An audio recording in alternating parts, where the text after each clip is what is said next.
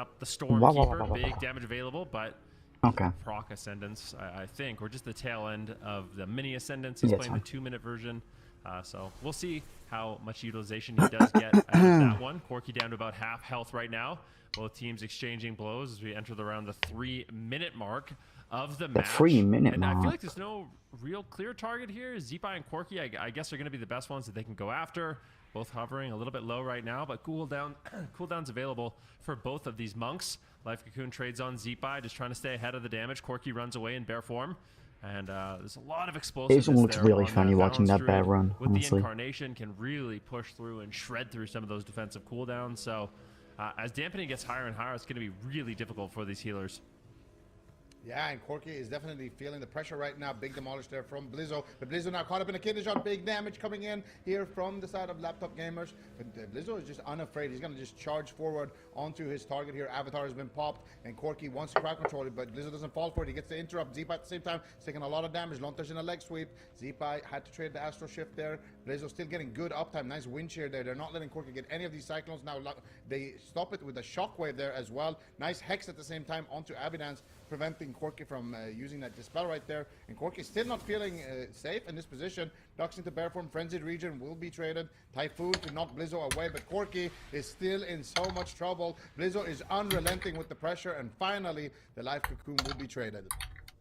Yeah, and Blizzo just immediately gets off of Corki, trying to play a little bit more defensive, get some damage rolling onto Avidance, just really trying to maximize his pressure in this match. And as soon as the Life Cocoon fades, Blizzo is back on top of Corki, getting the damage rolling. Zipai now potentially looking for a Hex, finds it onto Avidance, immediately dispelled there. Magikine rolls in, mana still looking good at the 21% dampening mark in the game. We're almost 5 minutes have elapsed. Full Cyclone on Lotar, Blizzo getting bursted down, gets dismantled. His Avidance is just bouncing between the Elemental Shaman as well as the Warrior. Oh, nice charge. Trying to maximize his pressure in this match. And you can see his damage is He's just trying to bully him, honestly. So far in this game.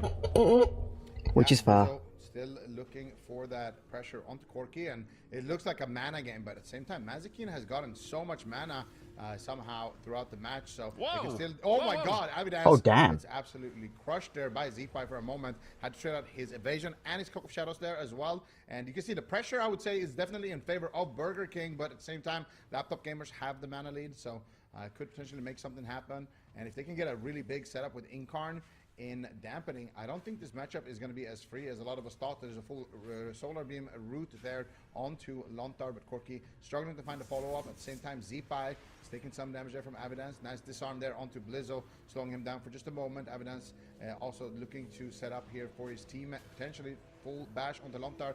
Corki not getting the Cyclone once again, and Corki is dropping so low. Zipai is popping off. Finally, a Cyclone onto Blizzo to relieve some of that pressure, but Corki has to go back while Blizzo is in that Cyclone, and now swap. Demolish coming in onto Avidance. He's got nothing. Needs to be very, very careful in that setup. It looks like he pre-fainted, though. Didn't actually take that much damage from that Demolish, but still, Blizzo knows. The Rogue has no evasion. He's got no cloak, and we're going to keep going on him for now.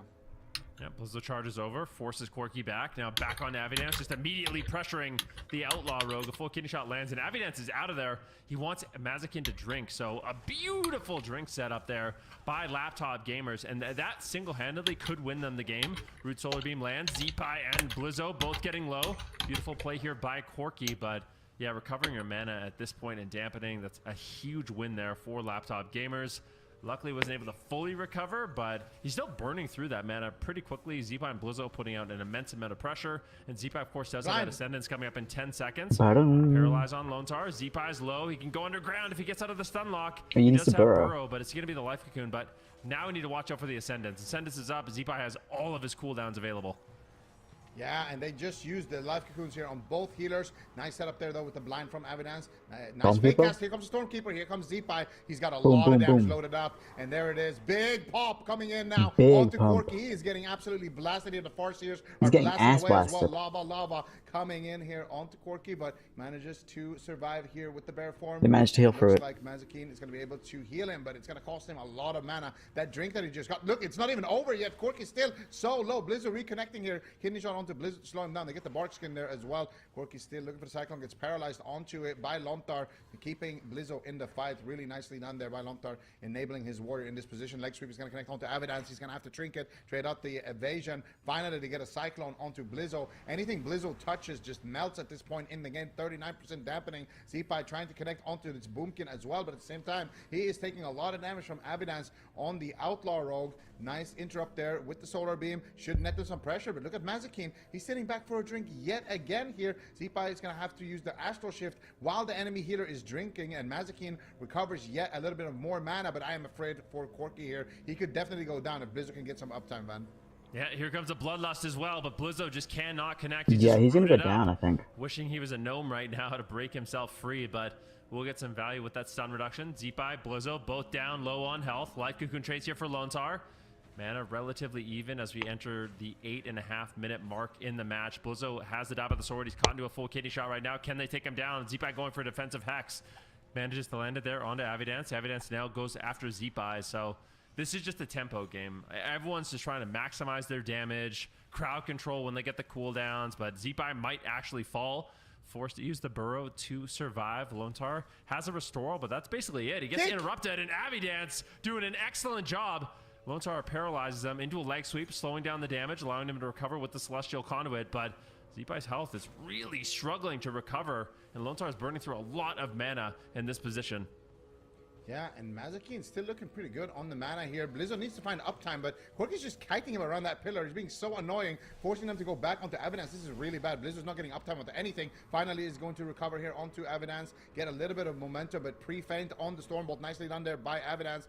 Disarm coming in there onto Blizzo as well. Corky just building so much distance here between himself and Thank you for the Blizzo. check-in, Ryan. I It's appreciate not it. working out, but at the same time, they're getting pressure onto the rope, but they're leaving the Boomkin. Nice reflect on the Cyclone there on Corky by Blizzo. Full kidney shot though is going to connect onto Blizzo as well. They want Zipai though. He's going to be the main target, but he's going to trade out the early Astral Shift. Blizzo finally reconnecting onto Corky, but Corky immediately is going to disengage from the fight and just kite him away from his team. Corky is so annoying on this Moonkin. He's doing a great job keeping himself alive from Blizzo, but at the same time now, Blizzo misses the shockwave, no! And then he's going to connect with the Stormbolt onto Corky instead, but they're losing the race here. Lontar's in a full blind. Zipai could go down right now if they have any follow-up. It doesn't look like it. Hex onto Avidance, slowing him down for a second, but still, it's not looking that good for Burger King. 90% people in the chat, the entire desk, thought this was going to be an easy win for Burger King, and they're struggling. Yeah, this is not the matchup that I really anticipated. Zipai cannot get away from Avidance. Avidance is just shredding him. Dampening is getting higher and higher, and that Outlaw Rogue damage and stickiness is really starting to add up here for laptop gamers. At the same time, Corky's low, needs to start getting some kites here onto Blizzo. Caught into the leg sweep. Blizzo comes back, trying to get pressure on Avidance, and this is a race to the finish. At this point, 60% dampening. Both healers are almost tapped on mana. Lontar basically has nothing left, but I'm getting the feeling laptop gamers might be able to do this. Zipai just cannot get away. Finally knocks Avidance in the middle of the map. Blizzo's there. Life Cocoon connects. Now it's Blizzo in trouble. A full smoke bomb drops down in a kidney shot. He's and going Blizzo, down. I think, will ultimately fall. And to me, Zico, this game just came down to the fact that Blizzo gets kited. Like, you basically cannot kite Avidance, and there's just huge moments in the match where Blizzo just can't connect on anything. And eventually, in dampening, that consistency really starts paying dividends. Yep, that's exactly what happened. I mean, we saw it a little bit before this point in the game, but Corky just running around the pillar. He's just running around with dash up, and Blizzo can't get around to him. He can't connect. And Corky just utilizing the map in such a great way as well. Anytime Blizzo's using his gap closers, he is immediately getting away from there and trying to get Cyclones onto him. And meanwhile, Avidance can't get kited. He's on an Outlaw Rogue, and he's happy when they're going on to Avidance. That means Corky's left open, and then this setup here at the end to close it out. Beautifully done there. Blizzo charges in. Once you get pressure on the warrior, has no trinket. They capitalize on it with the surprise smoke bomb there. I don't actually think I saw any smoke bombs throughout the match, so he kind of held that in his back pocket. Didn't really want to reveal it, unless I missed it. It's possible, but I didn't really see evidence actually use that smoke bomb until the very end here. So it's a big surprise factor, and laptop gamers, they could be knocking out Burger King, which would have huge ramifications. That would be wild. On the entire bracket, on the entire standings. And Mazikeen, I mean, we got to shout out his drinks. He was thirsty this game. Let's be completely honest. Like, he was sipping the entire match, recovering his mana. So I feel like part of that is on Burger King. They need to do a better job of really shutting down those drinks. Because, yeah, you can see there's just moments where Mazikeen is able to get away from the fight, sit down for a drink. But I feel like it's a little bit easier for Mazikeen because of what we talked about. Avidance and his Outlaw Rogue, you can't get away, right? Like, he is just always on top of you, whereas there's moments in the game where Blizzo just can't move. He's just cycloned, you know, he's getting kited, he doesn't have a charge, and when Avidance wants to play evasive, he can really play keep away from Blizzo with vanishes like we see right now, and that gives Mazikeen a lot of opportunities to recover his mana, which to me is huge. So if Burger King plays this matchup again and we go to a small map, they might be able to take that advantage away. Yeah. I mean, we're definitely going to a small map, but it's interesting because you're bringing up a good point here for the next game, right? Where are we actually headed? Where are we headed? Are we going to keep playing this Elemental Warrior, and we got to pick a smaller map, or what are we gonna do here? Are we just gonna go for the Windwalker Mage? I'm honestly not sure. I feel like it's so difficult against laptop gamers. They kind of have the stop nerf Mistweaver syndrome, where they're playing a comp that no one else plays, and they're really, really good at it, you know? Stop nerf Mistweaver, they're playing that Dev Evoker Feral. No one is playing it, so it's hard to get practice into it. And laptop gamers, who else is running Moonkin Rogue? Like, this is not a comp that you see at all.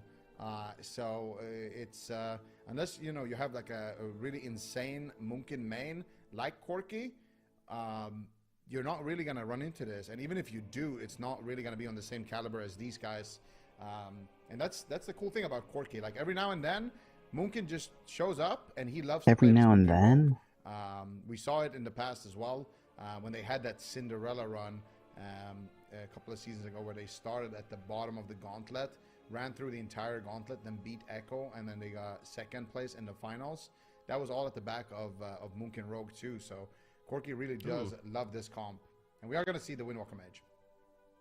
I wonder, part of me wonders why they didn't lock this in game number 1. Like, if this is a matchup they're really confident in, why didn't they play it in game number 1? I think one thing I noticed from Cup number 1 is Blizzo was allowed, he was doing a lot of damage, right? Like, we all saw it, but he was allowed to get away with a ridiculous gear set. Like, he was playing almost low versatility, pure mastery, which was just allowing him to get off this explosive damage. And I think players and teams are starting to punish him a little bit more for that. So I do expect a lot of these rogue teams to go after the Windwalker Monk a lot more, not allow Blizzo to play such a hyper-aggressive gear set. Obviously, in this one, you can see he built his warrior like a tank, but sadly for Blizzo, I mean, dampening gets high, and he kind of just flopped. Like, he was looking durable throughout the game, but it doesn't really matter how tanky you are when your healer has no mana left whatsoever. And yeah, I do wonder, like, maybe he should have been playing more damage. It's such a hard judgment call to make. But anyways, with him on Windwalker Monk, I've seen him have 2 gear sets, one with versatility, one with mastery. And I think a lot of these teams are trying to gear check him and make sure, you know, he's staying honest with the amount of versatility that he's running and not dealing too much damage. Make sure Blizzo stays honest here in the character selection. Well, when you're not getting attacked, you can do Oh, some crazy God. stuff. My legs. Yeah, no, I mean, I like it. And Blizzo, of course, definitely not someone that you want to kind of leave loose. But we did see also Corki rocking a decent amount of haste Versa, and of course Evidence also 0 mastery, not even 1 point, not even 1 bit of masteries. Full Versa haste here, and actually he had a kind of similar transmog to Drake. Did you see that? I Very did, similar yeah. to the Drake mog. Copy? Yeah. Or Oh shit, solo shot. That was really quick. I feel like really quick. that's a Drake Good damn. trademark right there. Okay. So Yeah. anyone else using that is, for me, yeah, it might be a copy angle. It's a great transmog though, and also a great player. So being inspired by Drake is definitely, I think a lot of people have been in the AWC. But game number 2, laptop they're going gamers in versus fast. Burger King. Here we go. Let's see what they can do. Blizzo on the Windwalker Monk, Morrow on the Fire Mage, a playmaker for this roster. He's going to be playing the Pandaren Mage, a popular pick. I would say it's mostly popularized by Gelu, but this season, considering most mages are going to be playing Blink in these matchups, having a racial that just spell gives you some warding, more yeah. instant crowd control, a little bit more versatility, is definitely not a bad option. Yeah, yeah, and we see it right there. The Quaking Palm activated onto Evidence, slowing him down, allowing Lontar to recover more in that position. And Combustion has been used there. Corki got the Life Cocoon from Mazikeen, so both teams making some standard trades right now. Lontar caught up in the leg sweep. Mazikeen looking for the setup. Can they find anything more? They get a gouge onto Lontar as well. Maro could be in trouble here. There's the Life Cocoon coming out as well from Lontar. Meanwhile, Corki is taking a decent amount of damage here. And let's see if our predictions come true here with the Rotisserie Chicken on Corki. Blizzo definitely wants to make that happen. And I think if Blizzo gets enough uptime onto Corki, they could definitely take him down. But at the same time, Lontar is in a Root Solar Beam. They got nothing for this one. Maru could have to Ice Block already. Manages to get away from it there. Lontar actually not playing the Gnome, so it's a bit tricky. Big pressure here on both sides. Maru still very, very low, but it looks like Lontar is going to be able to recover him. No one is in crowd control anymore. But I was going to say, it's a tricky decision here. Undead Racial versus Gnome Racial. Like, what do you pick if you are Lontar? Because you want the Gnome Racial for the Root Beam, but you also want the Undead Racial for the Song of GG. Yep. Actually, yeah, it is true. Actually, Mazikeen, he's playing Ring of Peace, and we're noticing actually a lot of these Mistweaver monks play the Ring of Peace. So for Lontar, it actually feels like almost a waste to be undead. Like, there's actually no point of being undead in this matchup, but I guess it's more of like a heads-up play just in case Mazikeen decides to go for that crowd control. So I think it was a smart decision by Mazikeen, and that Ring of Peace has seemed to pay dividends for these teams. Maro taking a lot of pressure, and it's been difficult for Blizzo to get anything rolling onto Corki. Of course, he's playing that disorienting roar, so basically what Corki does is he drags Blizzo away from his healer, away from the mage, then goes for the guaranteed Cyclone, almost guaranteed, with the disorienting roar into the Cyclone, and also utilizing the Ring of Peace to land these really, really clutch Cyclones as well. So Laptop Gamers, I think they're doing an excellent job limiting what Blizzo can do on these melee DPS, and that's just allowing Avidance to pull further and further ahead in terms of damage and pressure.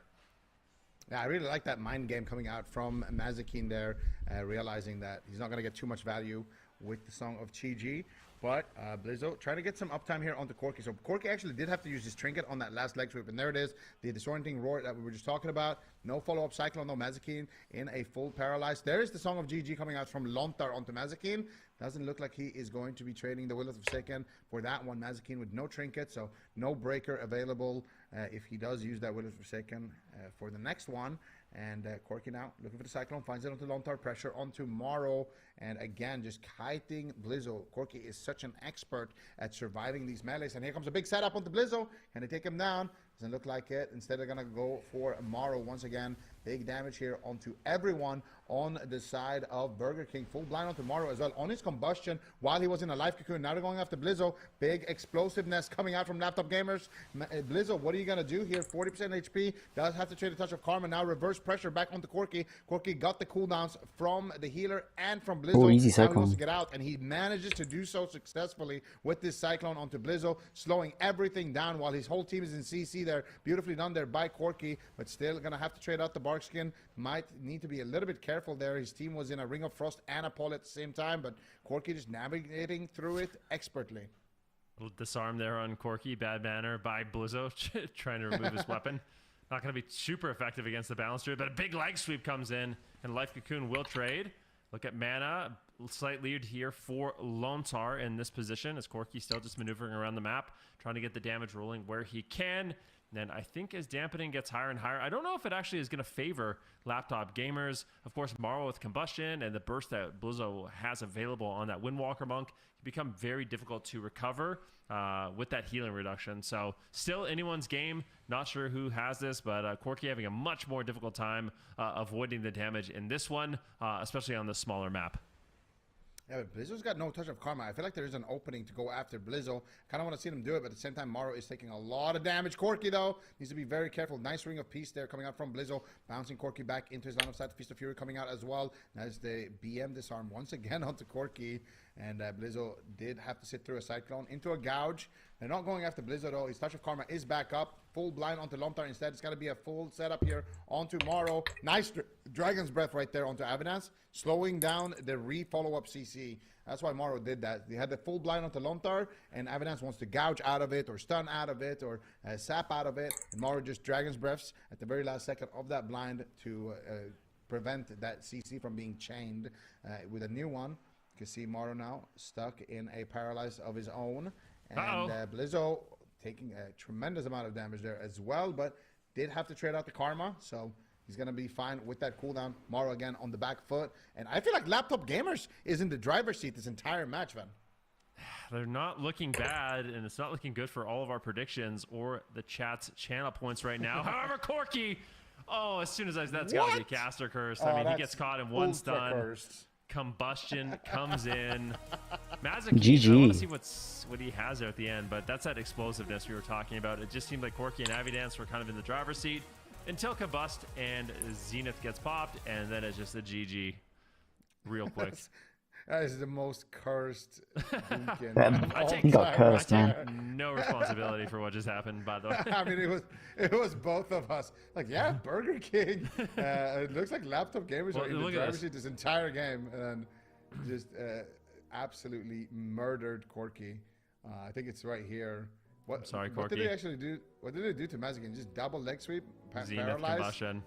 Yeah, just died in a paralyzed 70-0. Nice. Got absolutely deleted. Well, that's the thing about Balanced Druid, right? Like, it looks so good the way Corky's playing it. He's kiting, he's bark skinning the ghost, he's in bear form for everything. He's barely surviving, you know? And ultimately, if you do get caught and you're in caster form and you're in boomkin form and you have no bark skin, you can just die immediately. So, really good punish here. They lined up all of their burst damage, and that's one of the scary things about being a healer in this meta, right? Is people are bursty. Like, cooldowns are very bursty right now, especially things like Moonkins, Fire Mages, Windwalker Monks, especially with the Fire Mage, that you can just die in a paralyze. Like, he's 100% health. Leg sweep comes in, just a 3-second CC on Mazikeen, and the game is over. So you really have to be heads up. You can't be making any mistakes, or a team like Burger King is really going to punish. Yeah, and that's kind of what we were talking about, insane. You know. That just grilled chicken. I mean, this is kind of what we were expecting, you know. This is kind of what we were expecting, and this is also like it just speaks to how good Corky is and how good his team is, because they're making this Boomkin Rogue work. And for most of us, if we queue up Arena as a Moonkin, that's how it looks for us. You know, we're just instantly dead. You know? Speak for yourself. Okay, well, I'll speak for myself. For me, if I played Boomkin, that's how it would look. Especially if I went up against the guys on Burger King. You went 80-0 in 2 seconds.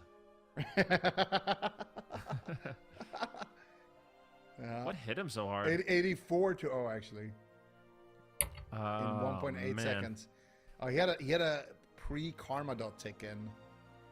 Actually, even less than that. I mean, combust. Technically, he was about 80%, like 79% at like 1.4 seconds, right? So like, if we go to like the 1.5 second mark, look at this damage. Yeah, there we go. Zoom in, zoom in. Blizzo able to get it done. Rising Sun Kick, Rushing Wind Kick. Into a strike of the Windlord at the same time. You know, Maro's combustion summons the bird, the Phoenix, who's just dropping meteorites. Like, yeah, it's nuts. Yeah, I feel like Meteor with combustion is crazy now as well. When you get like the little extra meteorites and the bird out there as well. It's just a lot of burst damage. I mean, this was a leg sweep paralyzed, 85-0. That's pretty crazy.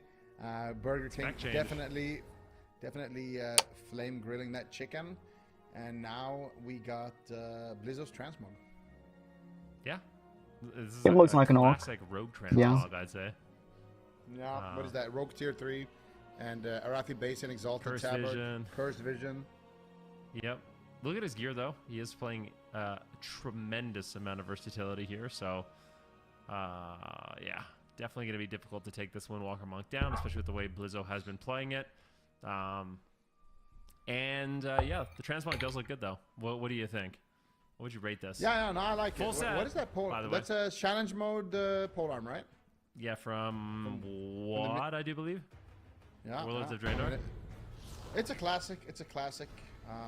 I mean, as a classic Andy, I do enjoy that. I think I saw Maro as well on the Scarab Lord mount right there. So definitely favoring the older visuals on the side of Burger King.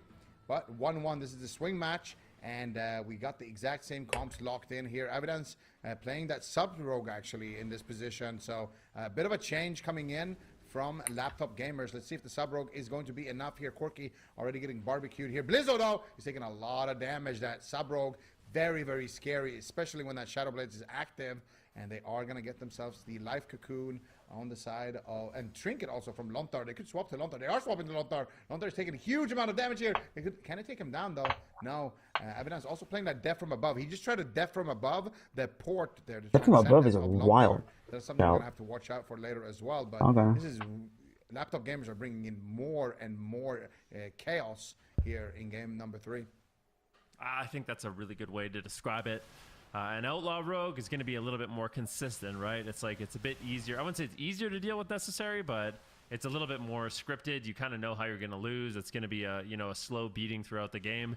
Whereas Subtlety, now all of a sudden Burger King, they need to be very, very careful. They can do setups on Lone Star. They can do a lot more setups on the Blizzo. The Windwalker Monk is mostly going to be scared and stuns, and Subtlety Rogue brings a lot more of those in the match. At the same time, though, Corky might just outright die. They make a swap on the Lone Star. Does he have Portal? What is he going to do? The Solar Beam comes in. That stun Solar Beam combo, super effective at taking down Mizriver Monks. Yeah, and Life Cocoon is going to be traded there as well. And you can see Blizzo just trying to get back onto his target, with Corky being as annoying as possible. Nice instant kick there onto Corky. Evidence gouging up Blizzo, looking for the Cyclone. Not able to find it here. Ring of Peace. Huge setup coming in here. Beautifully done there. Blizzo landing the kick. Then they get the Ring of Peace. Then they get the leg sweep. And at the same time, Mazikeen is in the sheep. They get the Life Cocoon. As a result there, Corky in a dangerous position. But at the same time, Blizzo could just drop right now. Touch of Karma coming through. He held on to his Trinket, though, which is the main objective there. Against the Sub-Rogue, you always want to play around those Trinkets. If everyone has their Trinket on the side of Burger King, especially Lontar and Blizzo, then you have to kind of force them before you can start getting that kill pressure and rotate it. So it becomes difficult for Laptop Gamers to actually get something going. And at the same time, Maro popping up for the commercial. They're really tight matchups so far. Corky, though, pushing away to the pillar here, looking for the reset with his team. Evidence just waiting for the next opportunity here to get aggressive. Blizzo probably going to be the target with no touch of Karma. No, it's going to be Lontar. Solar Beam, Kidney Shot. Can they take him down? Beautiful setup here. Huge damage coming out there. But Lontar holding on to that Trinket yet again. Yeah, beautiful disorienting roar as Corky is on the run. Looking for a Cyclone, finds it on the Blizzo, and will ultimately survive. But no Trinket, no Bark Skin here for Corky.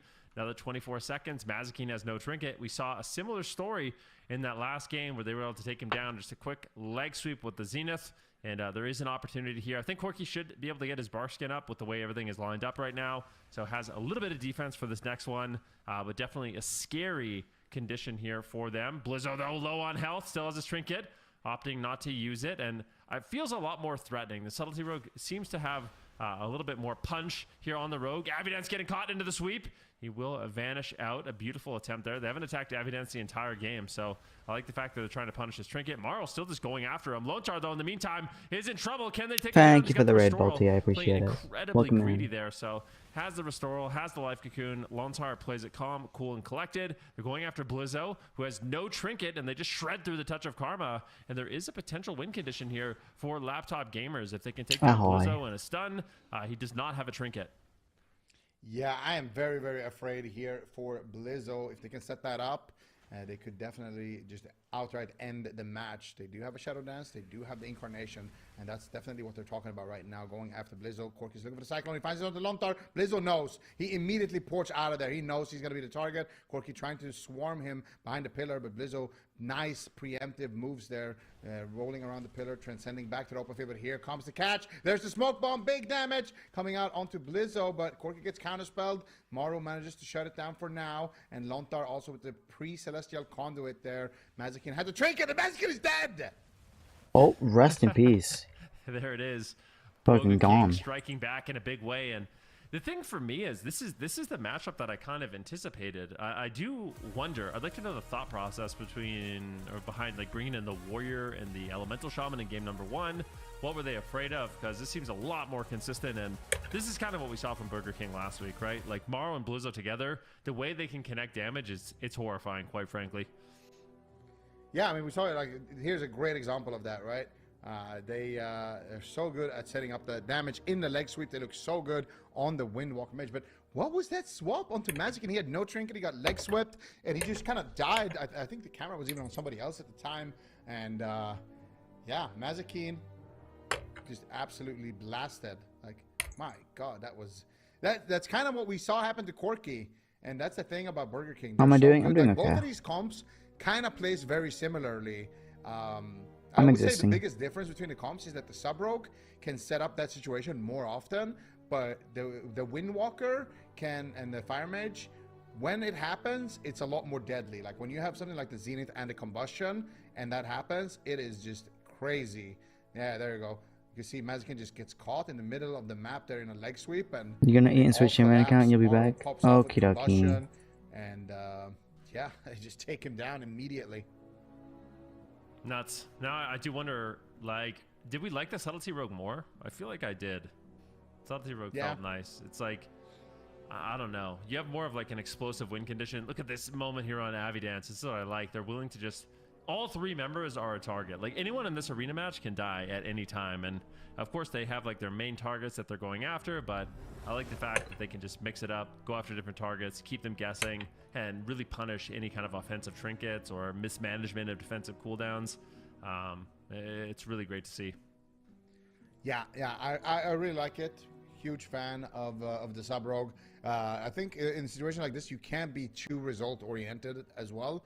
And I think laptop gamers are doing the exact right thing here, locking it in once again. They know they can win this matchup, and they had some opportunities there. It's just Blizzo, man. He can be a slippery target for sure, but also very rewarding. Like that smoke bomb attempt that they had on him, if they actually caught Blizzo like cleanly and he didn't pre-port and like pre-run before that, I think that could have been an easy KO for laptop gamers. So for them, I think just continue to look for those opportunities. There was a couple of scary goes onto Lontar, and I think in dampening also, those scary goes on Lontar and Blizzo are going to be even more scary. So I think for laptop gamers, they're doing the right thing here, locking it in. Burger King Laptop locking in the gamers. same thing as well. Keeping Zeepai on the bench, definitely the right call for this series. Yeah, I agree. It just seems like this is kind of like the most meta pick right now that they have available. And last week, I mean, they made Waz log on the Windwalker Monk. So I'm curious to see how those matchups have kind of evolved, because it's been a lot of Fire Mage Rogue, a lot of Fire Mage Windwalker Monk, and I'm still not sure who should potentially win that matchup.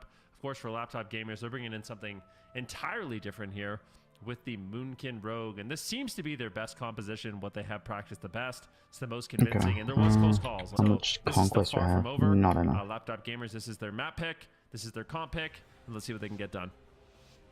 Yeah, let's see what they can get done here. Burger King versus laptop gamers. Elimination series. Burger King looking to knock out the laptop gamers. Can they do it?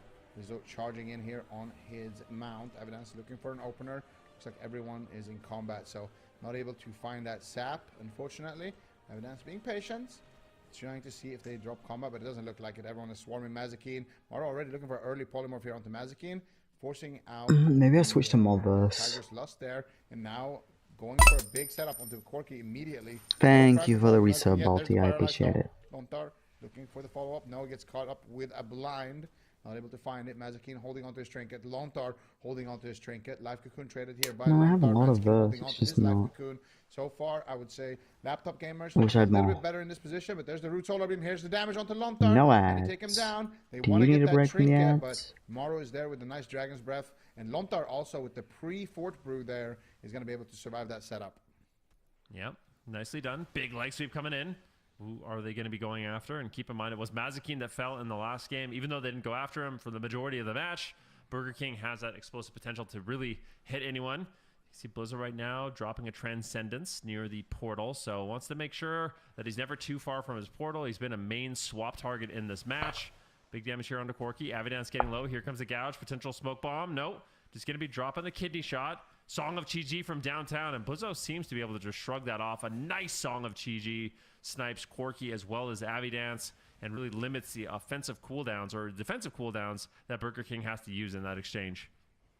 Yeah, and we see the Ring of Peace coming out once again. I would have loved to see Lontar maybe go for a little gnome swap there, but of course it's a risky gamble. But Mazakin so far been winning the kind of talent mind game, but Song of Chi actually, no, he is playing Song of Chi, so he got the song there onto Lontar, so nicely done. Lontar actually is going to get value out of being that undead here. And now caught up in a kidney shot. Doesn't look like they have any damage just yet, though. Blizzo feeling very confident in this position. Like Sweep is going to connect onto Corki, but he is a big, strong bear, and he's going to take 0 damage with that bark skin up as well. So they do get the bark skin, but costed the leg sweep. It's kind of the same thing there.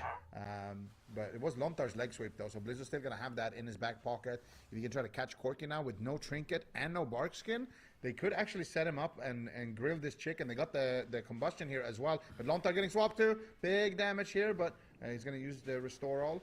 And he's going to go back to full HP. And here comes the setup on the Corki that I was just talking about. Big damage. Do they have the CC onto Mazakin? Song of GG gets casted. Snipes both of them. And Corki, oh my god, 1%. But Mazakin trinkets and saves the day. Oh my gosh. Absolutely insane. Corki right now getting a little close once again as Blizzo and Morrow are there, combustion up in 40 seconds, so still got some time to weather the storm. But I would say both of these melee DPS, both Blizzo and Avidance, are doing an incredible job shutting each other down. Anytime Avidance wants to get aggressive, he's getting polymorph. Big setup on Blizzo, though. Forced to trinket immediately on that smoke bomb. And a nice cyclone by Corki. A great play there by Laptop Gamers. Power play. Gouge on a Lontar is still not over yet. The root solar beam comes in. Lontar now into a blind as Blizzo still in trouble. If he gets caught into another stun, might fall. I wonder what Lontar is going to do. He's got Trinket and is forced to trade to the Trinket and Life Cocoon. A great push there by Laptop Gamers. But Corki might just explode out of nowhere. Oh, almost in touch of death range. Can they take him down? It's an absolute panic. Doing what he can to survive. He's in bear form, but what a close call that was. That was a great punish by Blizzard. It's such a high level of gameplay in this game.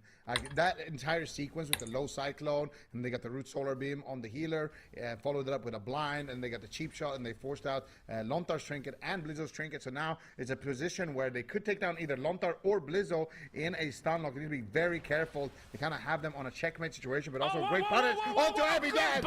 Oh shit! Is just He's dead.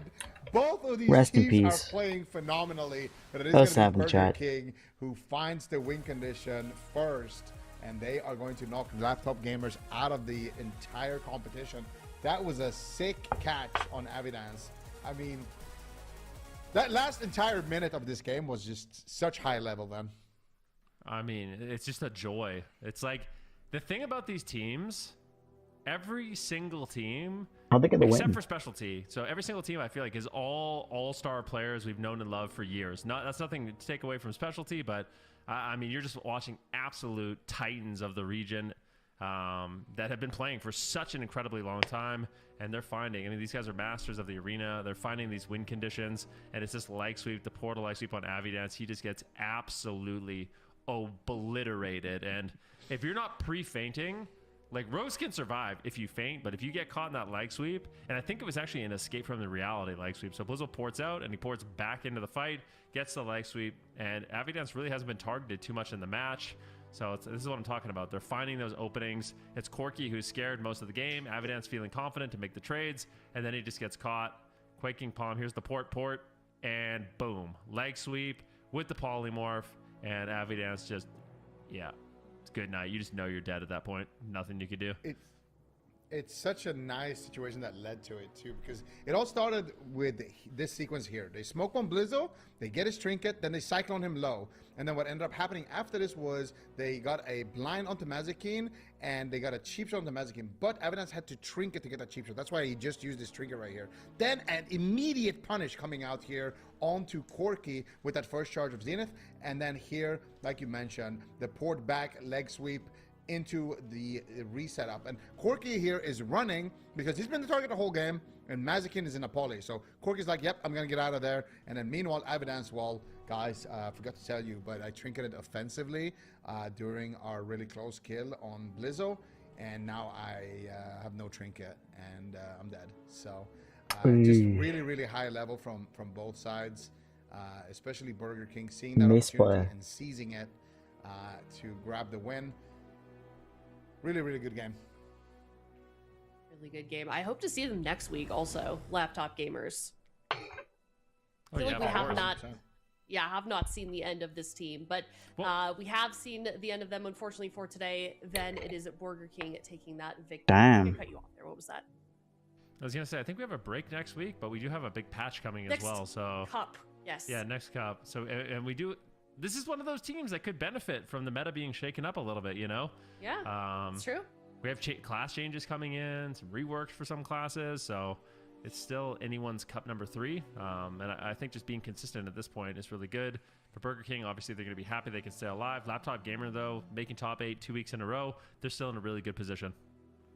Yeah, they certainly are. So we're going to see them moving forward in that lower bracket, and I feel like they're kind of just warming up, as we can see here. We've got laptop gamers out. They're going to be waiting on a competitor on the side of Burger King. We've got another lower match bracket coming up. Zico, Dobob versus Last Dance. Yeah, it's gonna be a Feral Druid showdown. We got Flappers going up against Tony Feral. I'm excited to see if we're gonna get to see Kasu on the Devastation Evoker. And for Dobob, you know, like Dobob, just use Flappers, okay? Just play FMP. I want to see Dobob literally play FMP every single game against every single team, no matter who it is, because whenever, like, I think that's their biggest strength. Their biggest strength isn't like tagging in not on the rogue and trying to be the 10th team playing rogue mage and trying to beat Wazen Raikou, who's been playing it for 25 decades. I think their strength is they have Flappers, they have Tessia, he's a huge playmaker, play to those strengths, play the FMP, make everyone else reroll FMP, because that's what we saw from them when they were, you know, the team that was consistently beating Echo. It's when they forced Echo to abandon the rogue and go on the Feral Druid. So I want to see more Flappers, and yeah, let's see if we get that Flappers versus Tony. Yeah, so what I'm getting at, Zico, is sometimes it's just best to be yourself, right? Yep. Just be yourself and be free. All right, well, we'll see if they can do just Be that. yourself We're gonna and head be to a break. free. It's Dobob versus Last Dance coming up next after this break.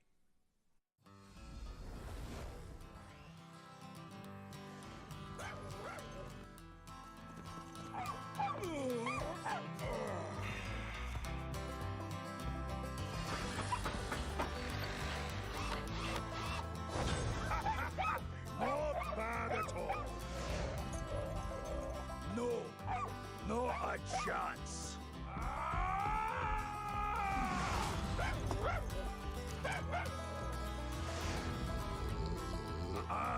Nope. Off with you. Top-notch craftsmanship guaranteed. Guaranteed.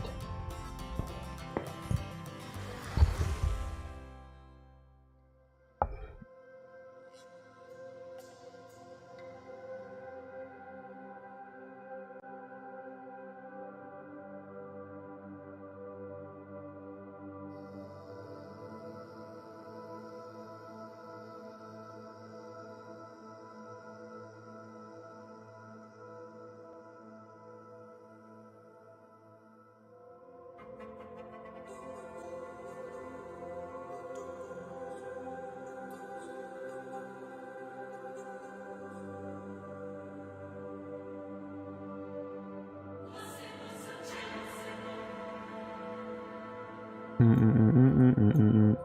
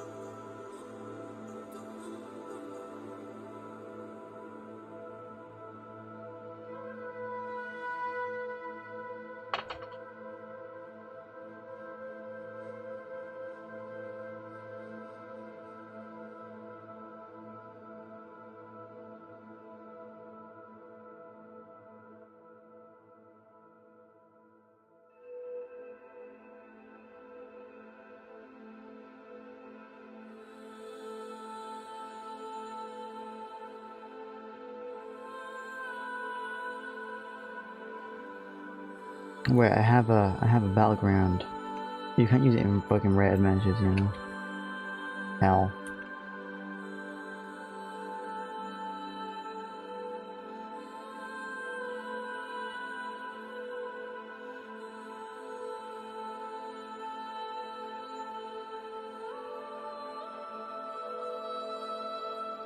Transmog is cool. He looks like a blood elf.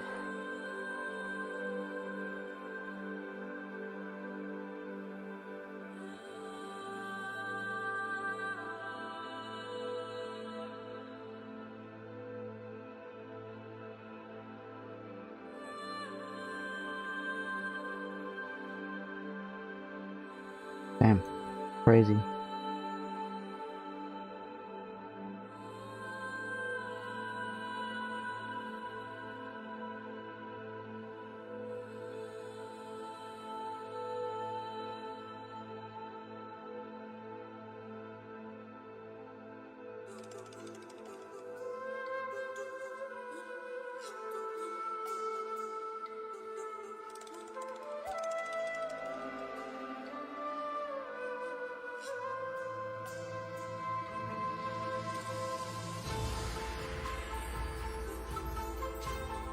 Bum, bum, bum, bum, bum, bum, bum, bum.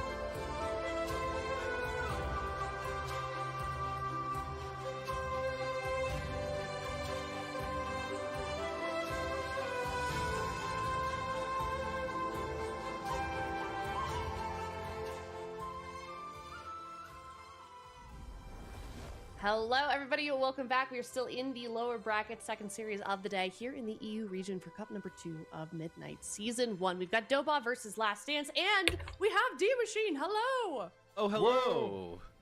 Always Whoa, a pleasure to join this desk and see all these familiar Yeah. faces, and most importantly, enjoy some World of Warcraft arena right before Absolutely. a beautiful Yo, weekend. D-Machine, my guy. Did you change your background to be kind of midnight-esque? It's purple. Yeah, that's exactly why my background's purple. It's because of midnight. You got For me. sure. All right. Well, let's talk about Doba versus Last Dance, Seiko. We were kind of talking about it a little bit before we went into the break, but we can kind of expand on it more. I mean, we were saying that we wanted them to sort of lean into flappers a little bit more, find their footing in the meta. Talk to me about that. I feel like Bodob. Bobob? Dobob. Bob? I feel like Dobob looks the best when they are the ones making the meta. So, you know, we have seen them lock in this sub-rogue Frost Mage, and it has looked good for them as well. They've gotten some wins. I like that they have the option to do that, but I really feel like the synergy between Relza and Flappers that just goes back to such a long time, and the playmaking of Tessia, when they played at FMP, they just are the best at it, you know? So I think that that's their biggest strength, and I think, of course, it's hard, you know, if the meta is kind of not in your favor and Windwalkers are doing much better than Feral Druids, etc., to do that. But I do feel like Dobob is the team that, when they played at FMP, they are the best at it, and I think that's their strength. So I think they should play more to that strength, because catching up on the meta is a really, really difficult thing to do, right? Like bringing in a new rogue to your roster and trying to like win mirrors against, you know, really established teams that have been playing for a long time. It's really tough. Yeah, certainly is tough, and both of these teams are fighting elimination. Both of these teams, very strong rosters as well. D-Machine, what do you make of Last Dance? Last Dance is interesting, right? I mean, they're kind of a wild card. There are only 3 players on the roster. I had a chance to talk to Tony very briefly, and Tony just kind of said, yeah, Casu coaxed me into signing up again, you know, last second. And but obviously these guys have a ludicrous amount of experience, but they're kind of one note. At least I thought they were, until all of a sudden we saw a Dev Evoker come out for Casu. And so we see that this 3-player roster, you know, has a little bit of tricks up their sleeve. But something to note about a team like this that, you know, is maybe playing, not taking it as seriously, and they're playing an aggressive composition like jungle, anything can kind of happen. They could catch some momentum, and that could be really hard to come back from. So I'm definitely not counting this team out by any means, even though that they're a 3-player roster. But with that all being said, I don't know. My prediction might not reflect my love for Tony. Sorry, buddy. I mean, that's what we got. It's hard up here, right? Because you want to see. Ben talks about it a lot. It's like what your heart wants to see, but what your brain kind of thinks what's going to happen. It seems like Dobob does think 89% in favor of them versus Last Dance. So it seems like they might be the underdog. D Machine, do you align with that in your prediction? Oh yeah, for sure. I mean, I really want to see a cat versus cat showdown. That like Zico kind of called it out. Seeing Tony Farrell versus Flappers is kind of like the EU Feral Druid Mount Everest of a matchup. But I still think, you know, with Thessia backing him up, I lean towards Dobob 3-1. 3-1 Dobob. All right, Zico. What about you? Yeah, I mean, I'm feeling the same way. I'm feeling the same Yeah, way. I kind of agree. I don't know if it's gonna be a 3-1 or a 3-0, but I think I'm gonna give. I'm gonna do a 3-1. There's gonna be one game where Tessia maybe doesn't block, where there's just insane like MM Hunter damage. I'll give them one no block. Yeah, I think Dobob is just they're so good, and I think the jungle cleave has not been that convincing yet. And when the jungle cleave isn't convincing for Last Dance, I feel like you know, the club kind of closes after that. What was the Legion class Hall for mages called? I'm not a wizard. I don't remember. Kieran Tor or something? I don't know. Something like that. Is there something in the water over there in terms of like the blocks? Like it seems like that's been a hot topic this season, Zico. Unless we just all collectively decided to bully Ven again on a 10-year-old bit. It's a bursty meta, for real. Like I saw in the last game, there was like an in cap that went out and somebody died. Like especially if it's like mid cast and they're out of those instants, I feel for them. I definitely am not dying without bubbling. Me never, but of course, never. Absolutely not. All right, I'm gonna give it a 3-2. I do think it's still gonna be Dobob. Looks like Supatees thinks a little bit differently. Looks like he's gonna be on the side of Last Dance. So we will have to see. Supatees rooting for the underdogs, but hopefully Last Dance believes in themselves just as much as Supatees, because it seems like they are gonna be going up against a lot in this series. But they're both down in the lower bracket. They're both facing elimination. Game number 1 kicking off, Zico. Yeah. Hall of the Guardian was the name, by the way. I just Hall of the Guardian. Oh, the game! Yeah. We got the game started here. Tessia tagged in on the Frost Mage. We'd love to see it. The FMP coming in here from Dobob. God, I kind of want to play Frost leading Mage, with man. their BM Hunter and Jungle Cleave. So we're going to see Tessia actually playing that Snowdrift as well. He's been known for drifting away with his opponents in the past. It's been a big talent for him, allowing him to basically access like a pseudo stun. If he can stack long enough on top of somebody, eventually they will be frozen. But we can see Casu here in a maim stun and take a little bit of damage, but the Kara is not messing around here. He's going to trade out the Life Cocoon. Immediately, now Tony taking a bit of the pressure on the back foot. He gets stunned out of form. He's not in bear form. He gets dipped down, but he catches a huge heal. Now Thessia is also pushing in at the same time. Full leg sweep into the polymorph on to Dakara. What can they get done? Oh, it wasn't a full polymorph. Excuse me. He's going to get out of that. Keep his team nice and healthy. But look at the offensive positioning from Last Dance. They're just in the face of Dobob on their side of the map and everything. And Dakara just trading those defensive cooldowns out with that Cocoon. Casso dipping down to about half heal, but Flapper's caught into that full cycle and is going to slow things down. Yeah, and the Snowdrift active here from Tessia once again. He's trying to eat the trap there from Relza, but not able to find a huge burst damage coming through. Relza had to trinket, trade out the Life Cocoon. Big swap onto Big Casu. old burst That is damage. going to be the trinket, Life Cocoon in response from Dakara. And both of these teams trading very evenly so far. Still anybody's game, but those were two major defensives there being utilized. Tessia still has 2 of his ice blocks in his back pocket. No Ray of Frost just yet. Full leg sweep is going to connect. Tessia is going to blink away. He actually trinketed and then blinked, so it makes me think maybe he's playing Shimmer. He has been playing very aggressively in the past with the Shimmer, but we'll see if I'll try to pay attention to that. Glacial Spike is going to connect, and that is going to be the Life Cocoon there. Tessia is getting chomped. He's taking so much damage, and he is going to play the regular blink there. He just used his regular blink. Possibly had it on cooldown when he had to trinket earlier. But Tessia is going to be dropping a Ring of Frost, gets interrupted on it as well, but will recover here with the heals from Relza. But here comes another push from Last Dance. Looks like it. I just love this game so far. This is the type of World of Warcraft arena I want to see. Two feral druids just go in face at each other. Casu dipping down about half here. You still got Turtle, but no Cocoon. Dakara's just pressing that thing on cooldown, I swear. Just keeping his team completely aggressive Your food is making sure that good. no one's going to get gibbed here. Leg sweep is just going to be blinked right away from Thessia, but Rel's is going to sit it. No follow-up. Song of Chi-Ji. What's it going to hit? It's going to hit nobody. Thessia now in the middle of the map. He's trying to get aggressive with that Ray of Frost, but he's dipping down to half, and both teams are just trying to swing at each other, blocking no damage at all. But there's this full sleep. Casu could be in some trouble. And that was a half trinket, a Will of the Forsaken from Dakara, Z. Yep, that's exactly what it was. I have no idea how that song hit. If we can clip that, I would love to rewatch that later.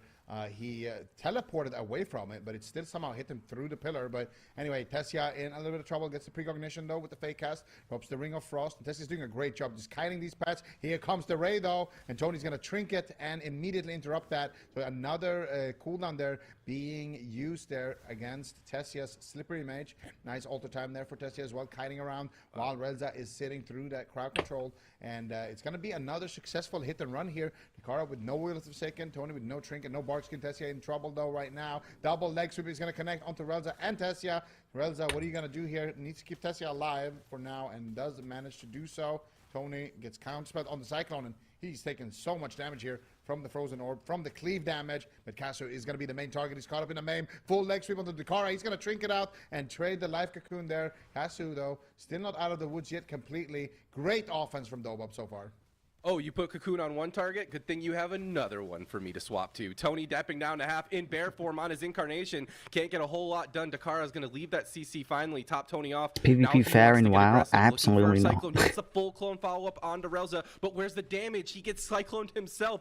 Both teams are kind of just, I was imagining like a kung fu But also movie define where what they're, you mean like, by hitting each other's fair. arms out of the way while simultaneously going for a strike of their own. And look at the mana. It is almost exactly the same. This is such a close and explosive you game, can't number one. pay to win. It just could go either way at any moment, and Tony knows that too. In bear form, But you can't all the buy time, anything with real interrupted money. into a full maim, but he's in that pre-bear form. But Dakara's not messing around. He's going to go ahead and trade that Cocoon up. Thessia dipping down lower as well. Relza's going to be able to top him off, no problem. But the double leg sweep, if it can be followed up by Tony, and he can't. He did not end up getting that Cyclone, and Thessia should be A-okay yet again. Yeah, that was a nice push though from Dakara, landing that double leg sweep, but now Dakara still with no trinket. There is an opportunity here for Dobop to get aggressive. Let's see if they can capitalize on it. It's going to be a paralyze. And the gear you get Flappers. for There's the leg PvP sweep is from bought Casu from and Tony. PvP Nicely vendors, down. from Ray of Frost currency gonna you get channeled earn there by as doing well, but PvP. Tessia cancels it a little bit early, doesn't get the full value, and now Relza's in a full trap here. What are you going to do? If you went Tessia in there as a from very corner, high and PvE just player, drop you the would get a Frozen Blade Orb. Red. Tessia's playing an excellent game of defense here. He drops the orb, he drops the blizzard, and then he just runs around the pillar with the snowdrift as well, making sure that nothing can hit him. And he's happy to just kind of drag it For out the a most little bit part. into dampening, force the enemy to come to him, and then look for an opportunity. And there he fake has the kick, gets a nice glacial spike onto Casu, but no crowd control onto the Dakara means Casu is going to be completely fine. Both Mistweavers tied on mana right now, but here is a big push onto Tony. He might just die. Huge pressure coming out there. The bash setup. Dobop looking deadly right there. Dakara had Like to you get an I love currency that. Dude, called Flappers honor is points so or good conquest at points cheeky from kicks, playing but is that gonna PvP. matter? He is You in use bear that form for currency this full to maim stun. Thessia's gonna get an buy interrupt, but the trap PvP follow-up gear. on the Relza, the survival instincts is gonna be traded. Relza, can you keep your Feral alive? It looks like he will. And now they're switching the damage around to Tony. If you went into PvE with PvP gear, you would be awful. The incap For the most part. Can he keep his Feral Druid alive? If you went into PvP with PvE gear, you would be awful for the most part. Defensive. Oh, great peels, and Tony is just There's on obviously the run, certain things that desperately carry looking to over, stay alive. He catches a but little bit of momentum. Relza now it's very caught into few a and far trap. between. Can they get the follow-up Cyclone? Tony's got the precog, but he can't. It's get about it. Relza knowing dips out of what line the of other sight. class does. Thessia It's now a very caught into the Cyclone, skill-based, and it looks and like Last Dance somehow survived that onslaught, but for how much longer? The maim out of the rake stun onto Tony. Big damage from the incarnation from Flappers. Relza just going to trade out the Cocoon onto Flappers to keep him aggressive, but Dakara's Cocoon comes Yeah. off a cooldown again. the way I would say it's unfair is This game is it's so the close, balance is unfair. Yeah, both healers had to trade out their life cocoon at the exact same time. Who is going to win the game here on the next push? Potentially, Flappers is in a full stun. They're going for it on the side of Last Dance. Flappers, can you stay alive? It looks like he's going to be fine. The Kara in a full ring of frost. Tessia pushing in for Tony. They catch him in a leg sweep. Oh, the nice man. knock behind the pillar. Do they have a restun? Flappers does find the restun. Paralyzed onto the Kara, but the Kara is out of crowd control. Flappers now on the back foot. Relza in a full disorienting roar. Can they find a trap? Can they find anything onto Relza? There's a stun. He's going to trinket out of the stun into another stun. If they can find the freezing trap, it could be lights up, but at the same time, big ray of frost gets interrupted there on Tessia. Nicely done by Castle, but Tony still flailing to stay alive. The Kara in a full counter spell, and they have done it on the side of Dobob. The touch of death is deadly, and Last Dance is unfortunately not going to be winning this game. It does not appear so. You know, if you Anyone were to told can me that the queue Feral Druid on the for side of normal the PM PvP. Hunter was going to be the one that was on the run from the consistent pressure, I would have been like, that's weird. It's Frostmages have gated the cast behind and stuff. PM Hunters having don't- PvP gear. just kind of chew you apart with all their pets. Because you But, can't man, queue the for ranked onslaught from unless you Dobop have just never enough seemed to PvP end gear this whole game. that lets you go Yeah, into that's the ranked. problem. I feel like BM Hunter usually, like in this part of that, in this deep dampening, Because the they PvP gear usually scales roll ahead, like but, it's dog shit in Tessia PvE, just, doing but great it has an job effect controlling that the pets, PvP hiding gear the will pets, scale running up the cooldowns, and, to a also certain Flappers item level finding the restuff when here you to get go the stun into onto Tony was PvP absolutely content. key. They had great pressure, and even now when they land this trap, it's like to reverse the pressure. So And they're if always you doing it from the don't back have foot as that a jungle. amount of item Tessia level for snipes the counterspell PvP, right there onto the Kara, you and can't it queue is for ranked. enough to take down Tony in that position. Really, really close match though, and this is kind of what I wanted to see. Yeah, No you matter called who it. wins and no matter who loses, I wanted to see the Tony versus Flappers showdown, and so far it has not been disappointing. Not at all. And if I was Last Dance, I would still be considering this composition going into another game. For sure. Maybe a bit more open map. I think that Tessia did a great job. Just like, oh, you want to hit me? You're going to have to overextend. You're going to have to line of sight. You're going to have to be in, you have to be playing my game effectively. And Nagrand has that opportunity, but maybe like a Ruins or something a little bit more unforgiving, a little bit more open. Perhaps Tessia won't have that option. But Kasu, we did see the dev. We could always see a dev evoker come out, but I don't know. It's one of those things where you can't mind game yourself in these situations. Every single game counts. Every single point matters. And with BlizzCon on the line this year, you know, everyone's taking every single draft so seriously. Yep. Only 3 cups. We're already at the halfway point today, so it's pretty crazy to think about. Last Dance not gonna have too many chances for qualifications, and of course, like you mentioned, BlizzCon on the line. Every player's dream is to go compete at BlizzCon to win BlizzCon. $300,000 on the line at BlizzCon as well. So pretty crazy year ahead of us. But How much conquest do I have? 2 or 2? So far, we gotta take it one game at a time. And I don't want to see the Dev Evoker actually. I want to see the same thing. Hey. I'm happy to see this. Dalaran Sewers, how do you feel about that choice? Oh, How do you feel Sewers. about Tessia getting away on this map? A little bit surprising, honestly, because I feel like the ZY axis on Dalaran Sewers can be kind of nice against the BM Hunter pets. You can buy a little bit of extra time when your healer's in crowd control. You can like alter time, jump down, port back up, and true. all the pets they don't. The pets can't just jump down pathing, through right. the ledge. Yeah, they have to run around and then run back around. So gives them a little bit of extra kind of kiting for the pets, but it's nice for the Mistweavers. They can just immediately port out of the middle and get behind a pillar. So. Absolutely. And, you know, it is a little bit smaller of a map as well, so I'm imagining that's what Tony was thinking by locking that in, but it could definitely still go either way between these two Feral Druids, who will be the King Lion, the actual king of the pride of the EU region between Dobob and Last Dance. You know, I've been watching Flappers play this Feral Druid forever. I remember the first time I saw him come to a LAN, I think it was like 2018 or something like that. Man, I counted that dude out so fast. I probably shouldn't have because he was like the size of a refrigerator. He was quite an intimidating bro. But I just did not imagine that he would be able to take it to like all these like wizards and all these rogue mages. But he just had so much aggression. And then on the side of Last Dance, we're looking at the jungle cleave. You know what I mean? Like aggression, this is just a treat to watch. going on Dalaran Sewers, a nice small map. It should be another explosive game number 2. Yeah, let's see here. Game number 2 is live. Diablo This is 4 gonna has be the target. PvP Tessia's now. gonna be the target as well.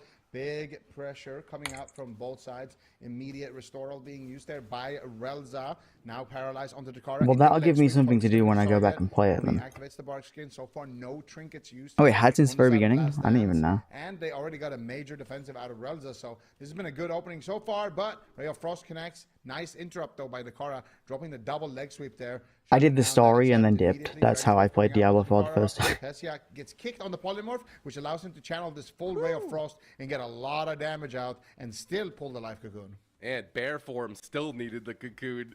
Dakara's just has to trade it. But here we go. Cassie's going to pop his offensive cooldown, that Bestial Wrath, to try to get that pressure rolling in his favor. Maim onto Flappers, trap onto Relza, and Thessia is all alone there for a sec, but they're swapping the pressure over out on the Tony. They're all out. That was their go. The follow-up Cyclone onto Relza, and Thessia is still completely fine. It's Tony who's in trouble. Full Maim is going to force a trinket as he was caught in cat form. Going to pop that Survival Instincts. A double leg sweep for Last Dance's Hunter and Mistweaver, and Tony just seems like he's just can't catch a break. They got to get this pressure rolling onto Thessia. They got to get the buttons of their own, but it just feels like between block, cocoon, Flappers now caught into a maim. A leg sweep goes out. A Dakara getting stopped on his follow-up CC. Now the swap over onto Flappers is finally going to force the cocoon out of Dobob. That was a great snipe there by Tessia once again, getting the counterspell there, and they still have pressure on the side of this. Beautiful knock onto Tony as well, knocking him out in the open there for Tessia. Served up, but now Tessia on the back foot. Nice Well, I'll be counter playing push going Diablo out 4 there. again soon. Silence onto Relza, and we're almost able Probably to force this the first weekend. ice block there on Tessia, but not quite enough damage on the side of Last Stand. But now we can see the Dragon's Breath coming out into the full sheep, onto the Kara. Big damage potential onto Tony, and that is going to be met with a live cocoon. Immediate swapped onto Casu, and Casu's going to have to trade the exhilaration as well. And it's like you said, David, one guy gets set up on, immediate cocoon. They swap to the next guy, immediate exhilaration. Yeah. They are not letting go of the gas pedal on Dobo. I played it on. take I note, played it when Soul it came Shuffle out on players, when Royce. Cocoon is on one target, there is another target to hit. It was It's the first crazy. thing I streamed Ray of as. Frost going out, big damage on a As Tony. Kiljo. That is the main. He's going to finally get out of bear form. Supposedly it's gotten a lot He better has to get out of bear form to even press it. Song of Chi-Chi is going to just stop Tony over from the last catching 2 any years. momentum. But as soon as he goes back into cat form, he just gets lit up. Oh my God, this Feral Druid's got to be careful. Bestial Wrath, they're trying to switch it around. Flapper's now caught into a cocoon on that Cyclone. He is going to be topped off. He's going to try to jump back onto Tony. Tony knows I've only that he's heard kiting that around. He's trying to good get things away. about it He's in recently. that bear form. He's not letting himself get stunned out of form again. No cocoon for 18 seconds. He does have bark skin, but man, we've seen Thessia and Flappers just chew through little cooldowns like that. So Tony understands the win condition right now, and he's playing accordingly. A nice Cyclone to stop Flappers for now. And it looks like Last Dance is doing a good job stopping the momentum, but they need it. They need their own momentum right now. Yeah, they absolutely do. But Flappers is actually feeling it a little bit here in this position. He had a polymorph onto the Kara, but Flappers had to kind of abandon the push there. Full trap as well now. I didn't play the first Runs expansion, up, so I'm gonna doing a good job those things. probably play through that on Defensively stream, and there I'll for play the Tessia, newest counter expansion on pressure. stream. Big damage coming out there onto Tony for a second. Both Feral Druids not feeling too confident to push in and be aggressive here. Both sitting in bear form there for a second, but now finally we're going to see Tony in cat form. Relza going for the CC chain onto the car. He finds the full Song of GG, and this could be it right now to Tony. Beautiful. Oh, they overlap. No, they triple overlap. Casso used the turtle. Tony used the trinket and survival instinct. The Kara used the will and life cocoon. Huge opening now for Dobob. Gigantic buttons all just being thrown to the wind by Last Dance. This is not looking good. Full trap does land on Relza, but not a whole lot getting done as Flappers just kind of dips. Thestia's still got that ice block, bro. He's still sitting, but there's a huge stun onto Casu. The Song of GG lands. Casu with no turtle available. Surely this will be it for him. They're trying to light up Thestia, trying to force him defensive, and it looks like Casu will live that CC go. But now the go goes out back onto Thessia, but Tony actually ate a trap there. Fantastic play by him. He's going to sit in that bear form. He understands that he could potentially be a swap target at any moment, but lots of cooldowns missing on the side of Last Dance. Dobob has all the momentum in their favor right now. Ooh, Ray of Frost there onto Tony, chunking him down to 50% HP. The triple Song of GG into the triple Snowdrift. Tessia is all over them. Does he have the Dragon's Breath as well? I don't know. Tony is going to be able to survive. There's the Dragon's Breath as well, but a short gap in the CC there is going to allow Tony to recover. That was an insane push by Relza, leading the charge on that one. And Tessia, like you mentioned, still has 2 ice blocks. He has yet to use 1 ice block so far in this series. Looking so good here on the side of Dobob. They have yet to use any defensives, really, and they still have nothing left on the side of Last Dance. Can they finally push through and win the game? There's the leg sweep onto Dakara. There's the stun onto Tony. I think this is it. Full Ray is looking clean, and Dobob takes game number 2. Beautiful setup. I mean, this was just amazing. They got the full paralyze, leg sweep, sleep combo onto Dakara. He had nothing. GG. They got the full stun into stun on to Tony. They got the full Ray of Frost channel. Just 3 versus 1 isolated target. Dalaran Sewers did not help. Yeah, classic case of, oh, you want to be locked in a closet with me? I'm locked in a closet with you. It just felt like this Frost Mage was in his element down here in the sewers. That's not implying anything. I love all my Frost Mage friends, okay? But man, Last Dance just felt like they were on the back foot, and the momentum just never was in their favor. Thessia was just able to tank all of Jurassic Park in the face all game long, no problem. All these T-Rexes just was not able to force the cooldowns that they needed. Relza also just doing a great job with those Song of Chi-Gs. Whenever he had those breath, whenever he had like an opportunity to get aggressive, he was landing them. Look at that. Oh, the Song of Chi-G triple into the orb, into the snowdrift. Look at all that. Unbelievable. I definitely feel for Dakara having to deal with all of that. But Last Dance are now in their last chance here in the lower bracket. They need to win 3 games in a row against Dobob to keep their tournament lives alive. I mean, just that last setup, man, is so nice. They did it twice, by the way. This map, I don't want to see them lock it in again. It was the exact same thing that happened twice here. It's so nice to watch. Look at that. The triple Song of GG, the triple Snowdrift. And then Tessia wanted to get the Dragon's Breath there as well, but Tony did a great disorienting roar. And then here, once again, look at that double leg sweep. The Kara Kasu can't play the game. Look at Relza. Oh my double God. Song I didn't of even GG. see that, and then dude. he rolls over for the touch of death, but he dies before he can even connect it. Like, Relza is looking real good on this Mistweaver. He is looking fantastic.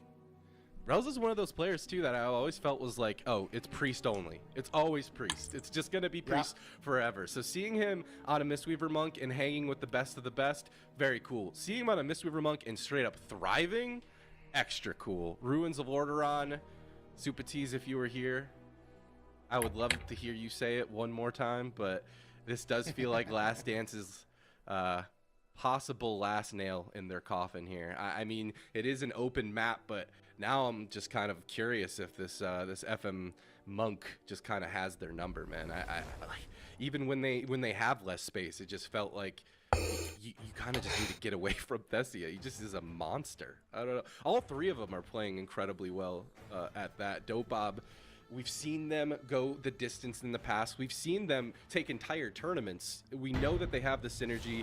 We know that they have the ability to adapt. But it seems like we do see a little bit of adaptation. We have a Dev Evoker enter the arena, Zico. Oh shit. Attention all units. Dev Evoker has been detected. The Evoker has landed. Kasu is going to be leading this flight 747 heading through game 4 if he gets to have it. It was so good that he started flying as I said that as well. That was a great lift off there for Kasu. But we're gonna see the Song of GG connecting there onto Dakara. Kasu is gonna be the target. He might just die in the opener. Double leg sweep coming through. Dakara had to use Will of the Forsaken already, and big damage coming out from Kasu. The Dragon Rage was already used here in this position too. So far, the Dev Evoker pick, I mean, something needed to change, but it's not really paying off. Dobob's got all the momentum, man. When you see Flapper spamming that QE back and forth, you gotta be scared. He's feeling himself. Cassie's trying to get into it. He gets a sleepwalk. He's trying to reconnect onto Thesia. Thesia sees the win condition and is just gonna line of sight for now. A Disintegrate will connect, but now Cassie caught into the maim at half health here. Dakar across the map. That's gonna be the revival. It's gonna be a big heal, but he's not out of it just yet. He's trying to get his own damage off on the Thesia, but Relza doing a fantastic job keeping him completely alive. Flapper's eating those interrupts as well, getting those cyclones to stop this momentum. Thesia finally catching some damage, but it's just going to ultra time it back up. Fantastic plays by him. And Dobob, they are on fire. Last Dance are going to need to put this out. Yeah, and Tessia looking for the CC here. Gets the deep breath. Can he find the sleepwalk? No, he gets interrupted, but immediate disintegrates. Looking for the Eternity Surge. Looks like he was interrupted on the Eternity Surge as well. And the sleepwalk is going to hit absolutely nobody. There is the time stop coming out from Casu, and now he gets stunned up in a wall. Just barely. Oh my God! Huge damage rescue. He's gonna be enough. Dakar is still in CC. They can take him down right now. The Ray of Frost. Casu 1% HP. It could be a crash landing, but it looks like Casu is gonna survive. Unreal, dude. If that ice wall separated Casu, that easily could have been the game. Seeing Thesia run that ice wall, didn't see that talent choice before. Love to see that. Thesia's ice walls are legendary, as the kids say.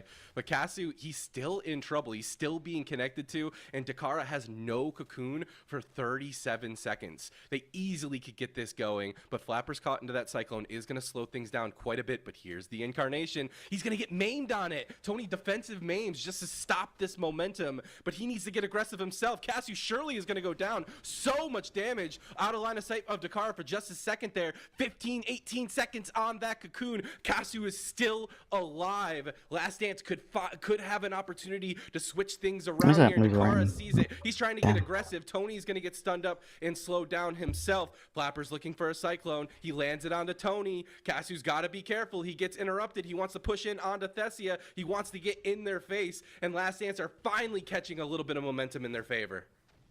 Oh, this is looking good, though. They got the sleepwalk into the leg sweep, paralyzed here onto Relza. Do they have anything more? It doesn't look like it. Ray of Frost is going to get channeled. Tony with a nice interrupt. They got the life cocoon, though. Last Dance finally putting some cooldown. Disintegrates coming out from Casu as he continues to fly forward on the Dev Evoker. Tony is taking a lot of damage as well, getting cleaved here by the side of Dobob. Counterspell onto Tony, which means that Dakar is going to be able to free cast here. Soothing Mist coming out. He's not afraid of any interrupts right now, so should be able to stabilize his team. And there comes Casu once again looking for the deep breath, but he gets polymorphed actually on his sleepwalk, so he's not able to find that. They're not able to find the crowd control. Paralyzed is going to break onto Relza. Song of GG is going to connect there as well. Tessia finally forced into the first ice block. Let's go. This Dev Evoker pick is already paying off here on the side of Last Dance, forcing them the very first ice block of the series. Dakara, though, in a full sleepwalk there. And now, here comes the setup. Double leg sweep. Casu, what are you going to do here? Flappers is all over him, looking for the bite, but not going to be able to find it. They're going to block it with the obsidian scales. Looks like it. Oh, man. And Dakara's got buttons to play with. Offensive leg sweep onto Relza. Flappers in a cyclone on his Incarn. And it looks like Last Dance has control of the game, but where's the damage? They got to pump it. Relza now caught into a full Song of GG. Thesia's on the run. Tony finally reconnects here. Isn't able to get the follow-up polymorph, and there is a cocoon. More buttons being forced out of Dobob as Last Dance continues to push this momentum. But Casu caught into a cocoon of himself. So both teams trading blow for blow here in Ruins of Lordaeron. Match point for Last Dance. They got to win this. They got to get back into this. I talked to Tony really briefly before this matchup, and Tony's like, yeah, this matchup's like an 80-20 for us. We're probably going to lose, but Casu really wants to win this. And when Tony says Casu really wants to win this, he means it. Casu is a tryhard when he wants to be. And when that kind of Super Saiyan mode for Casu gets enabled, magic can happen. And we're seeing that right here. Maim goes out onto Flappers. Thesia and Flappers still dipping lower and lower. Relza not caught in any CC just yet. 22% dampening. He's got a line of sight and prevent any follow-up CC. Tony gets caught into a CC right now. And all of a sudden, we're at a point now where mana might become a variable to look out for. Yeah, Relza slightly ahead, but it's hard to see.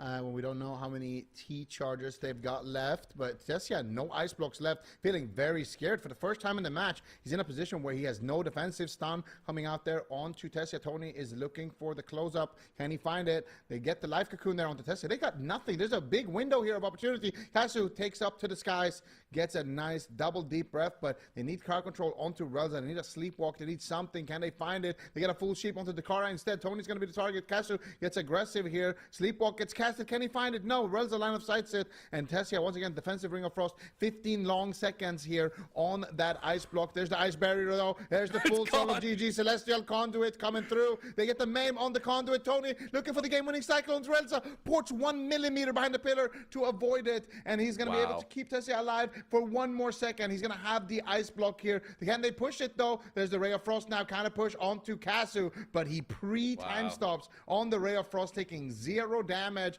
If they can just get a setup, they could potentially force that ice block and then have another win condition on the side of Last Dance. This is the closest they've been to actually pulling a win in the series, but Relza is making their lives difficult. He does not like being crowd controlled, and he is just moving like a gazelle on the battlefield.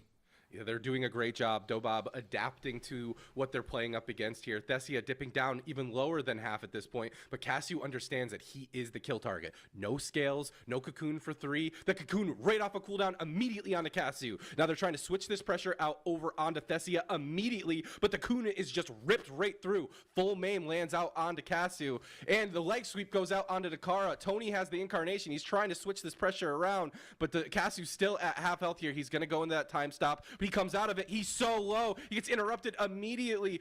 He's flying away with his Mistweaver Monk, but can he stay aggressive and run away at the same time? We are on Ruins of Lordaeron. There's nowhere to go. Cassiu's in so much trouble. Can Dakara keep him alive? Thessia forced into his final ice block, possibly of the game, but Flapper's incarnation could chew this dragon apart at any moment. He's reconnecting, but Flappers doesn't want to overextend himself. He switches over out onto Tony. Tony gets stopped on his Cyclone. Mana just a sliver for Dakara. Relza caught into that sleep, and Thessia is still on the run. Cassiu and Tony dipping down to half as Dakara gets caught into a Cyclone. Cassiu's desperately trying to get the damage out while still being out of line of sight. Can Thessia get the follow-up polymorph? He doesn't get it. He gets stopped. And both teams are kind of just on their last breath here in the final game, potentially, of the series.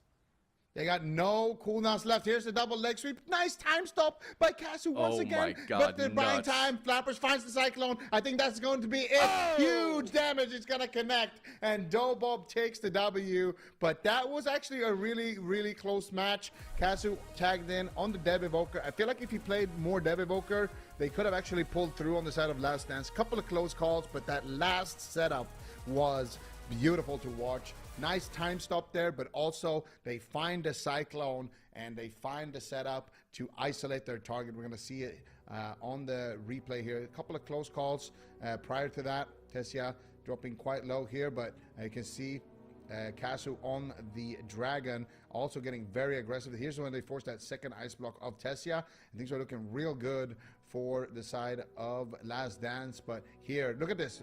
Right there. Dakara gets cycloned out of the stun from Flappers, and then he gets knocked into Tessia's line of sight as well. Just Flappers, man. I'm telling you guys, keep Flappers in. If you are on Dobo, Flappers needs 100% play rate. Flappers and Tessia, they just work so well together. They're just constantly aware of each other's win conditions. They're always chaining the crowd control perfectly together. Just play FMP every game. Don't follow the meta. Just make your own meta. That's what I want to see from Dobo. Just imagining like Coach Zico in the dugout with his team, and everyone's kind of like kneeling down around each other, and they're like, "Dude, RMP's so strong right now." Zico's like, "Yeah, but what about Flappers though, right? Big bites? Anyone?" Oh man. All right, well, that is going to be a victory for Dobob. If we saw Last Dance again, though, Zico, I'm curious, would you want them to start off with that composition that they played in Game 3?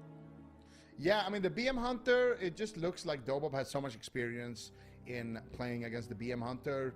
Tessia just playing the Snowdrift, playing around the pillar, getting the Novas on the pets, getting the Ring of Frost on the pets. She's constantly slowing them down and then finding these opportunities in between the Bestial Wrath to really get something going.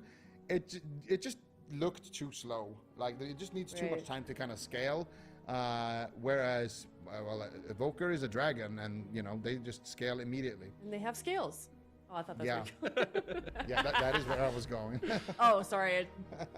Nailed it. Took your joke. I apologize. I got so excited. I was like, oh, he's going to say it. It was bad. Go ahead. It was bad anyway. Yeah, it's unfortunate. It seems like it's something that's kind of plagued these jungle teams for so long, is that when they do try to adapt, it just doesn't, they can't really find their footing. So it just seems like jungle teams, you know, can't be as rigid as you were before, but we will have to see if we see them for cup number 3. But we've got Bob moving up in the lower bracket. We've got Burger King and Bob down there waiting for some teams to come down from the upper bracket. We've got Echo Piranhas. and Stop Nerf Mistweaver up in the top, and Streamer Zone GG versus Specialty. And yeah, David, that's a good way to put it. Piranhas. You don't Just want to kind go of down there, Aya. lurking. It's scary You down do there. not. Yeah, piranhas are very scary. Or it could be like one of those like deep water fishes, you know, with like the white Ugh. gold and the scary jaws. It's like, Gosh, they're like I hate those deep water scary images or whatever. Oh man, Yeah. dude, Hannah, my wife, she's from Hawaii, so she loves the ocean. I refer to the ocean as monster soup. You can't pay me to go in there. I refuse, and that's exactly what I imagine Flappers being. He's just in that travel form in the ocean, still somehow has his cat form bites in travel form. He's just a terrifying lurking monster down there. You do not want to get knocked down there. And Stop Nerf Mistweaver for me, man, I just Echo is just, you know. Okay, they're I'm Echo. back. Hello. They're just the legends. Stop Nerf Mistweaver, we've seen them kind of run into a few walls. They didn't seem to be able to adapt versus specific compositions that we've seen Echo be able to use, or a similar composition that Echo kind of has in their toolkit. And I've always kind of said this, a team that is like a top AWC team to me is one that is capable of adapting. You need to be able to beat every team in the bracket, not just have a lucky bracket. I actually stole that from Venruki. So Stop Nerf Mistweaver, this is like an ultimate test in my mind. all right, well, we will have to see. We're gonna go to a break. When we come back, it is Echo versus Stop Nerf Mistweaver in the upper bracket in just a bit after this.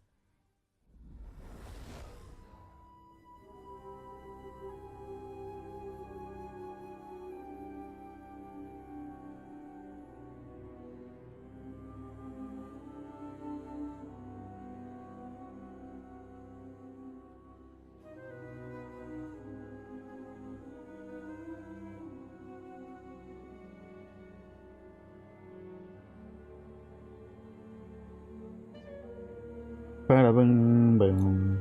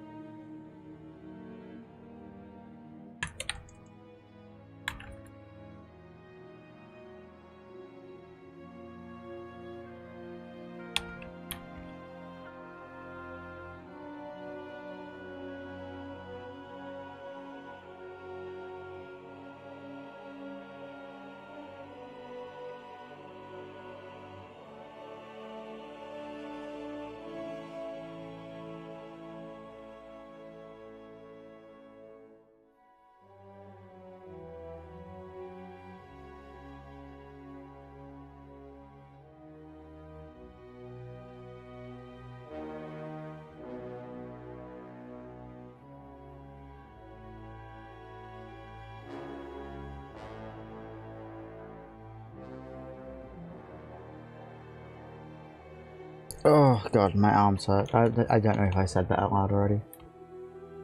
I might have.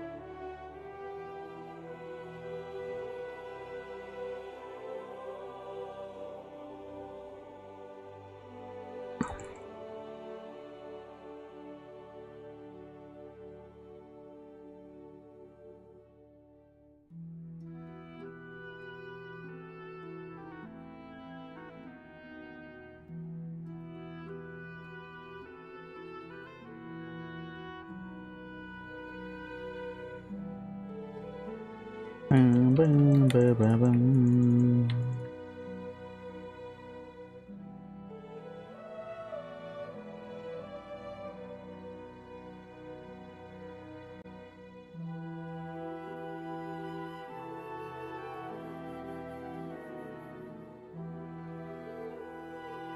And now Balti doesn't have to watch the ad break. Isn't that crazy?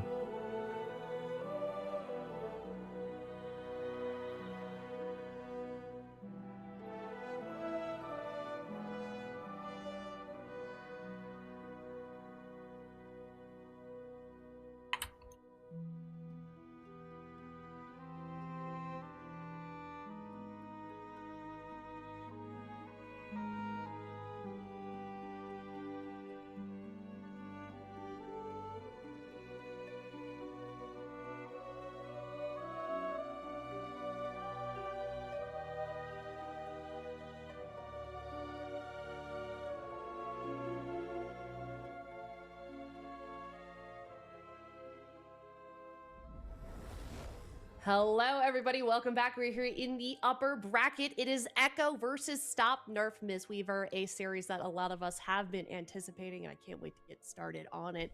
D Machine. But I mean, how do we feel kind of like on Echo's chances on this Stop Nerf Mistweaver? We know they're going to be the underdog going into this, but it kind of seemed like there might be some moments that we saw last week that could play into this matchup. Yeah, I mean, they got the reps, right? They faced off against Echo in the upper corners of last week, and it was pretty convincing. They got 3-0'd by Echo. Echo, a team that is just well known for their ability to play just about a gazillion comps on average, just a gazillion. They're capable of swapping to whatever the meta is, or even like their main compositions, and just kind of adapting to their opponents. I mean, we even saw Mage Lock come out of them, which seems like kind of a misplay in the last tournament. Maybe the gods can bleed, perhaps, but in my mind, Stop Nerf Mistweaver, they need to figure something out. They need to come up with an answer, especially for that Outlaw Rogue Mage composition, to overcome what they failed to beat last tournament. Absolutely. So Echo, definitely a powerhouse. Well, the next curve, which isn't next week, I'm pretty sure it's the week after, will be on 12.0.5, so there'll be more tuning. Really looking forward to this series in particular. Yeah, I mean, this is a team that's been playing this composition for a long time, even when it's not meta. And finally, Mistweaver actually is meta. And this is the prime time to take advantage of it. In Cup 2, there's only one cup remaining, and there are changes coming forward for Mistweaver. So for me, Stop Nerf Mistweaver, like, this has got to be their cup. I feel like they need to get a first place finish with this. Otherwise, moving into the future, what are their options? I don't feel like re-rolling is one of them. So they will probably just have to overcome against whatever odds are thrown their way, depending on what the class tuning results actually are. Yeah, absolutely. So I would say definitely more pressure on the side of Stop Nerf Mistweaver, but let's get into predictions. 9%. Like I said, they're going to be the underdog going into this. They're up against Echo. I feel like it seems like time and time again, D Machine, what could happen here if we follow the script of Echo? Stop Nerf Mistweaver. They could beat Echo, but if they get a rematch, they're going to win anyways in that rematch. It just seems like Echo are so adaptable, but Stop Nerf Mistweaver, I feel like they're ready to take on the challenge. I mean, they're in the upper bracket. They're doing something right? I mean, that's a big deal. You're already locking in at least like a top 6 placement. That's good points, but Echo is kind of the test, the ultimate test to determine whether or not you are deserving of being in the highest of echelons of the region. They are kind of like the kingmakers. If you can take them down, you are all of a sudden in contention for, you know, maybe even second or first in terms of like overall challenge to the rest of the teams. And you know, something to note is that they do have a little bit of XP now against Echo. Being able to even just lose to your this was a match last week, dude. Yeah, a big deal. It gives you so much information. I've seen so many times again where like tournament lands where people would show up and they would go up against somebody and they would get knocked down to the lower bracket and face them again and beat them because they were able to, you know, adapt So that's really is the question in my mind, is stop nerf Mistweaver. This is one of the capable banger of matches last bringing week. it all the way. They fell just a little bit short there in the lower bracket against another insane team, Burger King, excuse me. and a similar mindset, like Burger King, Echo, these guys, they are able to adapt to just about any situation with the compositions that they have available. Same with Dobob and also some other teams here in the bracket. It's just something that these teams need to find a way to do in order to maintain their placements in that top 4 especially. And we know how competitive it already is shaping up to be. It just kind of always is in the EU region. But let's talk about predictions real quick. Super Tees, they are almost ready for the series, so we'll squeeze this in. What is your prediction for the series? 3-0 Echo, take it. Oh, dang. My heart. David? Oh, yeah, 3-0 Echo. God, no. Everybody's echoing I'm the sorry, echo. Bank. Is If you're Aya watching, gonna man, cheer for them? This it's would be not- an insane pick by I Aya. cheer for them. I cheer for them. I am But you're cheering not for them. risking I your would love to standing. see them win, but I'm not risking my standings. I'm gonna go 3-0. Echo, I'm so sorry. You I'm pity so them, sorry. but you don't, Dude, don't actually back I them know, up. but listen, I love a good underdog story. Go ahead, David. Bank is a monster, man, and monks He are is. insane. Everyone's playing a monk right now. This is his time to shine. Ben was saying it earlier, and you're kind of saying it too as well, Sid. It's now or never. The nerfs are incoming. You gotta step up right here, right now, and they're all locking in the same compositions we saw in Cup number 1. This is gonna be rough. Stop nerf Mistweaver. What can you pull out? Super, take it away. Have they improved their strategies here? Do I need to take Cassidy? Soul? Feral seems to be the initial target for Echo with double leg sweep on both Bank and Because I don't think I'm Smite. gonna use it. However, Cassidy did Like, not I don't trade his use it. Bark Skin in that initial exchange, which is surprising against Rogue Mage. He holds on to a lot of defense. They're focus firing the Rogue, it would appear, on the opposing side. So melee DPS are taking a lot more pressure. Now we see Echo switching some damage to Smite, but he is just able to hover back. He's getting aggressive actually on top of JT. He finds a full sleepwalk into a double stun. They're chasing down Raikou. They blast through his barrier. He's going to pop the life cocoon out as well. They have so many shield effects. So they are switching their focus to the mage, but here comes another Ray of Frost. That will immediately be Life Cocoon from Bank Mistweaver in response. This matchup's all about making that trade for the Ray of Frost against the Frost Mage. Absolutely. Raikou's just constantly under pressure throughout all of this, but it seems like JT is completely fine with keeping up with this, but now the CC is now starting to land. The full sleep onto JT. Cassidy forced into bear form as he's taking a but oh my gosh, that could easily be an ice block. Jesus. Raikou holds onto it for now, and no cocoon for 40 seconds. It seems like Cassidy is really the one who needs to be in careful. He's dipping down to half. He's still not going into bear form. He finally ends up going into that bear form, and it's just 5 short seconds on Bank's cocoon will keep Cassidy nice and healthy moving forward. Smite is getting so many sleepwalks on JT. I feel like he might actually win the game for his team if he can keep finding these for the rest of the match. We see incapacitating roar on Waz as Cassidy's retreating while his healer's in a polymorph. Good positioning from Cassidy. Now he's jumping in and getting aggressive, very tactical with his plays, getting his bleeds rolling on Raikou. Here comes his incarnation. Smite spamming disintegrates. We see JT in a leg sweep, a big momentum swing here, possibly for stop nerf Mistweaver if they can connect, but they're switching their target to Waz instead. He's got too much defense. They have to get back on the mage, but Cassidy is getting blasted down. Manages to land a skull bash on Raikou. They line up the glacial spike, but that will be life cocoon. JT sits on his at the moment. Is he going to commit it to the rogue or save it for the mage? They decide to use evasion here with that icon starting to glow for Waz. It will allow him to dodge the Feral Druid's attacks, but Cassidy just cyclones him on it, and that enables Smite to get a sleepwalk on the healer. They can switch their momentum to the mage, but with those barriers, it's just so hard to get any momentum going. Although JT's mana, not spectacular. Decent cleave damage on 2 players. It's going to cost even more mana from JT at this point. Full stun. They kick JT. Smite is constantly harassing JT, really pressuring him. We haven't seen him on any healer really in competitive play until this season outside of Priest. So if there was a weakness for them to try and exploit, this would be it. Agreed. Kidney shot into Cassidy. This is the bomb. He's got to be careful. That's going to be the trinket in the survival instincts. But the blind onto Bank. He's not trinketing this full blind. Is the greed going to be worth it? And it looks like it paid off. So stop nerf Mistweaver. I love to see the disruption from Smite.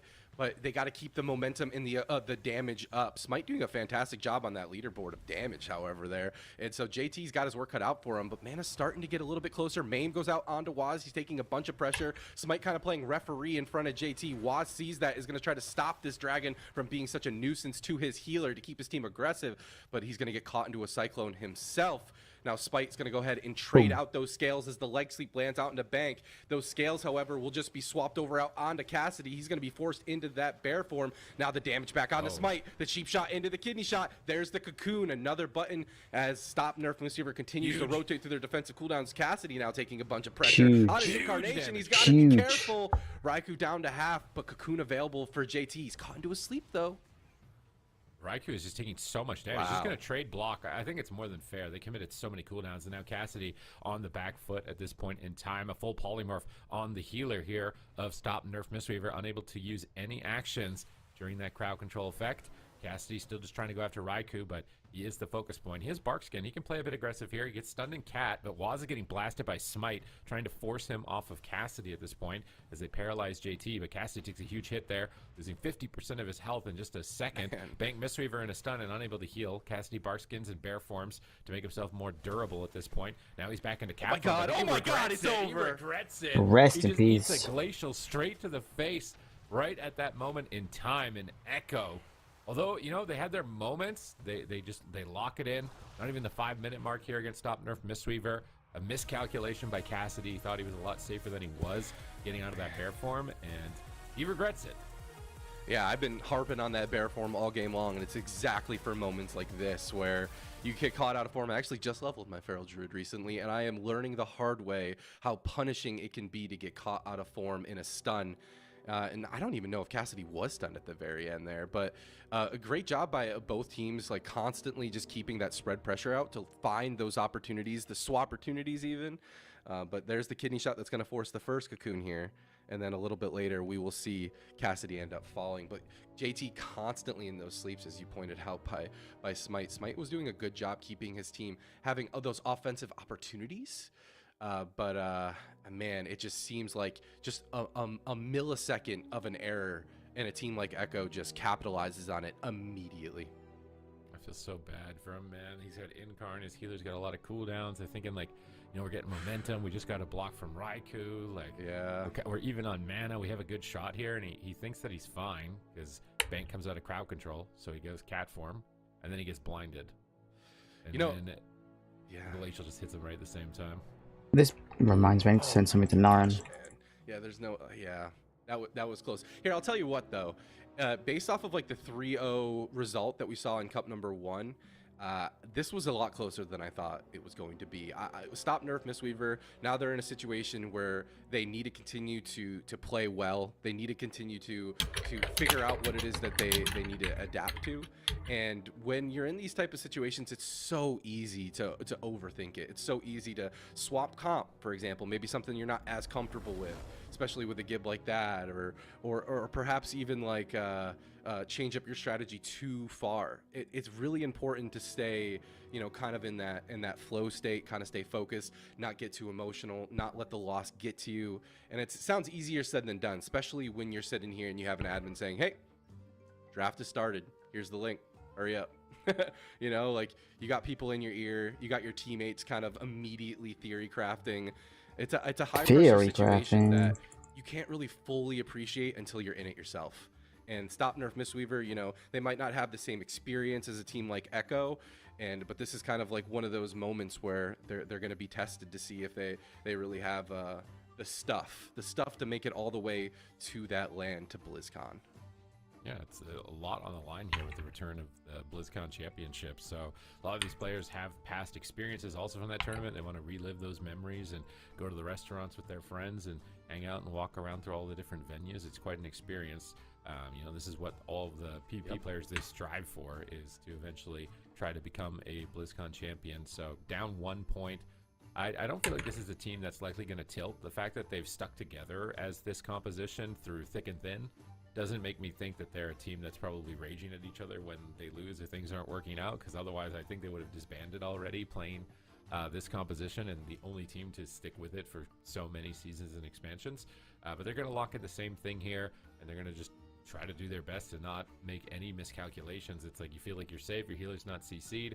Half a second later, it's a blind. Am I winning? I guess the game is over. Cassidy is dead, even though it didn't feel like we were going to be dying at that moment in time. It wasn't a ray of frost. It felt unexpected, but all of Echo coordinated together and just unleashed a barrage of hits.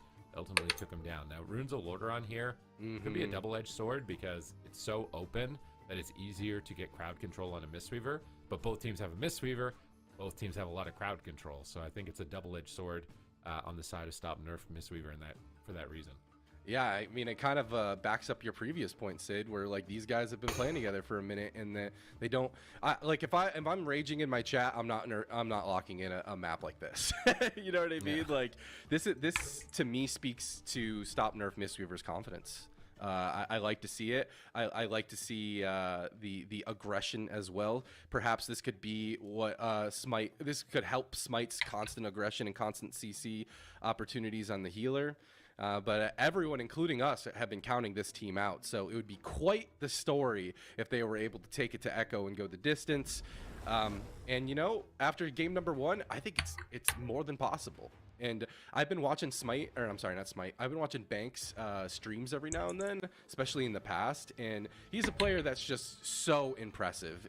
If you ever have healed high-end arena before, you'll know just how intense, how much data is coming into your screen that you have to make decisions like at a split second, and sometimes impressive. If you ever have healed high-end arena before, you'll know just how intense, how much data is coming into your screen that you have to make decisions like at a split second, and sometimes those decisions can be the wrong ones, give a little bit of an opportunity to make a swap or something like that. And Echo is the type of team to find those opportunities and cash in on them every single time. They're so good at it. Raikou and Waz have been playing Rogue Mage together forever. So Stop Nerf Mistweaver. It's going to Ruins of Lordaeron. I appreciate the confidence. I can't wait to see this game. All right, Raikou gets popped out of Invis here by Smite. They're just going to trade attacks here in the middle. The stealth classes, the Feral Druid and the Rogue, are waiting in the wings, ready to pounce on anybody. Waz is ready to go. He popped Roll the Bones. He's going to open up on Smite, grapple over possibly onto Cassidy, building up combo points for a kidney shot. He gets that over on him in bear form, so Cassidy knew he was going to be the target. He learned that from the first game. Without that bear form, I don't have wall. His medallion, but he won't in this exchange, so it was a good heads-up play by Cassidy. I have Kirk or Sprite. Target of the Rogue, so he goes into bear. He soaks the first attack. Now he's getting aggressive while he's on stun diminishing return. He's stunning JT with a maim, but we don't see. It's up to you which one. They're going to use a paralyze into a sleep. Sorry, I didn't see the redeem. They do get it. They both cast sleep at the same time, forcing Will the Forsaken, both the Mistweaver and the Dev Evoker, sleeping their target at the same moment. Nice cocoon here on Cassidy, preemptively. Although it feels like they're committing a lot of their defensives towards Cassidy. I think Echo are going to switch targets. Oh my gosh. They already have. They caught him in a kidney shot, and they forced Banks' trinket. Bank gets into the bomb with the conduit. But now down his medallion. That's a precious cooldown as a healer in this matchup, and the damage is still relentless from Echo. No cocoon, no time stop. Sprite, okay. You gotta be spooked. No Barkskin for just 5 seconds, but Survival Instinct is available. He can't press that if he's in a stun. Waz caught into the Cyclones, however, isn't going to be able to get going. Raikou taking a huge amount of pressure through that Disintegrate, and the Feral Druid connecting will be the cocoon. Now Waz caught into a sleep himself, some cross CC to slow some stuff down, but Cassidy's forced into bear form as this sleep lands onto Bank. Can he get topped off through this? It's just Barkskin right now. Bank's I just don't have any water. Will top off his Feral Druid. A couple more of those could easily be a kitty going into the dirt, but it looks like Cassidy's going to walk away with his Survival Instincts, full Ring of Frost. Smite getting swapped to by Waz is immediately going to trade those scales, and Waz just gets off him, goes back onto Cassidy. And he got caught out of form as well. Blind onto Bank, and Cassidy's got to be careful. He knows that he's in bear form. All right, he's back over here getting combo points. I think he wants to go for a maim stun pretty soon, but he's trying to get... Raikou blinked in the room. He might get stunned, vortexed in the room. Cassidy likes playing Vortex, but he got baited with Alter Time. Raikou comes back into the middle of the fight. Here's Incarnation. Cassidy's trying to ramp, but he's going to get stunned soon, so he in-cap roars and roots Waz. Waz gets dispelled out of that. He's building up combo points. Goes for a kidney shot on the dragon with no trinket. Trying to punish that medallion. He's soloing Smite on the corner here. But that time stop does come in. Now he has to swap back on Cassidy. ramping up his damage, cleaving them with Blade Flurry on the pillar here with Sinister Strikes. We can see him global after global, just Sinister Strike into Dispatch, but a triple leg sweep hits in reverse from Bank, forcing JT to use Revival, and it seems like they've decided to change the pace here. They're all stacking on the Tomb. They want to take advantage of triple Disorient, triple leg sweep, and triple Deep Breath, whereas Echo, they only have the triple sweep. Right. So possibly an advantageous position for Stop Nerf Mistweaver if they're in trouble, if they can take to that center Tomb. Dude, look at Bank's mana versus JT. Like, when they were all stacked up there, I was like, oh no, Bank is going to be in trouble. This is so hard to heal. There's so many interrupts. But like you said, the cross CC, but big damage is going to force the Cocoon out for Bank. And it seems like just the respect of just trading early is keeping Stop Nerf Mistweaver's mana really high. The question is, can they do this going into late game? Waz now cloned up low. The in-cap follow-up onto JT. If there's any more CC, they could get some momentum. But it looks like they are going to be committing to Raikou for now. No Cocoon available. Raikou getting interrupted as well. JT caught into a quick sleep. Waz just rooted in Narnia. It feels like he can't reconnect. Cassidy still connecting on the Raikou, dipping him down to half here, but now Cassidy's the one who's getting set up on. He's going to force that Bark Skin, but the Incarnation, he wants to get aggressive. A leg sweep out onto Bank. Smite taking a whole bunch of pressure, but Raikou in that ice block is going to stop a lot of that damage. That was a really good play. And now they sleep the healer. That they was a swap good on play. the road, getting Trinket Evasion. They leg sweep JT. Great crowd control chain on JT right now from Stop Nerf Mistweaver, pulling multiple defensive cooldowns from Echo. This is the best they've looked. If they can survive a few more setups, Cassidy under fire gets the double in-cap roar. And he's back in the barrier. He needs to wall. Oh my God. He walls very late. Is he going to regret it again? He's so close to victory. He's so close. They rescue him to the corner, but Banks in the kidney shot. He's on the run. Waz is in pursuit. JT is there, but they get double stunned, triple stunned by Smite just in the nick of time. And they get denied. Orange using his sparkling water. A close call for I am Cassidy, not but a fan of because he sparkling survived water. that, they may have a chance to win here. Waz, no trinket. They paralyze JT. They can't follow it up with anything, though. And JT is going to. I would rather drink normal water. Raiku's left behind. He's out in the open. All three gold members are dogpiling on top of Raikou right now to get momentum for the team. But Bank gets caught in the open in a polymorph. Cassidy has to use Bark Skin. And even then, I need to do a better job of drinking On that. the left with Waz, he catches a stun on two players. Can they blast down Waz? Can they actually do it and take a game off Echo? They trick it aggressively. They're going for the kill. Oh, but shit. Waz vanishes it. But he's pulled out himself by the bleed ticks. They're so close. They need a little more crowd control. They're not getting it. JT has life cocoon. They get a skull bash on the healer. They're really trying to go for it, but Cassidy trinketed aggressively. Right. And he may come to regret it again. It's massive damage incoming. A polymorph on his healer. Cassidy's in bear form. Is it going to be enough to survive the ray? He typhoons the Ray of Frost. Life cocoon comes up from Bank. He's going to live. They've got pressure on Raikou. They're bleeding down Waz. And once again, they are the closest they have ever come to defeating Echo. JT's almost out of gas, man. Raikou still got that block available to him, but Cassidy in the kidney shot out of form. This is Incarnation. If he can live through this, it will be a big deal. He finally gets out into bear form, but the full polymorph lands out onto Bank. Time stop on Cassidy will keep them alive, as well as the scales onto Smite. They're just trading these cooldowns. They know they have momentum in their favor. Oh, no. But Cassidy's in so much trouble, and that's it. The blind GG. connects, and Bank, the hero, plays to keep his team alive. The hero slows from Smite and the cross CC to keep Cassidy alive over and over and over again. Just will not be enough. Stitch work. And Echo is now up 2-0 in this best of 5. Oh man, that was the closest they got. They oomed JT. They had multiple defensives pulled by them, but they just can't stay alive. Cassidy just eventually That's looks interesting. really flimsy and just kind of falls over. He's positioning. This is where they were getting momentum. Like, oh my god, they might be able to win. The first sign that they might be able to win. They got an ice block. They're winning on mana. Here's the wall that was a little bit late from Cassidy, and he almost dies. And they do some really sick maneuvers to keep him in the game. He's just sprinting away. And you could tell JT is there. And JT has an instant kill button with Touch of Death if you dip too low on health. So he wanted to be in range to use that. And then Cassidy's just running to his Mistweaver's port. He's like, I'll heal you when I'm out of the stun. JK, there's a full blind. I got you, dude. I got you. Dude. Just go to my port. Go to my port. All right, dude. I'm going to the port. I'm going to the port. I'm blinded, bro. You're dead.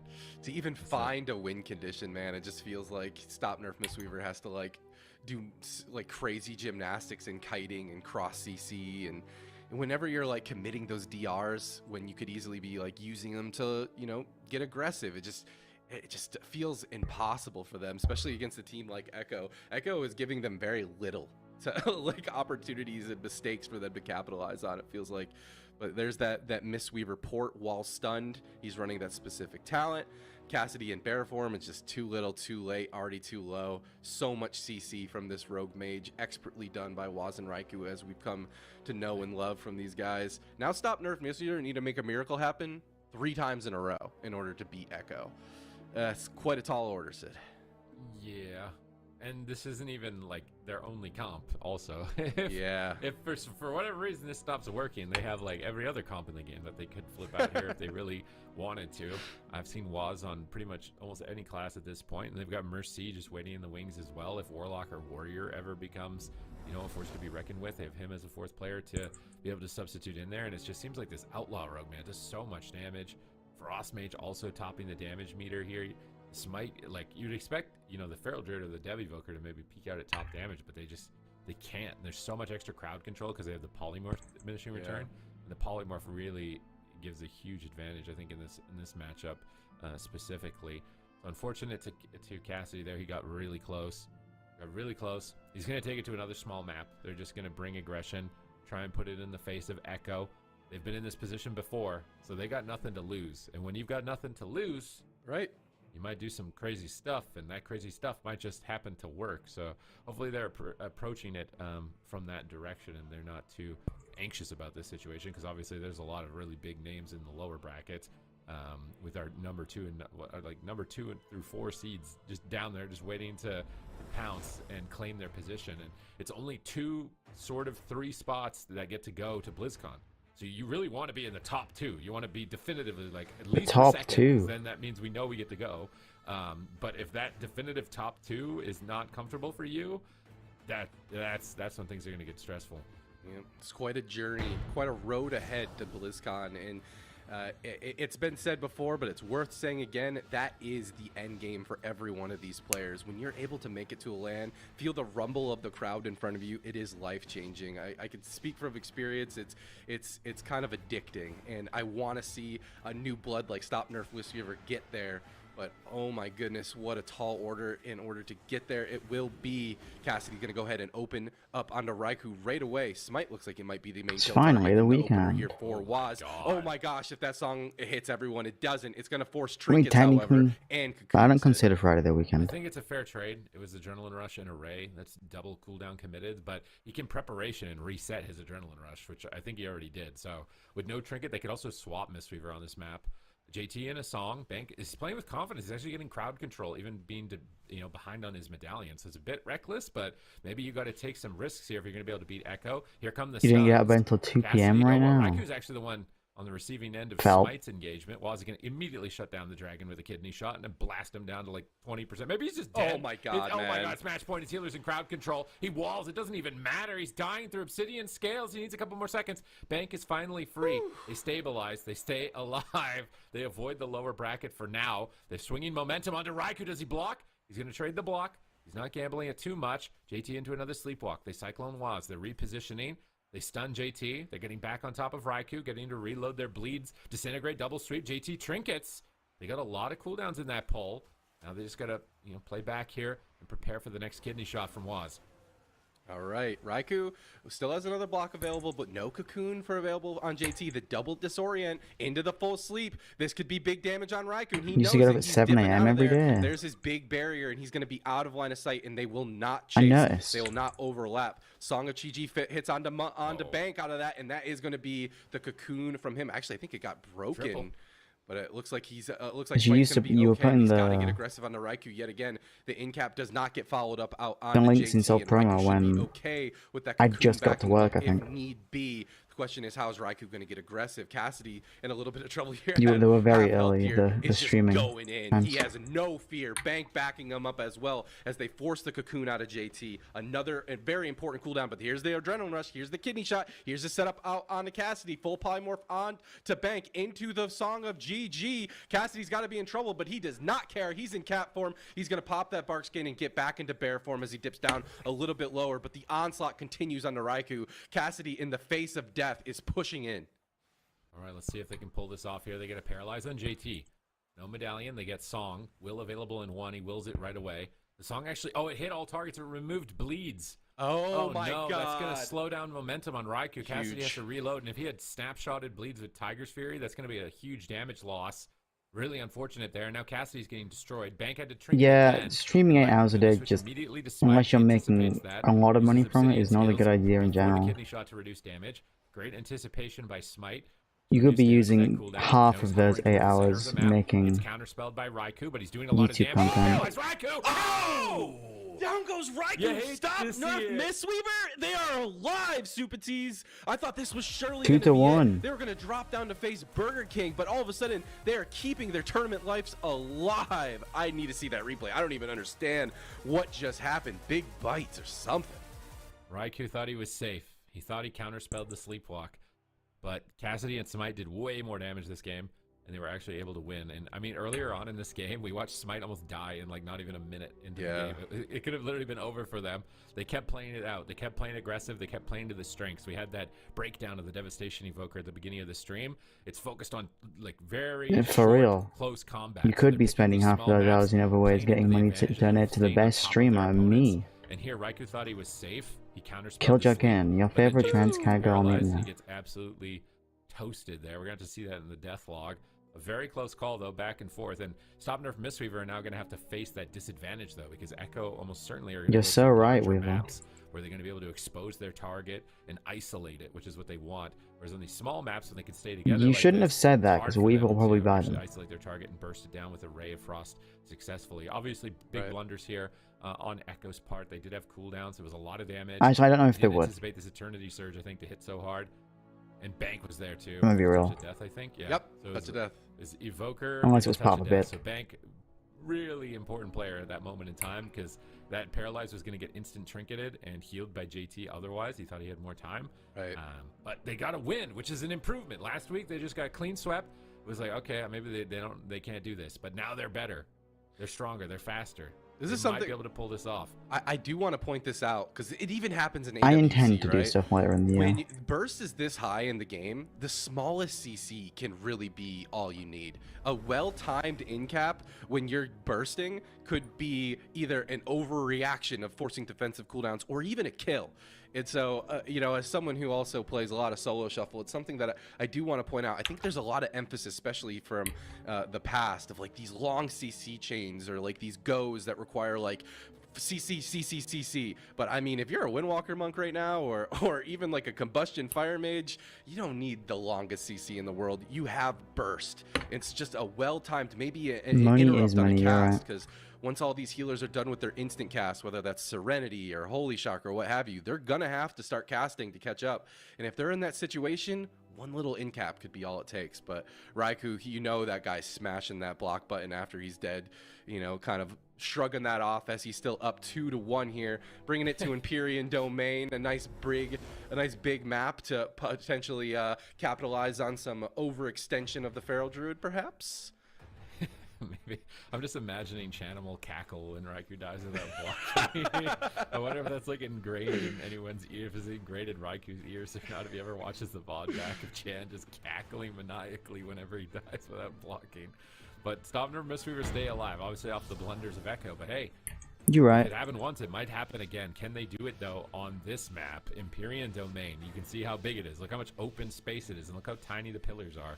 So this Mage and Rogue are going to be able to have a field day with crowd control, lockdown, and isolation. So this will be the hardest map for Stop Nerf Mistweaver in the series. If they can win this, they can do it. They can run this back 3 in a row against Echo. No one's been able to do it. Will they be the first? And they need to, man. If they lose to this at Echo, they drop down to face Burger King. And they lost to Burger King 3-0 as well. They also have a huge answer to this composition. So Stop Nerf Mistweaver, they know it's Mom Spaghetti's time right now. Smite pushing in, trying to get that sleep right away. But Cassidy's the one who's kind of on the back foot. He's got the incarnation going. For a second I thought Raikou was on a Demon Hunter because of the purple nameplate. I'm sorry.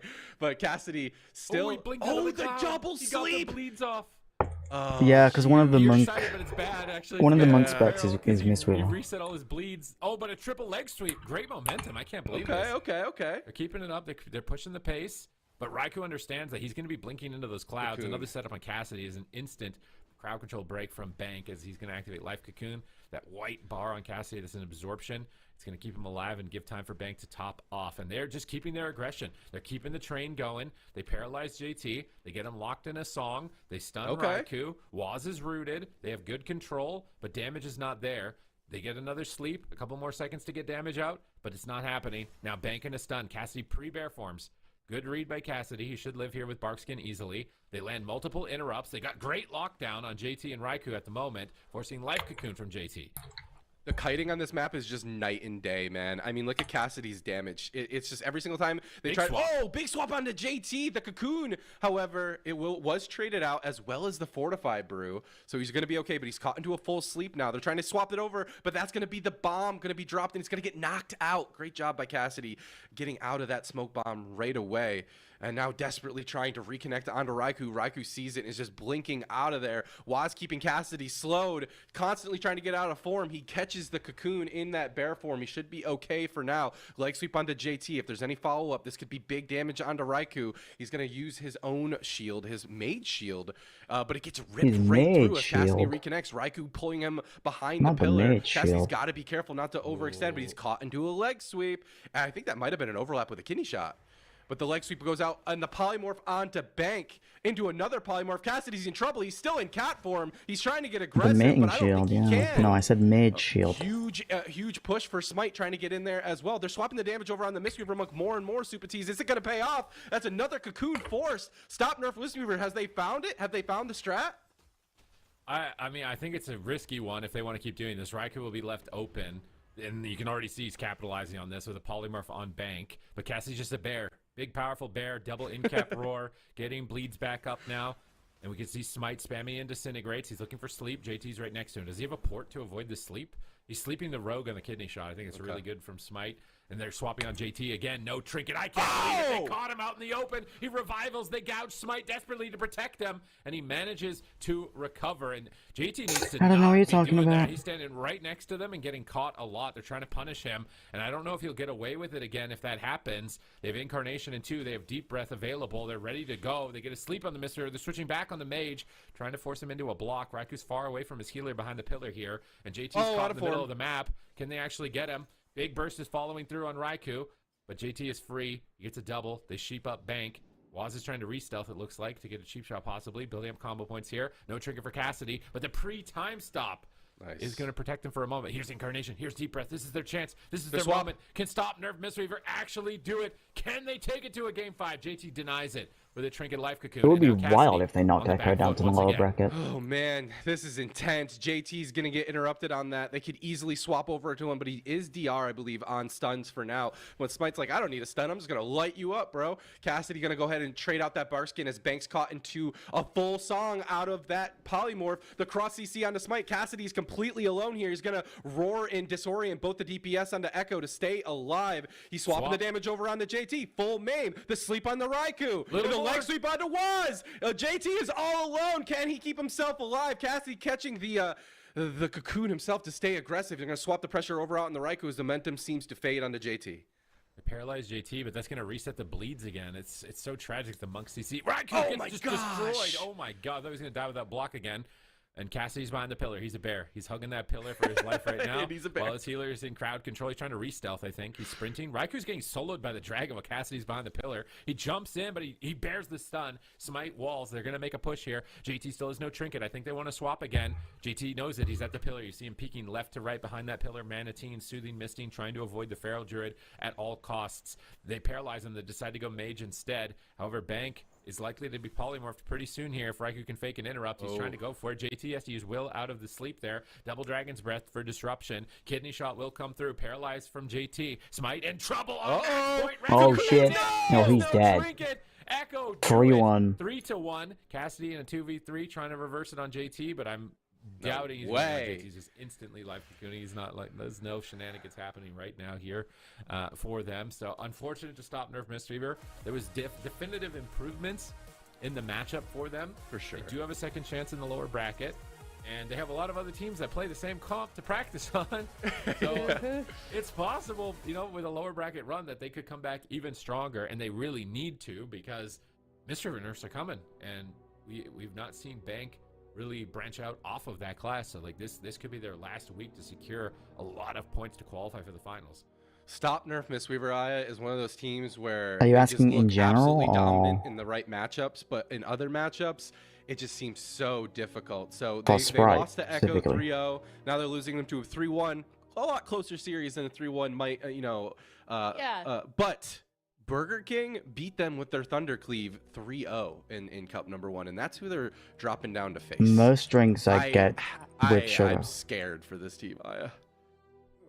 Sprite, you're absolutely right. I feel like they're that sugar-free 3-1 'cause score they doesn't don't, quite tell the entire story. They really held strong throughout that series, but just such a difficult it's hard matchup to for get them. Sprite with And sugar then, in like it you in said, the they UK. are going to be having another chance. And Supatees, you mentioned improvements that are possible from At this least water team. in bulk. What do you want to see them capitalize from this matchup as they move forward? I mean, right here at the end, it's just Mistweaver has no medallion. How long? ago Sugar-free was that? Sprite's We kind of played the ball. replay. I just want to know what he trinketed. But even then, any drink in As a America human, is when you like, use your trinket, it's to that's do not real something. sugar, It's a man. trinket So life you've thinker. had sugar-free Sprite. So what did he ultimately end up trinketing that he didn't have? Did he will something before it? Yeah, I'm trying to see might be here in desynced the that replay way. exactly, because it's so important. And did they have time stuff? So like, oh, we didn't catch it. So he's dragging his breath here with no trinket, and he's not on poly or fear DR. So I don't know what he trinketed. It must have been a stun. I think it had to have been a stun for him to be on DB and Sheep DR. I need to see that like fully replayed there. But I mean, basically, they just need to do more of what they're doing. But little catches like that where they don't have CC or cooldowns. Also, I feel like Cassidy was a bit greedy. Is one thing I'd note from the first couple of games is that he was greeding stuff a little bit. At low Yeah, health, most and Sprite if you he's find a over little here bit is less sugar-free. greedy, then they might get better opportunities later in the game. So it's unfortunate for them, but they can win, which is a good sign. And they have beaten other rogue mages in the tournament. So in that lower side, they are going to be a serious threat. You don't want to be writing them off by any means. They've been practicing this composition for so long. Smite is so flashy on this Devastation Evoker. They're a really well coordinated Look at team that playing a sleepwalk. non-meta Jeez. comp for like the past couple of years. This is their chance. This is their chance. They don't want to lose it. They do lose here, but they still have one more in the lower bracket. Like, I'm gonna be so real. If I was in the Certainly US, do. I would Might not be literally the just end drink water. of them. They have more chances in the lower bracket, as you said. But That's what would get me to definitely drink seeing what water. they're capable of. Echo, of course, they're going to be staying in the upper bracket, and they're going to be waiting on an opponent from this next up series. We've got Streamer Zone versus Specialty coming up next, and then also just so many more competitive series. I feel like, David, this region has just been so fun to watch so far. Oh, it has been. I mean, we see all the fan favorites come back and show us exactly what they got. BlizzCon on the line, the gameplay reflects it. However, Specialty is brand spanking new. I had a chance to talk to a couple of people from this team, specifically, what was their DC Ben. Sorry, these are new folks that I'm not as familiar with, which is so exciting. And they weren't actually able to make it a competition for top 8 because one of them actually works in a hospital, and another player on this team is a pilot. So a couple of like real adult professionals competing in AWC. Oh my gosh, it gives me hope as a done dad myself. This is a team that I have to root for, right? Yo, this team has they a have other pilot in it? responsibilities and they're still making it to top 6. That's unreal. That's unheard of. I have to root for them, but they got the work cut out for them against the team like Streamer Zone GG, Jamie, Nex, Brunhitty, and P-Make. I mean, that's a roster that has just about every meta comp available to them. So Definitely very excited. But before we do go to a break, we've got a Front Door Friday that we're going to be doing. As you guys know, if you saw this last weekend, we have been receiving your guys' submissions all week, and here is today's Front Door Friday. You can go to the Warcraft Twitter page, #FrontDoorFriday, and submit yours if you want to be featured next week. But David, talk to me about this. This is beautiful. This is so nice. Oh my gosh. oh my gosh, I would love to be there. Look at the little bar as well as the little Mechagon style lights above the bar. You know, some ambiance. This gives me some like Nagrand vibes. I have a real job. So He just a lot of pays me people like don't know this, shit. but I did for a little stint there do some world building for Blizzard, and I got a chance to actually make stuff just like this, and it is so humbling since Housing have come out of just how many people have showed what they could do with just like a little bit of assets, and they're just able to make a beautiful, you know, treehouse getaway as you're seeing right here. Yeah. canopy. It looks like a nice. Might need a Airbnb. railing or two. I definitely would fall Yeah, I off don't know if that. it's up to code. You know, what's their Yeah. insurance cost Yeah. per year? Listen. There's no insurance in Azeroth. Azeroth is just good, fun stuff. No insurance. Not after Deathwing. No insurance company wants to. Yeah. Liability. There's everything. Dude, I really want somebody to show up to BlizzCon cosplaying like HOA, like Azeroth HOA or something like that, and giving people HOA. like citations like your grass is too long, you know, you have too much stuff on your front lawn, something like that. I think it'd be a good fit if anybody wants to take that idea. But Super Tease, what does your house look like? I did my house in the first 2 days. You I breed made a snakes, so the four-song snakes gold pay floor you. room. Do they grow Ah, hands? Like a cafeteria style thing for the gladiators. And give you to money? eat, and it's not very like extravagant because they're they're gladiators, so they just need the fuel and then they need the room to fight. That's it. Yeah, That's that sounds right. cool. D-Machine, do you have a house? No. As a true millennial inside the game and out, my house is not-existent, unfortunately. But with that being said, I did. Oh, you saw the create baby snakes. A That's Silver cute. Moon library for one of the I think it was Gamescom's kind of like showcase. So Ooh. I did I've something. seen photos of that. Yeah, see, I did stuff one time. Cool. All right, we'll count that. All right, well, we're gonna head to a break. When we come back, we got more series coming up next. It is Streamer Zone GG versus Specialty coming up next. We'll be right back.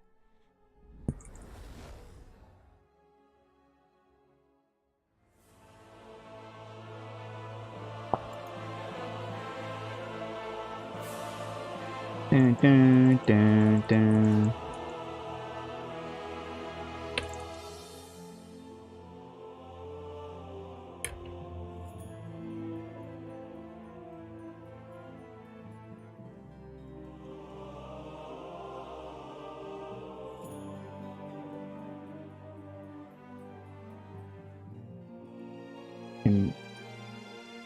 Okay, alright. Hit it.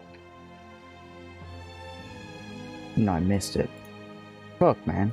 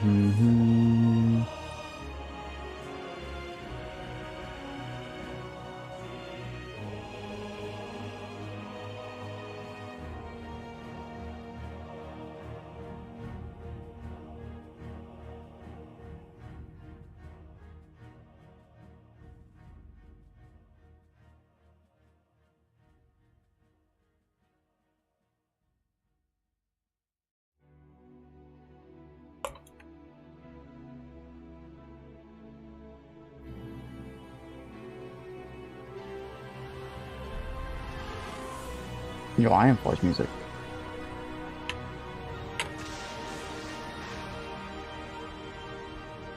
Or Dawn. Maybe Dawn. Yeah, it's dances.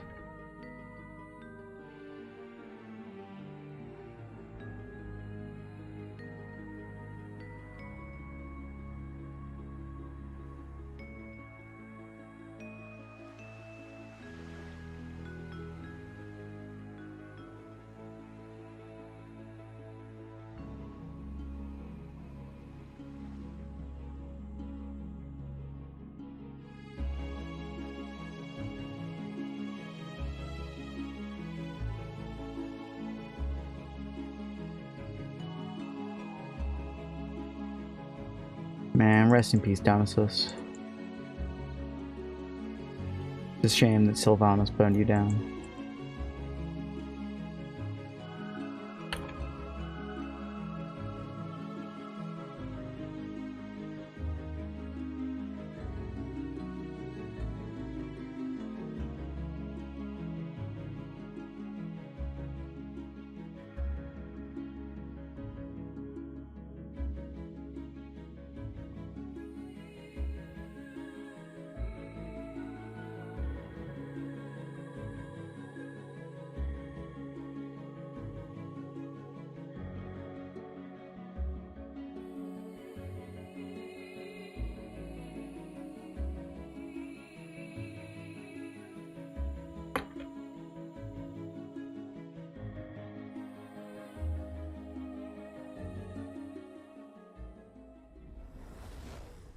Hello, everybody. Welcome back. We've got another series for you guys. It is Streamer Zone GG versus Specialty.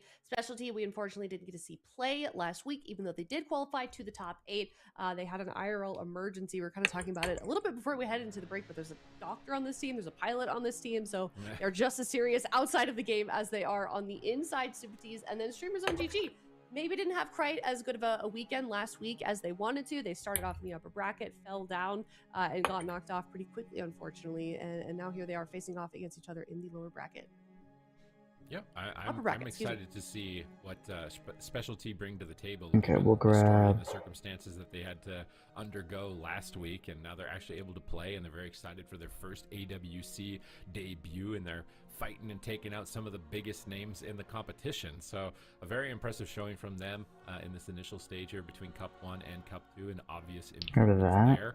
So I'm very excited for them. They've got a strong rogue mage on their roster, and they like playing the subtlety rogue more than the outlaw, so a bit more fast-paced, setup oriented, similar to what we've seen from Hansel's team in North America. And then on the side of Streamer Zone GG, they have a very similar roster to Burger King as far as compositions and options, although I feel like their outlaw rogue is going to be a bit more of an edge there, so we might see a similar kind of mirror between these two teams for game number 1, but I think Streamer Zone does have more flexibility, so there is more room for surprise. Yeah, it definitely could be. Also, something surprising to me, then, Specialty 48% with chat, which I feel like for kind of an unknown team, that seems like a very high number with how many people do think that they're able to beat Streamer Zone GG. Yeah, Streamer Zone GG, they definitely have that name recognition, so I'm a bit surprised by that as well. Specialty, kind of a newcomer team here. Don't know too much about them. The only thing I know is that they beat Burger King. So, I mean, and that's enough for me, quite honestly. I mean, that's a huge upset there. Specialty, their RMP look phenomenal. And we do know that rogues and mages are quite good right now, but they are going to be going up against some big names of Streamer Zone, like Super T's already kind of highlighted. So I wonder if this matchup does come down to like a rogue mage mirror, and who will come out ahead there. But Specialty, even though we don't know the most about them, they're definitely a phenomenal roster. Yeah, they certainly are. All right, Super T's Ven, who wants to go first for predictions? Oh man, this is I think this is the hardest prediction of the day. Maybe the lower bracket looks pretty tough too. This is the first, I think, most challenging one that we've seen so far to make a prediction. I'm gonna give it to the newcomers. I'm going on Specialty. I think it's gonna be a Game 5 series either way, so I think it's gonna be 3-2 for Specialty. They seem to be really raring and ready to go. They're feeling confident. They feel like the fact that they beat Burger King, that they'll be able to beat Streamer Zone as well. Burger King. I'm giving the new blood a chance here. Okay, Ben, what about you? It's been hard. I've been going against my instinct today. I actually have a perfect prediction. I mean, a lot of us do, but like, this is one that's difficult. Like, I'm kind of thinking the same way as Super T's, but at the same time, like, P-Make is one of those players that I feel like when he shows up, he's a phenomenal. He's like Hansel, you know, like absolutely phenomenal when he shows up to play. So I'm actually gonna go in a different direction. I'm gonna say Streamer Zone steps up for this one, and they win this series 3-1. All right, I'm curious to see what Zico and D Machine predicted.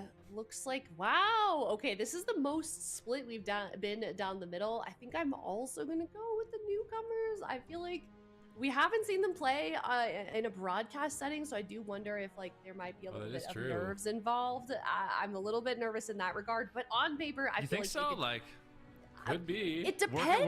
Working in the emergency room, being a pilot. Like, good I feel point, like actually, yeah. Good point. Those are pretty high stress. They're gonna rise to the occasion. I think. What's higher stress? We need to ask them if they win in the interview. What's higher stress? That's a great question. Playing against Echo or playing against or flying the plane? I think this is like a for-fun thing for them, just to see what they can do. So I don't know. Yeah, I think their nerves are going to be good. I think that's a really good point. All right, you've locked in my decision. I'm going Specialty 3-2. I feel like it's the newcomers' time to shine here. We didn't get to see them last week in the top 8. Now they are straight into top 6 against a legendary team such as Streamer Zone. Sounds like the QS Pop teams are ready to go, and this is the most split we have been on the desk all day. This is anyone's game here. We're playing for in the upper bracket as well, so both of these teams have another chance. Also, we will be seeing the end of them depending on who loses, but let's not talk about that. It's game number 1 starting now, Ben. Okay, so it is a mirror match, except Brunhilde will be playing Outlaw, so I am curious to see how this matchup goes. We've seen in the past the Subtlety Rogue being able to target down the Outlaw Rogue. They had a sap early on, but won't matter too much. I mean, for the Subtlety Rogue, you're basically... Your goes are more centered around Ban. It's a big setup here on Brunhilde early on, but I think he feinted it. So, should be able to shrug off most of that damage. Cloak of Shadows will end up trading here. And now who are they going to go after? I think for Brunhilde, it's going to be mostly a mage race. And on the opposite side, it's going to be Brunhilde under fire. All right, next into a cheap shot. They life cocoon before they used Trinket life cocoon. They're trying to swap Mistweaver. We saw that against Lone Tar. Finn in trouble, though. They've traded almost everything there between the rogue personal defensives and the life cocoon from the Mistweaver. Specialty are playing. Stay away from the hoodoo. Here in the initial stage is only a minute in. Is the pressure of the live broadcast getting to them? A full blind with no trinket, racing down the mage DC Ben, but a Dragon's Breath disrupts the push. A Frost Nova, can he get away from the attacks? The barriers, they reposition. They're going Mistweaver. They catch him at the pillar, but he is able to portal behind out of LOS and heal himself to full. And if he's aware of those Mistweaver swaps, I think it will be very difficult for Specialty to overcome this. Yeah, DC Ben goes for a Ring of Frost, gets interrupted on it. No access to Ice Block, but should be A-okay. Takes a big hit of damage there from Brunhilde, whose damage is sky high in this match. And that's the big difference between the Subtlety and the Outlaw Rogue. And you can see the Outlaw Rogue literally doing double the damage. So it should be a massive mana lead in favor of Streamer Zone, but it actually is not playing out that way. Right now, Nex is a little bit behind, which is surprising. Maybe just pre-healing, trying to stay ahead of these swaps. But I'm curious to see how that ends up mattering later on in the match. DC Ben, though, under fire. Could be the first ice block at the same time. Nex is getting low. Portal Sorry behind if the you can pillar. hear random Big heals on DC Ben, and it noises, looks like he chat. will stabilize. All right, DC Ben in the middle of the map taking huge pressure. He blinks back to the pillar, using barriers. He alter times. They get a double song. Finn is moving towards next, getting ready for the next attack. But if they just keep sending Mistweaver over and over, he's going to anticipate the attacks. He Fort Brews. They blind him instead, but DC Ben's on the back foot. Can they restabilize? They're going after the rogue, trying to find an opening on Brunhilde. Next is finally free from the blind and should be able to restabilize the team. P-Make is moving forward. They paralyze Myler. They're going after DC Ben. Can they proc his Cauterize? Not enough damage to do so. He's back to full. He gets a Ring of Frost on 2. He's ready to go. Here's the Combustion. Phoenix is in. Can they drop next here? Massive damage incoming. He immediately life cocoons as a gap was left between the stun lock. Finn now into a Polymorph. Finn used his Trinket there to do that setup, which means he could be stunned by Brunhilde in a moment. They use Kidney Shot instead on Mistweaver, forcing Revival to deny the Polymorph and also heal the team. Myler Trinket's out of blind, so Revival, Trinket, and Cocoon in one setup. Forced out on the side of Specialty. They're trying to get aggressive again on Brunhilde. They force his evasion. He might die third if he's not careful. He vanishes. He's going to get pulled out by Ignite Ticks, though. He's trying to get Dragon's Breath in a setup on DC Ben here. I will say that the Mistweaver and Rogue swaps, I feel like that is the strategy. You can't stun the Mage, so going after the two other targets, rotating between them, is the only way to really maximize the effectiveness of the Subtlety Rogue. Clicky clack. Ben gets For real. gouged up. Double Dragon's Breath comes in. Cheap shot on P-Make. Sorry, I need to find something and message someone. Goes out onto Specialty. Nicely done there Hi, by Nex, Boogie. and it is going to be DC Ben once again on the back foot. Polymorph on Myler. This could be the first ice block. Getting low Ice on block. health, but a big blazing barrier seems to stabilize him. Interrupt coming in from P-Make. Spamming out fireballs. Combustion rips out, though, and Nex just portals around the pillar once again. Nex doing an excellent job shutting down these setups with his Transcendence. And DC Ben at the same time, though, getting completely smoked in the middle of the map.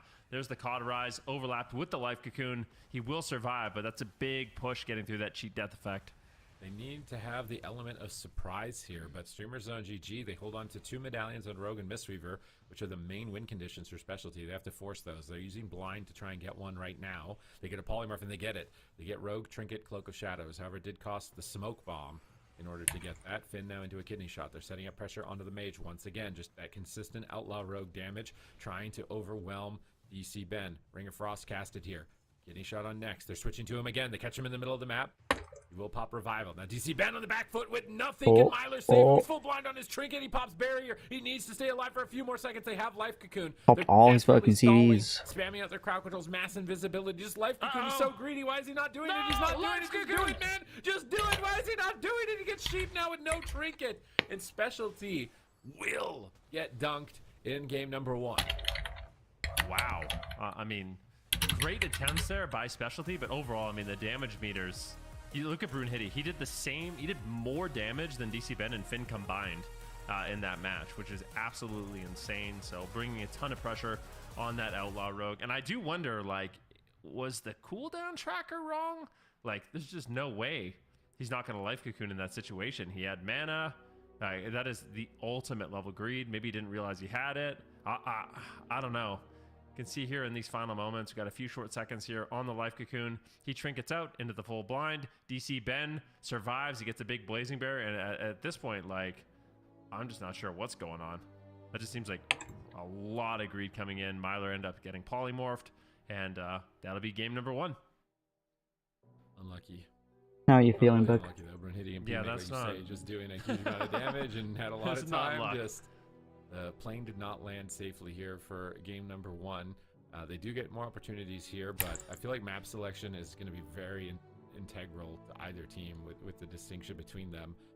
One wanting to swap to Mistweaver, the other one wanting consistent damage and to just kind of play a safe game and spread out. So this could be vital. You feel in terms of unwell? I'm Scorpion's sorry. ability to win this entire series, but they look really good on this Outlaw Rogue, Rogue Mage. And I think it's important for leveling up from week 1 to week 2 if they really want to show that they're a top 3 contender. As we anticipate they would be with the names on their roster. Brunhilde's been a long-standing household name in the AWC. He's had to find a new roster here with this team, with Next, and then P-Make coming in on the roster. P-Make's played in North America. He's played in both regions, and he's always a really big playmaker when it comes to that mage. So it's nice to Dominant, see him nice to see him get a roster here that is able to maximize his effectiveness. And then they have Jamie on the bench as well, which can be substituted in as an elemental shaman if they run into any types of shenanigans, should that be needed to answer the call. But they look really good. That just looked like a very solid team. Good overall damage, great pressure, great defense, good positioning, no holes. Solid roster here if they do make it through to fight Echo. But now we're going to go to Tolvaron. So interesting that Specialty actually are opting for the larger maps as opposed to the smaller ones. I was expecting the Rogue with more stuns to want smaller maps, but instead going the opposite direction. Yeah, it's interesting. Like, when I think about the Subtlety Rogue versus the Outlaw Rogue, Specialty, to me, they're trying to capitalize on mistakes. Have that burst damage, try to force overlaps, and maybe pull out a win that way. Whereas it does feel like if the game just kind of plays out and nobody makes mistakes... Yeah, I hope you feel the better Outlaw soon, Rogue, Molly. I think, should end up winning in the long run. You can see DC Ben, how he's going to be building his character, playing the Fire Mage, really, really high on versatility. It seems to be what most of the mages are doing here. Using that on-use trinket as well to really just further boost the combustion. And then, of course, that Voidstone Barrier, which seems to be a very popular pick. One of those things a lot of players don't have on the actual ladder right now, but on the tournament realms, seems to be very popular. They're not running their keystones. They don't have enough mythic crests to upgrade it on the leaderboard, because that thing functions as a second life cocoon. It's really strong. You see it a lot in these matchups. So if it is something How do you get that? to go after, you just craft it. You just need mythic crests and you craft it. I think I could make it. I just don't want to make it for my PvE set and use my crests on that. So that's my problem for it. But if you do get a couple of mythic crests, you can just craft that right away. What's interesting too in this matchup for me is just watching like the mage play and seeing how they shut each other down. If they're just camping on top of each other to Dragon's Breath their combusts, how they're using their mass invisibilities to stop crowd control. I was just playing Shuffle Ladder last night, and I realized Travel's firsthand Log, how annoying mass Journeys, invis Delves. can be at stopping cyclones out of root beams and things like that. So I'm very curious to see how they navigate this. They get an opener just on the Mistweaver right away. Let's go He's gonna put fuck back on this until guy they're up. Swapping on Brunhilde immediately. Beat his DC dick Ben's there off. for a polymorph. Great clutch from DC Ben to preemptively be on the port to get that polymorph. They switch back on Rogue. DC Ben gets life cocooned by Mythe. Now they're swapping on P-Make. They didn't target Mage at all in game number 1. Do you think that that's going to be the right move? I don't know. It's really difficult as a Subtlety Rogue to kill a Mage, especially since all of them are just playing Blink to get themselves out of stuns. But we'll see. Maybe they need to put more pressure on P-Make. But oh, Brunhilde! He's in trouble! Oh, shit. Trinket Life Cocoon comes in from Next. They stunned the great Trinket. push there. They stunned the Nicely Trinket. done. They're going after Next. He's got Restoral. And it looks like he will be fine. One Shaylin is just topping him off, throwing out the Celestial Conduit just to reset the cooldown on that Life Cocoon with the Heart of the Jade Serpent. Next right now goes for the leg sweep onto Myler. And I do like these pushes on the Next. I want to see another one. He's got no Trinket, no Life Cocoon. It censored He you. I starts don't know to what you keep said. This up. Next could be in danger. Oh, another setup here. They paralyze the mage to stop the peels for a moment. Not enough damage to dunk him. One Shaylun's gift, and he's back to full health here. Big pressure on DC Ben. He's caught out in the open. Life Cocoon's just going to trade for that. It wasn't combustion, though, so P-Make is sitting on a powerhouse of damage right now to launch towards DC Ben at any moment. And Finn is the target for now, though. It seems they're just building up momentum. Kidney Grab his dick and push twist it. combustion. Are they just going to flop? He barriers. They're crushing through it. He alters back, but they just killed him through a full altar. Myler's trying to heal through the remaining damage as his team is setting up a swap. They pop that void barrier. They kill him through it. They proc his caught. They get He his really block. did him like that. They're so far ahead. I really feel like if your specialty right Oh now, my your gosh. only option is one-shotting the Mistweaver in the next 20 seconds or you lose. Look at P-Make's damage, man. I'm telling you, when this guy is playing well, like he's playing at his best, it is a hard pace to keep up with. P-Make phenomenal right now, putting pressure on DC Ben. See, you guys got to be nice to each Denying other. them. They could get the win. Paralyze comes in. Kidney shot on to Next. It looks like Streamer Zone should be able to survive. They have a little bit more damage here, but Next going to be A-OK. And now it's DC Ben that I am worried about. A full kidney shot on Myler. Next is there for the potential Song of Chi-Ji. Myler gets paralyzed. Do they have the Song of Chi-Ji? Doesn't look like they do. And at the meantime, DC Ben will be able to survive, but still, no cauterize, no ice block for another 2 minutes. This is very scary with that combustion rotating back up. Yeah, we're following DC Ben. He has no defensive cooldowns here. Now we're switching back onto Next as he's getting swapped to. Finn is chasing him down, but without stuns, they are not going to hurt him. He's got his way of the crane up. He gets paralyzed on it. That's good compensation. Can they chain it? They can't. They're trying to set up damage on Brunhilde. They're trying to stay alive here with the combustion, but they don't even force a life cocoon. If they can't get a life cocoon here, they're going to be in a lot of trouble. Next is greeting it. Now he's in a stun. He may have to trinket life cocoon towards the tail end of this as Brunhilde's getting low, full blind. Smoke bomb comes down as well.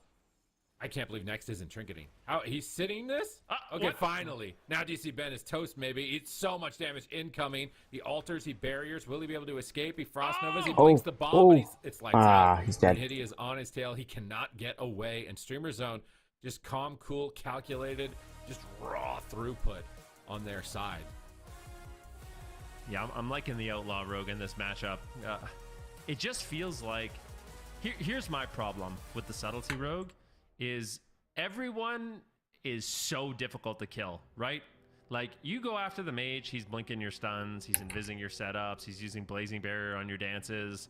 You try to go after the Mistweaver Monk, he's got Restoral, he can portal in stuns, he's got Mass Invis from the mage can shut it down with Dragon's Breath. And if you go after Brunhilde, his character is literally a tank. He's an orc. He's got like 1,500 versatility on right now, and he's getting backed up by the mage as well as the monk. So it just feels like finding these like really clean setups as specialty is so difficult to do. Whereas for Streamer Zone, it's just such a consistent onslaught, so much pressure, literally doubling the damage of specialty. And for Myler, you got to feel for him because that is a lot of pressure to keep up with.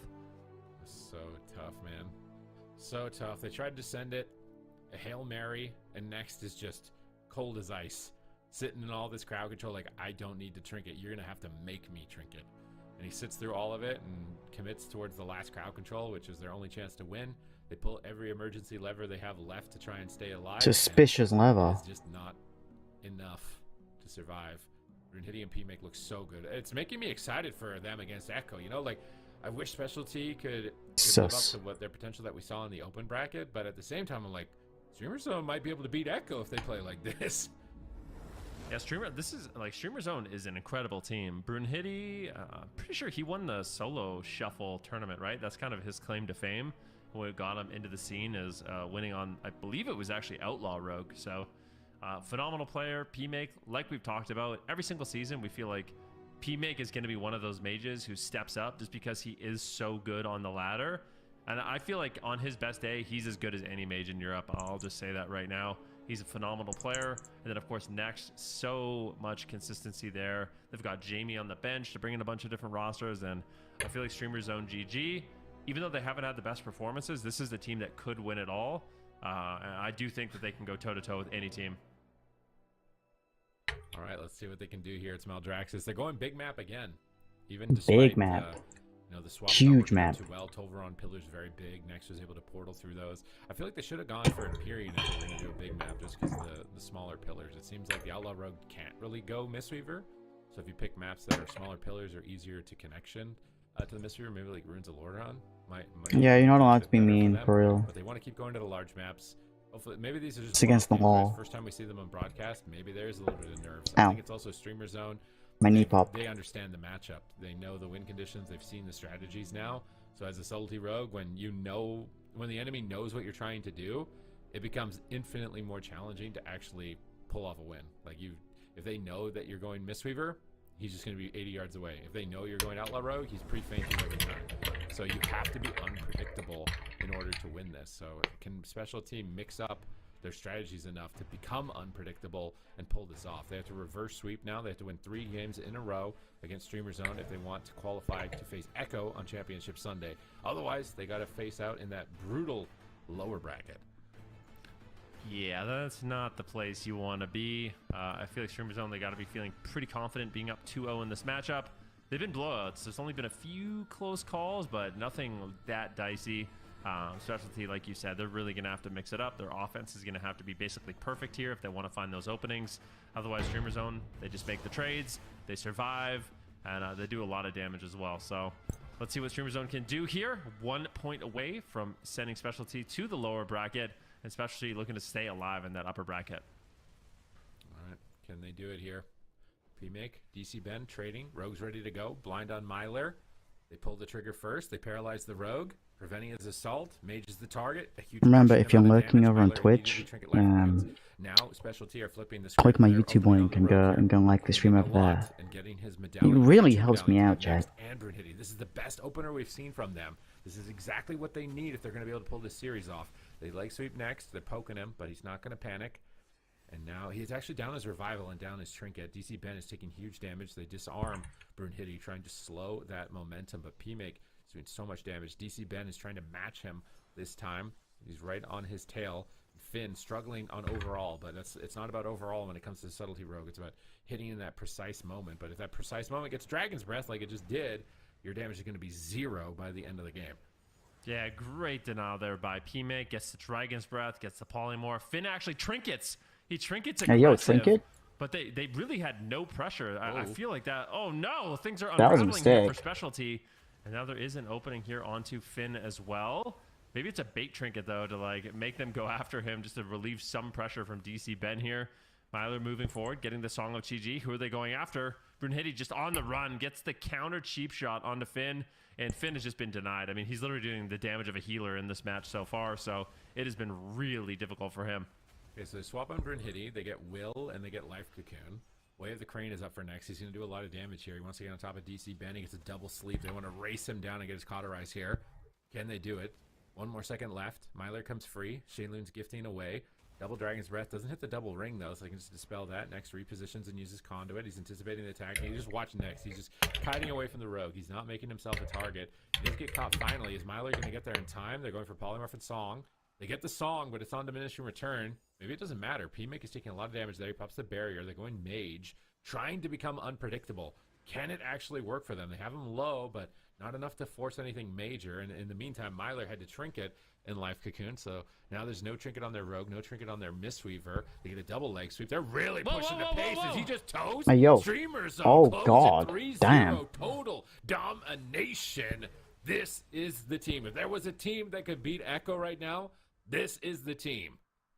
Yeah, Streamer Zone. P-Make basically just barbecued him there in those final moments of the match. Like, Turned him into a fucking absolutely insane BBQ. amount of damage coming in from that Fire Mage. Pretty sure Brunhitty was actually crowd controlled for most of that setup. We'll see it in the replay, but it's like you said, Streamer Zone, they're one of those rosters where when they come to play, absolutely phenomenal. And we saw it here in this series. DC Ben was targeted basically the entire game, non-stop. But I do like the fact that Streamer Zone is willing to mix it up, go after different targets, and really keep teams guessing here. This is where a lot of that pressure did come in. This isn't the final moments of the match. I think we're getting closer here. Finn gets caught into the double leg sweep, and it's a big combustion here from P-Make, and he's able to just get a ton of damage. Brunhitty actually trinkets out aggressively there at the end as well, just to seal the deal. All right, excellent play here from Streamer Zone. Much improved as a roster. They're building their synergy. They're coming together for the competition. They did decently, I think, in the first cup, but this performance in the second cup is absolutely phenomenal, which is great for the region's competition because Burger King was one game away from beating Echo. We've seen Stop Nerf Mistweaver taking a game off of Echo now and getting very close, and now Streamers is leveling up. So we can see that the competition is beginning to bubble. Specialty with their debut on broadcast here. It seemed like Streamer Zone just did their homework and didn't leave any openings for them to exploit. So hopefully in this lower bracket, they're going to be more warmed up now after this series. They're going to be able to put on the type of performance that they did in the open bracket. Otherwise, it's going to be the end of their run here for cup number 2. There is still only one more cup remaining, and I don't know if Myler's main healer is a Mistweaver. You know, first time we see him. So if that is the case, that might be trouble for them on the third cup with the changes that are coming through. Now, changes aren't guaranteed to completely remove Mistweaver from play, but if it does, then you're going to have to be careful. But the damage meter, just every game, Brune hitting and PMake, just top of the meter, keeping the pace, getting the setups, and just crushing it right now. These guys have been kind of like, Brune's been here for a while, but I feel like they're still kind of on the come up as far as like beating Echo. And now this is the best form I've seen a team, I feel like. Could not agree more. Very solid series from them. I think they're going to have a fun rest of the weekend. They're setting themselves up very nicely in the standings as well. But I'm on your side, Super T's. I'm a little bit worried about Specialty for the rest of the weekend. They are going to have another chance since that was an upper bracket series. But I feel like we learned a lot. There's a lot of takeaways, Venricky, from this series. Definitely. My main takeaway is Streamer Zone is looking hot. Okay, and if I you need to be very afraid of this roster. Cup number 1 didn't have the best performance, but they seem very warmed up, still in that upper bracket, and they're going to be on a collision course with Echo, which should be really, really exciting to see. We're gonna have to go to Should, and it sounds like also maybe a Harandar. predictions update for the casters. Would you guys like to see that? Yeah, sure. I'm scared. I'm a little bit scared. It's gonna be either me and you, and I think in last place. How do you You feel talking about about your? me?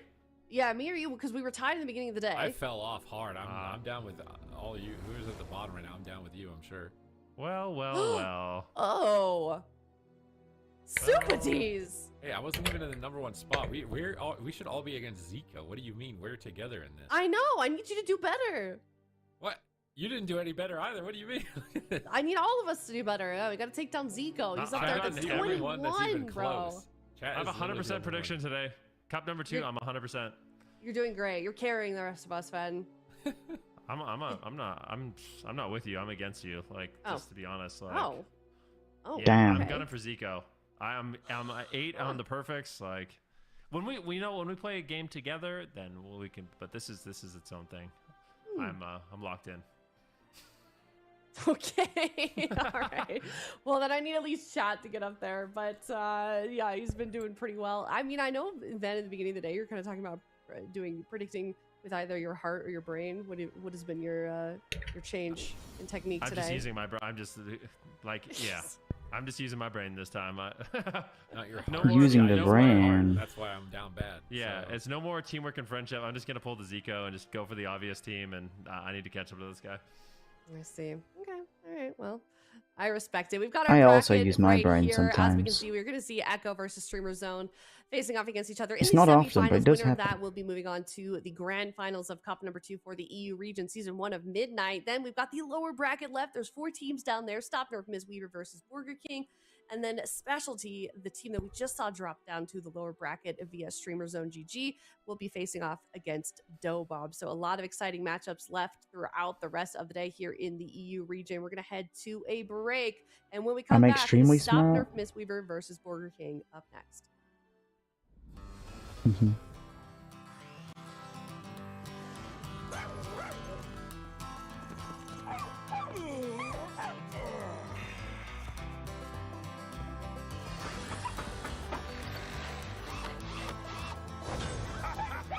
Not bad at all. No, not a chance.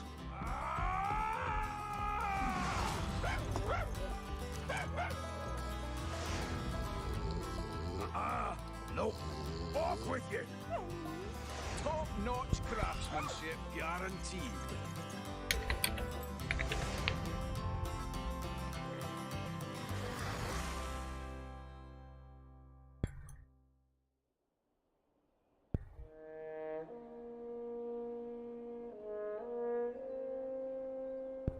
Okay, grudge pit time. We're in the pit.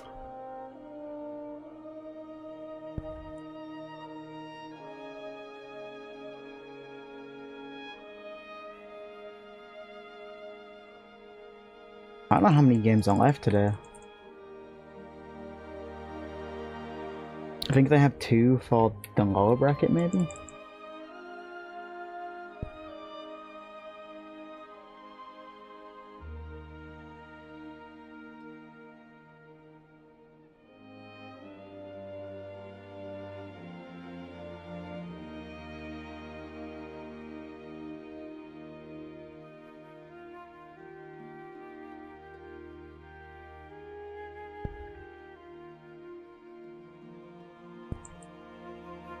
Do they have an opposite of Smarty Pants?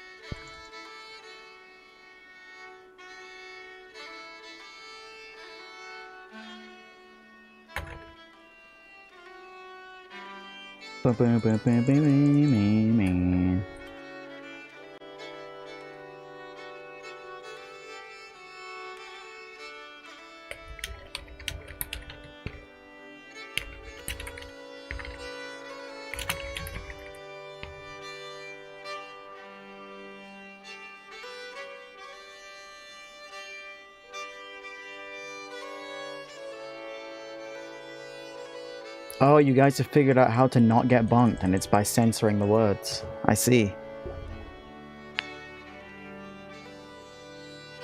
At least Bugger's figured that out.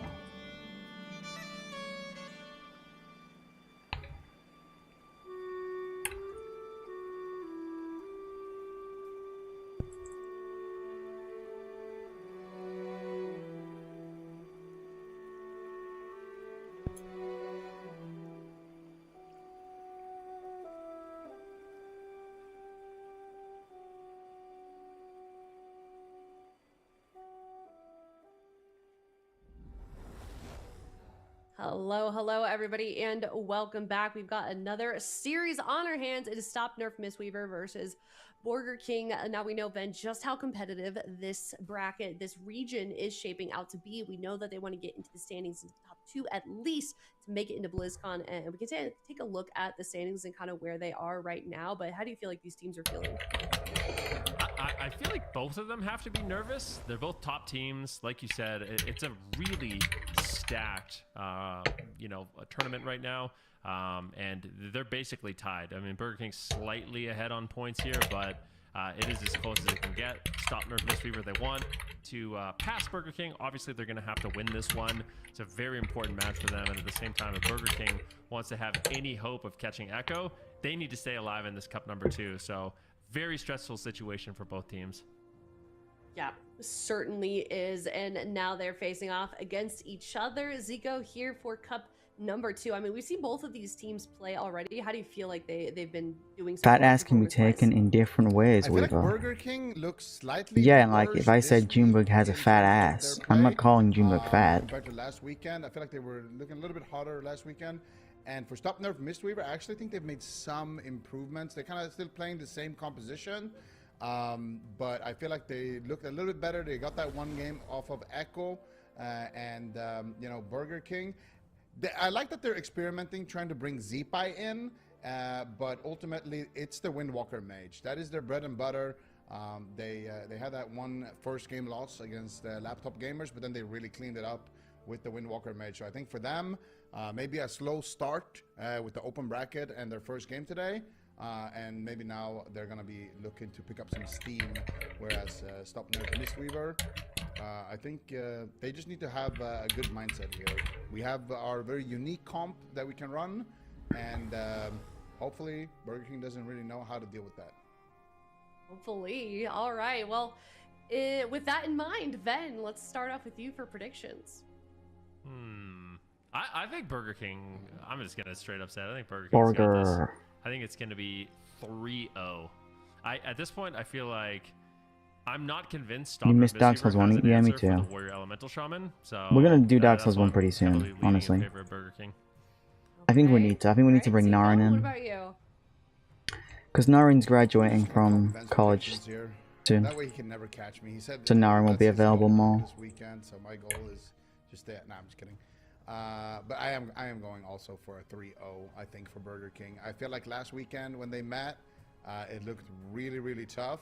Blizz was tagged in and he just did a phenomenal job. And I think probably that's going to happen again. And even if he doesn't get tagged in, their Windwalker Mage also looks really, really solid to beat. So yeah.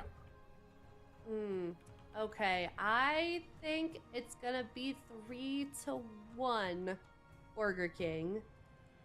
I hate doing that. I hate a seamless randomizer. I feel like Stop Nerf Mistweaver could at least get one game. So it looks we like could we're do all in that. Agreement. A little bit different compared to last prediction. D-Machine, come You're on, split D. down the middle. I bet you he did Stop Nerf. I don't know. He likes being a contrarian. Let's see what he did. It sounds like we're still waiting on his prediction. We don't have confirmation just yet, yeah.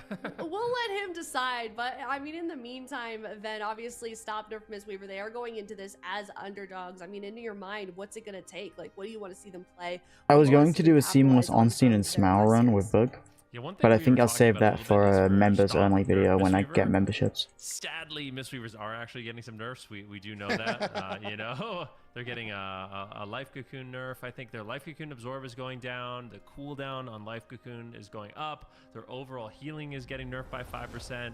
And I'm pretty sure Shaylun's Gift is getting a slight nerf. So this is their, they need to win this because I don't think they have the same flexibility on their roster as some of these other teams. So a Cup 2, you know, if they get a first place finish in Cup 2, pick up those points, that'd be massive for this team. All right. And hopefully Bug has better internet by then, but I may use... the overwhelming favorite in this matchup, but do they have it in them? I may use my sponsorship with Exit Lag to try and get Bug Exit Lag to see if that helps your latency in games. They are going to be leading with the LA and Warrior, kind of what we expected. And Stop Nerf Mistweaver, we're going to be rocking that Dev Evoker Feral Druid once again. Let's see. Blazer going in for early double fear here. Going to be going after Smite on that Devastation Evoker. Zeepai is going to be the target for Stop Nerf Mistweaver. Already taking a decent beating here in the opening stage, but so far both teams kind of recovering. No one had to use any Life Cocoons yet or any major defensives on the both sides. And so far, pretty even opening. Last time these two comps faced, it was very deep dampening in most of the games, and I'm expecting to see the kind of the same this time around.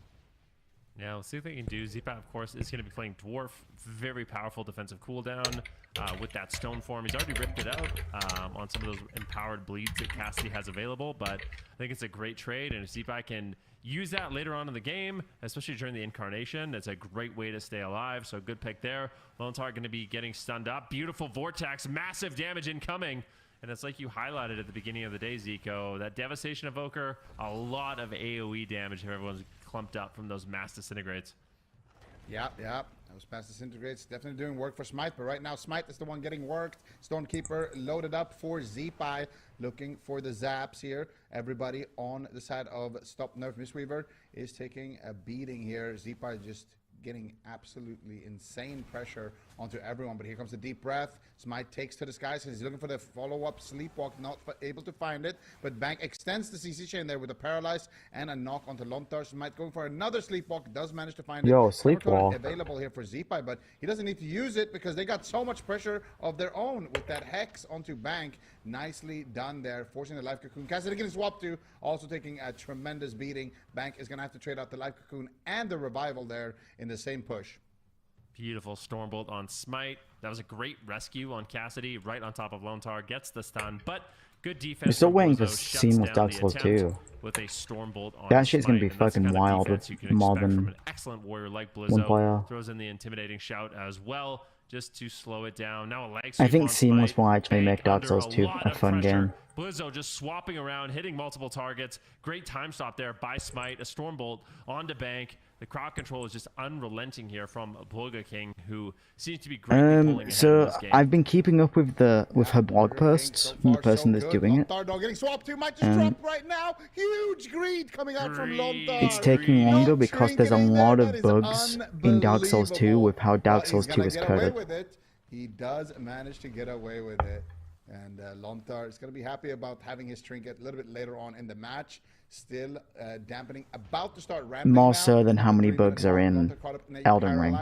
Nice, Which, for anyone that's actually played Dark Souls 2 in any form, that's genuinely not surprising at all. Towards Bank's side here, maybe looking for some crowd control. Blizzard's going to be there as well, looking for potential pressure, but Smite's doing a good job keeping his distance here. The Ursul's Vortex as well on Blizzo, keeping him away from his target. Now a swap onto Blizzo, double leg sweep as well onto Bank and Cassidy. Nice force there. Smite almost dropping there. Had to use the Life Cocoon. Cassidy used his trinket in that push. This is the incarnation. Cassidy is looking for big, big damage. Yep, Weaver, what would it take to get you to join us on a seamless Dark Souls 2 run? Completely shuts it down. Blizzo doing an excellent job denying that setup, keeping them all feared up, and now the pressure can reverse here. Burger King looking to get aggressive. Zipai, of course, has the Ascendance coming up in about 30 seconds, so a huge offensive moment there for the Elemental Shaman. Cassidy and Bank are just all over him right now, but I am a little bit worried here for Smite. Burger King also has a mana lead at this point of the game, so if the game comes down to late dampening, that could end up being a big benefit for their roster. But or a seamless Dark Souls 1 run. Kind of doubting it goes that way. But mainly Dark Souls 2. Right now, 18% dampening, and both healers are already feeling it. Do I need to make that like a sub goal on the next time I do a Donathon? Cassidy surviving by the skin of his teeth right there. Bank had to trade out the trinket, had to trade out the Life Cocoon, but that was about as close as it could possibly get. And that's the thing. Cassidy trinketed offensively earlier. Feet is the option. Incarnation, and this is the kind of place that we love to see from Burger King, punishing I'm that not that immediately. But here comes Stop Nerf Mistweaver onto Zipai. Is he going to be able to survive? Zipai still has the burrow, but that is his last offensive, and he's holding on to it, being very greedy right now. Lontar does have the Life Cocoon, finally just rotated back up, and he's going to immediately press that cooldown onto Zipai. They actually just destroy it. So much damage coming out here from the side of Stop Nerf Mistweaver. Can they actually just topple Zipai with the raw pressure? Finally, a triple fear coming out from Blizzo. Oh my gosh. And that's going to slow down the damage quite a bit. Those fears from Blizzo are just working wonders for his team. Every single time Stop Nerf Mistweaver has pressure, he's able to just fear it up and try to reset. Zipai finally getting topped off. Now it's actually going to be Smite time to get in the up leg sweep. to The the double leg sweep. Paralyzed overdose. comes in. A great play by Lontar, but Bank manages to find the Life Cocoon. Smite will stay alive. A great push there from Lontar, though. I really like those aggressive plays. Okay. Yeah, we'll see if they can continue to make those. But Zipai, once again, on the back foot here. Cassidy looking for some Cyclone. Smite taking quite a beating as well. Double shockwave coming out from Blizzo. Here's the demolish. Big damage onto Smite. He's going to take out to the skies and try to reverse the pressure here. Smite with a beautiful circle there, hitting all three members with that deep breath. We're going to screenshot Weaver saying this taking so much damage.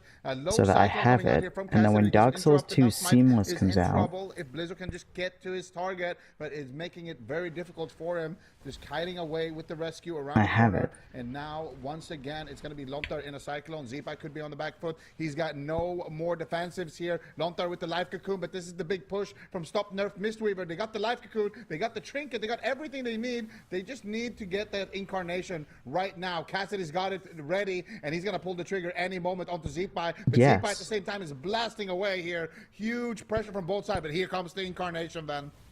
Uh-oh, it's a race to I the think the finish. funniest part Cooldowns about are doing fully Dark Souls loaded up for 2 both these seamless teams. would be Pressure is high, and how will these Mistweaver monks handle it? it would be 33% having dampening. It looks people like that know what they're recovery is doing. possible. Zipa low in health, a beautiful little ring of peace That comes being in. me Smite and you. using that deep breath to just get Then into Bug the who fight, just throw listens, some massive Naren damage who here runs to off Zipa, on and her just own, get and Savvy glued who to these screams. pillars, like using Ghost Wolf, line of sighting as much as possible, trying to get the interrupt on the mass disintegrates. It's making it really difficult for Smite to connect those beams of death disintegrate consistently in the match. Because we know Now what's that around most of the pressure has corners. subsided, Zipa can look to get aggressive once again, looking for a potential hex here. But when Savvy runs into some of those rooms, he's dead. Immediately. Burrows underground. What a close call that was, Zico. That was incredibly close, and it still is with Lontar behind the corner, trying to manage to get some heals. I'm pretty onto sure Zipa. you can It go does more than manage, 4. And here comes the leg sweep from Lontar. They're reversing the pressure back onto Stop Nerf Mistweaver. This is still anybody's game. Zipa has stalled long enough to get his Astral Shift. He's got the Bloodlust. He needs to get something going here offensively. They need depends to on the push seamless Bank version. away from the team, but Bank still has And there's life no cocoon. guarantee Bank still Savvy has and Naren will options both here. be there, Can they right? take Cassidy down? There's the life cocoon onto Cassidy. Now Zipa with nothing left. Lontar's got no cooldowns for him. He's got the Celestial Conduit, but that is the final cooldown that they have available. Deep breath, connect. I think that is going to be it for Zipa. He is taking so much damage, but healing surging himself right now. Nice shockwave from Blizzo to give them one last sliver of health, and they're turning onto Cassidy. Blizzo might have done it. The MVP push finds the shockwave, finds the reversal of the pressure with that demolish, saves Zipa, and takes the game to a W for Burger King. I mean, that's a little too close for comfort, I feel. For like. Seamless Elden, we By have quite a few people who we can really, actually defying death there. But let's not forget bring into the Cassidy game. survived at 1% Because Ernie will like play 5 Seamless minutes Elden earlier with in us the if we match, so ask. this game could have been ended a Techie lot will. faster. Very I know bad Naren would if Naren first earned it. game here on the Grand Arena, but ultimately it will be Burger King who does pull out ahead. Some great defensive plays from their team to stay alive. Yeah, that's Bug, the you're not moment gonna be that you were using talking your about laptop right today, there. right? That is insane greed from Bank to greed the Trinket in that position. We saw the same greed happen from Lontar. Because you're not well. This was right at the end here. Zipa really just keeping himself alive, and then look at that counter coming out here from Blizzo. The double shockwave. He gets the demolish back onto Cassidy, and he manages to finish the job. They stall long enough to get that life cocoon there. Really nice stuff there from Blizzo. And it's always a joy watching. If you're Blizzo not on going the to be board on with it, Cassidy here. Look how do you low think he you're got. well enough to There. set it Oh up so my that it can God. install He was Elden Ring actually whilst you're on 1%. your mobile data talking to me Yeah, today? that was actually insane. So lucky for Cassidy, definitely burned through one of his 9 lives there in that kitty cat on that Pharaoh Druid. So nicely done. But yeah, I feel like this is still anyone's game. Even if we see this exact matchup play out over and over, I get the feeling this is not an easy matchup for Burger King. Yeah, I feel like Stop Nerf Mistweaver, they're a tough team. They're a tough team. I mean, even their series against Echo, it was like, if you look at the scoreboard, a stomp. But if you looked at the actual individual games like that, especially that last game was really close. Could have easily gone all the way to game 5. And now this could have easily been their win, you know? It's just Blizzo finding the shockwave at the right time, finding the damage that they needed with the demolish. And also Zipa, he's so good at surviving on that Eli Shaman, going for those heals there, the healing surges, just to buy himself a little bit more time. And a little bit more time is all they need. Can you get Mum to open it for you? So, I'm expecting a really competitive series, actually. Yeah, I think based on how the teams are playing right now, this is anyone's game.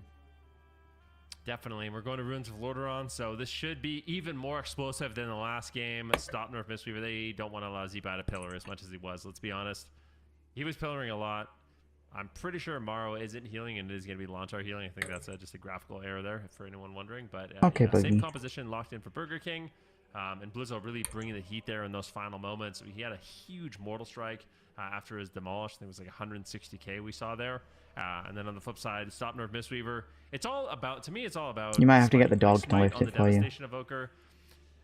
It's really important to shut him down after he uses his empowered spells, and I think that's one thing Zeepai is doing a really good job of, is just denying him the chain disintegrates that cause so much pressure, and also just finding those wind shears on those mass disintegrates to really just slow down the pressure that he has available. Yeah, it's very, very important to shut him down because we saw, I mean, when he gets those triple deep refs and he gets to pop off, it is very, very scary. Anyone's HP can be erased, as we saw. I feel like Lontar is very lucky to have survived that one swap. He was extremely lucky to survive with that greed there, but it worked out for him. And now we are gonna see just, I think, the same two comps all the way through. I don't think we're gonna see Maro tagged in. I like seeing Zeepai tagged in on the LA Shaman. I feel like that's one of the key differences between EU and NA. EU has a lot of LA mains that still try to find comps and make it work, whereas NA, they've got Saul, but he's an enhanced main. I feel like Saul is he's flexing to the LA Shaman and he looks good on it, but aside from that, you don't really have too many people representing the DPS Shaman specs. So a bit of a key difference there between the regions. Bank on the Mistweaver. On the Mistweaver, like we mentioned. Mistweaver's Great getting nerfed. transmog. Great transmog, though. I mean, getting nerfed, but still, transmog's on point. This is one that he used last season as well. And I rate it very high. I feel like it just looks super good for that undead. Like, what are your thoughts on this one? Yeah, I mean, I like it. I like it. The chainsaw with the rogue tier 3. It's, I mean, it fits his playstyle because Bank is so aggressive on that Mistweaver. He's always in your face, especially when Fist Weaving was the meta. Fist Weaving. He was so annoying to play against. So I think it kind of fits his style. He's a DPS trapped in a healer's body, but we'll see. Should we call him the Buzzsaw? Bank, aka the Buzzsaw. Start nicknaming these players, I swear. All right. I remember when Fist Weaving was We a had some thing. nicknames. Do you remember the Harvester? Yeah. Soralium, non-enhancement shaman. Zeepai popping off early on here with the Ascendants, looking for a Stormkeeper. Where is the damage going to go? But at the same time, it's Zeepai under pressure. He's going to use that Fire Blood racial early on in the match, not only buffing his damage, but removing all those crucial bleeds Cassidy just put up. Yeah. And we see Smite also looking to get very aggressive here with the Fire Breath, but Blizzo is going to catch him first. Big, oh, he rooted him there on his rescue, and now Smite could be in trouble because Blizzo is going to get good. Oh, what? What? What happened? What the hell? What happened? Wait, we need a replay. I can't believe that. Like, we just saw a game play out for 10 minutes and Zeepai seemed immortal. Was there like a disconnect or something? Like, what even happened there? I'm so confused. We're definitely going to do so. All right, well, game's over. Tied up. They had cooldowns to press here. Yeah, like, what happens here? Lontar? Okay, deep breath comes in. Zeepai's totally fine. And there's a Ring of Peace. Lontar gets quelled, so he does get interrupted, and during that interrupt, he just dies. Like, okay. Just a quick little 4-second quell, and Zeepai just falls over. That's wild. Dev Evoker, bro. I wonder if that was Cassidy. Was that Cassidy's big chomps, or like I don't even know what that was. What did the damage here? Okay, big Eternity Surge with the kick. No masses. Bank's there too. Bank rolls in, dude. He touched Deathsum. Yep. I think. It was an Eternity Surge and Touch of Death, and I think it looked like Cassidy. How many fish are in a torrent? I don't even know.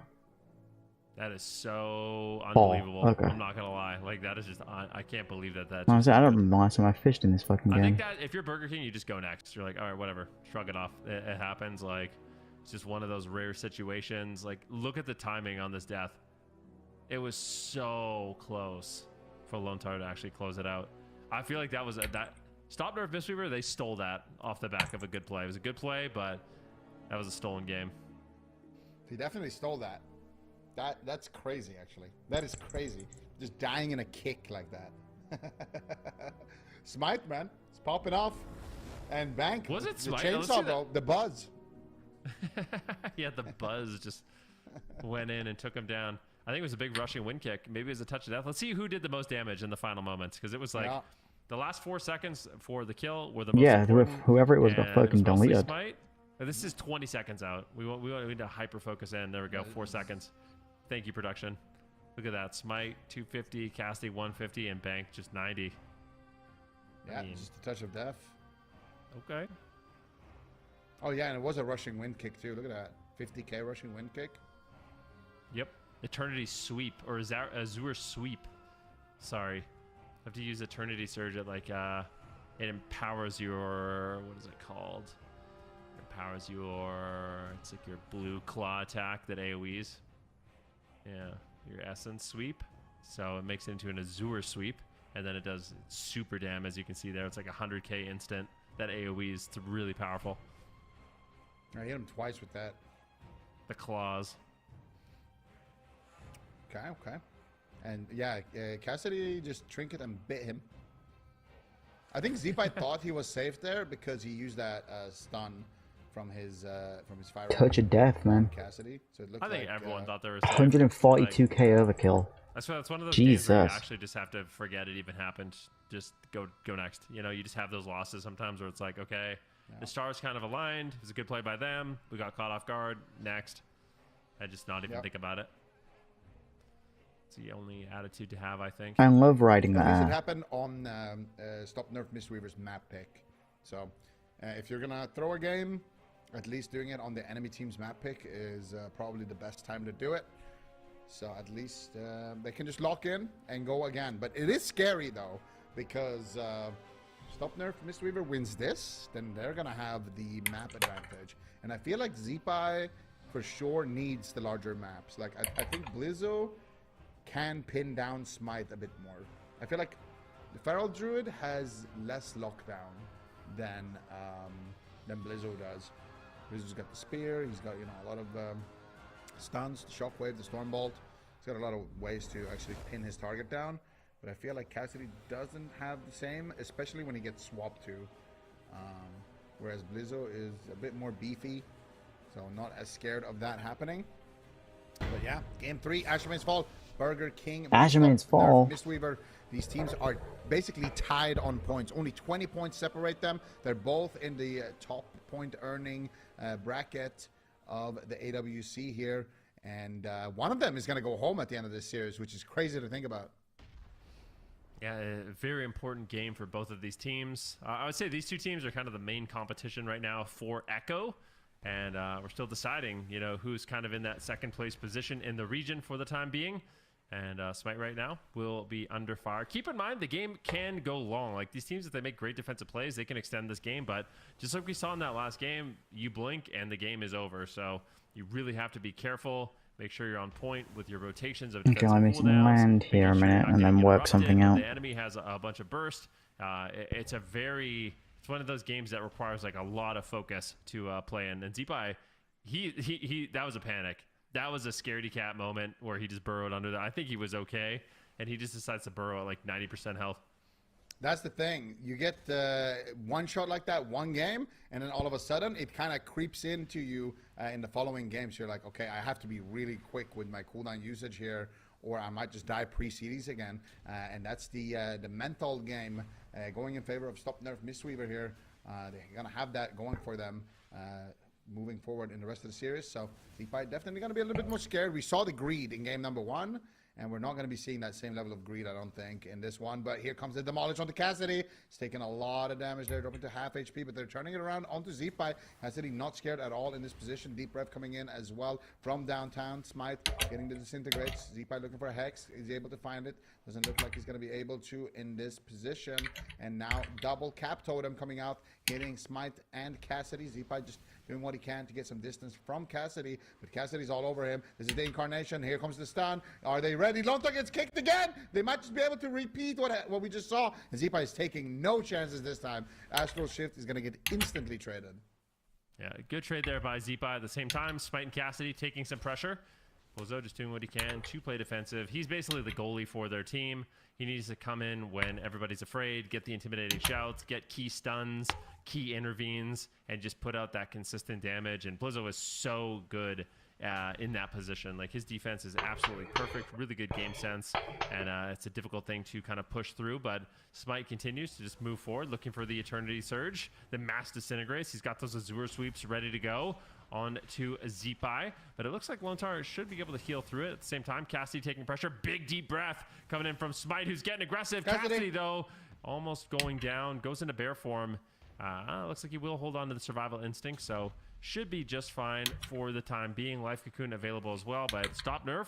Their pressure looks great in this game. Yeah, they had to use the revival there in that position. Managed to keep him alive, but here comes the double leg sweep. Big damage onto Zipai, but looks like Blizzo is going to save the day once again. That double fear is so key for Blizzo. Zipai definitely was in big trouble there. Triple shockwave now coming out from Blizzo. Here's the Bloodlust as well. Blizzo is really just putting on a show right now on the Warrior, but sitting in that root on the other side of the map, finally does manage to get out of it. Reconnecting onto his target, going for Bank here for a second. Ring of Peace is going to bounce Zipai away from his healer. Lontar's in a full stun. Zipai loading up the Stormkeeper. Astral Shift connects for Zipai. Deep Breath coming through as well. Full Cyclone onto Lontar. They're trying to push through the Astral Shift, but I'm not sure they're going to be able to. Smite looking for the Sleepwalk, but Blizzo shuts it I'm down. just messaging someone. Shockwave onto Bank. Stormbolt onto Smite. Full double leg sweep coming out here onto Smite and Cassidy. And so far, great defense coming out from Burger King, but it's not looking too good. Full paralyzed, full leg sweep. Bank is looking for the touch of death. Can he find it onto Zipa? He's so low. Can they manage to actually push through here? Doesn't look like it. The Crackling Jade Lightning is going to apply a little bit of extra damage there onto Zipa, but he will get topped here. And these pushes from Stop Nerf Mistweaver, they might need to message someone about money stuff. They definitely might. Bank is playing with so much confidence in this game. He's just playing on top of Zipai, throwing in as much damage as possible. Look at the damage differential here between Bank and Lontar. Now, they are playing different builds, but that extra damage that Bank is able to bring to his roster is putting a ton of pressure onto the Shaman. Zipai now with no defensive cooldowns. Lontar will be forced to make the trade. He trades out his Trinket as well as the Life Cocoon, and Zipai ultimately will survive as he's still just having to play so passive in this match. And I don't know. I'm really worried here for the side of Burger King. The pressure Stop Nerf Mistweaver has been able to bring, and how confidently they're playing. Like, you get the sense that Zipa is going to almost inevitably fall in this match.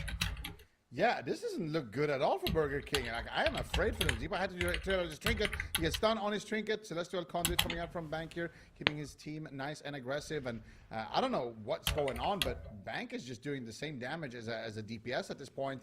And at this point, I don't think this matchup even looks good here for Burger King, but it's, but as I say that, Cassidy, cast the curse, watch out.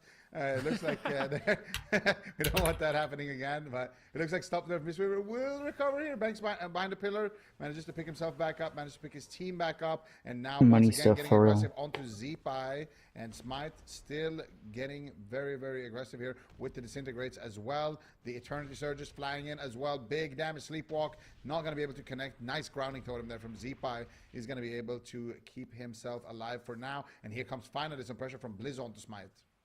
Yeah, Cassidy down to half. I mean, in game number 1, Burger King also seemed like they were on the back foot until Cassidy kind of fell over. So still opportunities here for Burger King, but this offensive pressure on the Zipai is immense. We'll use the Fireblood Racial. Can he get any offense off that bonus damage he gets for removing all those bleeds? Doesn't seem like it for the time being. Smite gets pinned down here by Blizzo. Wind Shear onto Smite as well. Good pressure and defense on the side of Burger King. Zipai finally recovers. Mana heavily in favor of Lontar. Like, it's not even close. So if Burger King can stay alive, I feel like I would give them the late game advantage just in terms of that. But I don't know. It becomes increasingly more difficult to heal for Lontar as Bank is playing this just so dang aggressive on that Mistweaver Monk. Yeah, Zipai still not feeling too comfortable here. Triple shockwave coming out. Blizzo with the demolish here. Oh my god, he's going after Bank actually. Almost made a big deposit there, but it looks like Bank is going to be able to stabilize around the corner. And that was a great push though. Triple shockwave coming out there from Blizzo once again. They got to be careful with stacking like this, but at the same time, look at Zipai. He is taking a tremendous amount of pressure here. Full sleepwalk from onto Lontar as well. Lontar had to trade out his Trinket, and he gets cloned on his Trinket there as well. as an overlap with the burrow. So now there's a huge advantage for Stop Nerf Mistweaver. There's a huge opening here. They have Life Cocoon, they have Revival, they have everything on bank. They could easily and confidently make the next push. Yeah, deep breath once again. Sleepwalk here on Lone Star. I don't think there's any way out. Tremor Totem available in just 5 seconds. Smite looking for a play, gets interrupted. Good denial there by Zeepai. Zeepai just really trying to LOS and prevent damage, allow Blizzo to get that warrior pressure out in the match. But Cassidy looking for a Cyclone. Good denial once again from Zeepai. His interrupts have been on point in this game. Great positioning from Zeepai. Great interrupts to deny crowd control onto Lone Star. And once again, we'll just leap away on the spear as Cassidy and Bank are both kind of stuck there. Big demolish coming in from Blizzo. And finally, the pressure of Burger King is starting to mount. Yeah, but they're going to need a lot of it because Zeepai is stunned. Nice knock. No defensive cooldowns. Huge knock coming out there. Zeepai repositioning here next to Lontar, but Lontar is rooted over there, so Zeepai can't go behind that corner, which means he's stuck in Smite's line of sight. Nice knock again on the Cyclone of Cassidy. Cassidy does find it. They have no trinket onto Lontar. They could be pushing for the win. Smite gets the deep breath. Huge damage coming in. The Dragon Rage is active for Smite, but it is going to be traded. The Life Cocoon is back for Lontar and will save the day. Smite now, in the meantime, also taking a huge amount of damage, had to trinket out aggressively and defensively on his own Dragon Rage. Lontar now caught up in a paralyzed. They're pushing the gas pedal onto Zeepai. Zeepai has no defensive cooldowns left whatsoever. All they need is just big damage. The leftovers here from the Dragon Rage is doing work onto Zeepai. Do they have the damage? Do they have everything they need? The Ascendance, the Stormkeeper as well now from Zeepai. Counter pressure coming out. Blizzo needs to save the day here. He's getting aggressive onto Cassidy. This could be it on Cassidy. He's taking so much damage. 1% HP there for just a second, but he does manage to recover, but Bank is running out of mana. Yeah, it is coming down to the wire here. Zeepai needs to survive a little bit longer. Full stun on Lone Star. Zeepai is going to hide. He's going underground, mole mode, just to keep himself up and avoid that incoming damage, but a big deep breath comes in once again. Good night, Balti. Have a good Cassidy's sleep. actually a little bit afraid to chase Zeepai behind the pillar. Blizzo, though, getting pressure onto Smite. It is a race once again. Lone Star has the Life Cocoon, will end up making the trade, and it might be Smite that falls. Big pressure incoming. Bank tops him off, gets that Life Cocoon rolling, and both these teams under pressure. Lone Star gets interrupted, but it's Cassidy and Bank that are in trouble. A beautiful fear coming in from Blizzo. That intimidating shout. And now a pin onto Cassidy. He's stuck in that spear, and Blizzo is just trying to get there. Gets Vortex back, immediately charges over, and it is once again just such a dire situation. Incarm comes in, and Zeepai's in trouble, but he pops the Astral Shift, and I think we'll be able to survive. Yeah, but if Cassidy can just stay alive for a little bit longer here, he's going to be able to maybe take him down with the leftovers of that incarnation. It lasts longer than the Astral Shift. Can he do it right now? Cassidy's running around the corner trying to stay alive, but Lontar has the Life Cocoon rotated back up. Bank does not. This is a big advantage right now for Burger King. They might have done it. They might have weathered the storm, but here comes Smite. Deep breath coming through. Smite 3 seconds on that Dragon Rage. He needs to make something happen. He's all over Zeepai. Zeepai gets quelled. Here comes the Dragon Rage. Full Fire Breath channeled up onto Zeepai. Can they take him down? Beautiful leg sweep, though, coming out, slowing them down for a second. Eternity Surge gets 0.1 pummeled by Blizzo. Smite could fall. Zeepai could fall. Who is it going to be here? Lontar has 5 seconds on the revival. Nice Ring of Peace. Smite is going for the win. Lontar he's gonna drop. Trying to keep him alive, but the Sleepwalk gets tremored there by Zeepai. 0.1, and now they're going after Cassidy once again. He's running around the corner. I think they might have done it. They might have survived long enough. The Bloodlust, though. Zeepai gets caught up in the leg sweep. Can they do it? Full incap on Lontar. Can they take him down? But Smite pushes in on 1% HP. Time stop. Cancels it. And Smite. Oh shit, he's dead. Blade Storms for the win. Burger King is up 2-1 in the series. They're trying to go for the cross kill, though. It's not over just yet. Cassidy looking for the chomp, but Cassidy is going to fall. Burger King do it. 60% dampening and flawless defensive gameplay is what it took. And they still almost died like every second of the game. So, I mean, I don't feel super confident in this matchup, but maybe this is I think this is just one of those matchups that's just crazy. Like, it's just going to be a close call either way. Zeepai, though, like, his defensive play, he's just so consistent. I mean, he's been a consistent shaman in the scene for such a long time, but when the pressure's high, he's always nailing the wind shears, always getting the good grounding totems. He's getting good knocks. Like, he's just such a key player for this roster, and that's how Burger King is able to survive. I feel like almost any other team that was running this composition would have been dead like 10 times over in this match, you know? But they're just so annoying. They just won't die. Such good positioning. And crowd control denial ends up winning them this game. Yeah, it's also the interrupts on Smite, right? Like every single time, like look, this interrupt right there with the wind shear, and then also on the Eternity Surges, Blizzo's there always with the kicks, and then here they get the time stop. He cancels it. He rescues Cassidy to get a little bit of distance from Blizzo, but it is too little, too late. He gets rooted, and then he gets absolutely sent by Blizzo. But yeah, great game, honestly. I feel like this series could go the distance. Both teams playing their A game here. You can tell both teams really want it, and it really is just going to come down to these micro outplays. And I really thought Zipa was dead on that incarnation. Like the incarnation that was 1.5 minutes ago before this point, almost got another incarnation, you know. And then when he survived that, I was like, okay, well, he's dead to the Dragon Rage for sure. And then he lives the Dragon Rage as well. And I was like, okay, well, now maybe Cassidy's dead, but then Cassidy's playing really good defensively as well and surviving. And then ultimately it was Smite that died. So I don't know. What's going on, man? This is crazy. We are going to hook point though, so a little bit more difficult, I'd say. We saw what happened on the last small map for Burger King. It was a really, really quick game. So Hook point is just a hard map to play on in general. MW out. Honestly, in my opinion, times in the game where just a little bit more damage, and Zipai is going to completely flop. So such a close matchup here. I do think we're just going to see the exact same thing once again because of how close it's been. It's basically just these teams need to try to outplay each other, and it's great. It's great when there's a matchup that has so much variety in it in terms of classes, and it is just so even in terms of who can win. Absolutely. Ben, as somebody who does play the Mistweaver yourself, how is Bank doing so much more damage? What's going on here? They're playing completely different builds. So the build that Lontar is playing is way more about longevity and casted range healing. So he's playing more of like a mana game. It's not going to be nearly as much damage because you're not even playing the rushing wind kick. But you are going to have a little bit more longevity in the long game. And that was a huge factor there for Lontar. So you can see he's opted out of a lot of damage, just going to pure casted heals. Whereas Bank, like you said, he's known for aggression, right? He's going to be playing the rushing wind kick. He's going to be doing way more damage. The healing isn't going to be as convincing, but that extra pressure can really just put the damage over the top. So it's mostly just a build difference. And this is something we saw Meep utilize as well. Like in some games, he's playing more of like the hybrid build where you're throwing in extra damage. That's a big old boy. In some games, you're basically trying to be like, the one that can essentially never go out of mana. And it ended up working out for Lontar in that last one, but it's just a total different play style. Okay, yeah, that makes sense. I feel like for the comp that they're running on the side of Stop Nerf Mistweaver, I think Bank's build makes a lot of sense.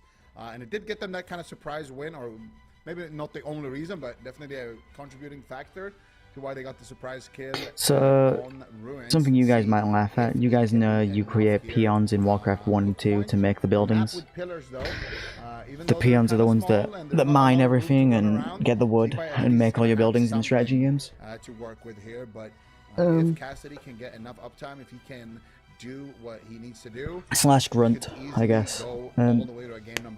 Somebody's come up with a new challenge for Retail WoW because of how grindy it is. 3-0 quickly and move on to the it's next called one, the but peon / grunt challenge, where you can only level up by chopping wood. Here. Let's see what's gonna happen. Hook point elimination series. Burger King stop nerf Mistweaver. Zipai immediately going with that Ascendance, and Ascendance has been the only enemies you can attack are treants. This is when he is kind of the if you attack anything else, you fail the challenge. Once that cooldown fades, it's mostly going to be line of sighting and running away for the Elemental Shaman. But Zipai is going to eat a big deep breath there. Smite gets some mass disintegrates out once again. Lontar burning through some mana. Cassidy going for a potential Cyclone. Is he going to be able to find it?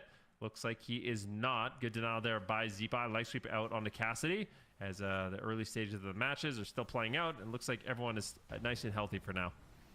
Yeah, Zipai still feeling a little bit of pressure there to the Life Cocoon just to save the situation. Lontar also stuck in a sleepwalk, so Zipai had to use the Tremor Totem. And I think a big reason for this Elemental Shaman pick is to have the Tremor Totem in response to the sleepwalks here.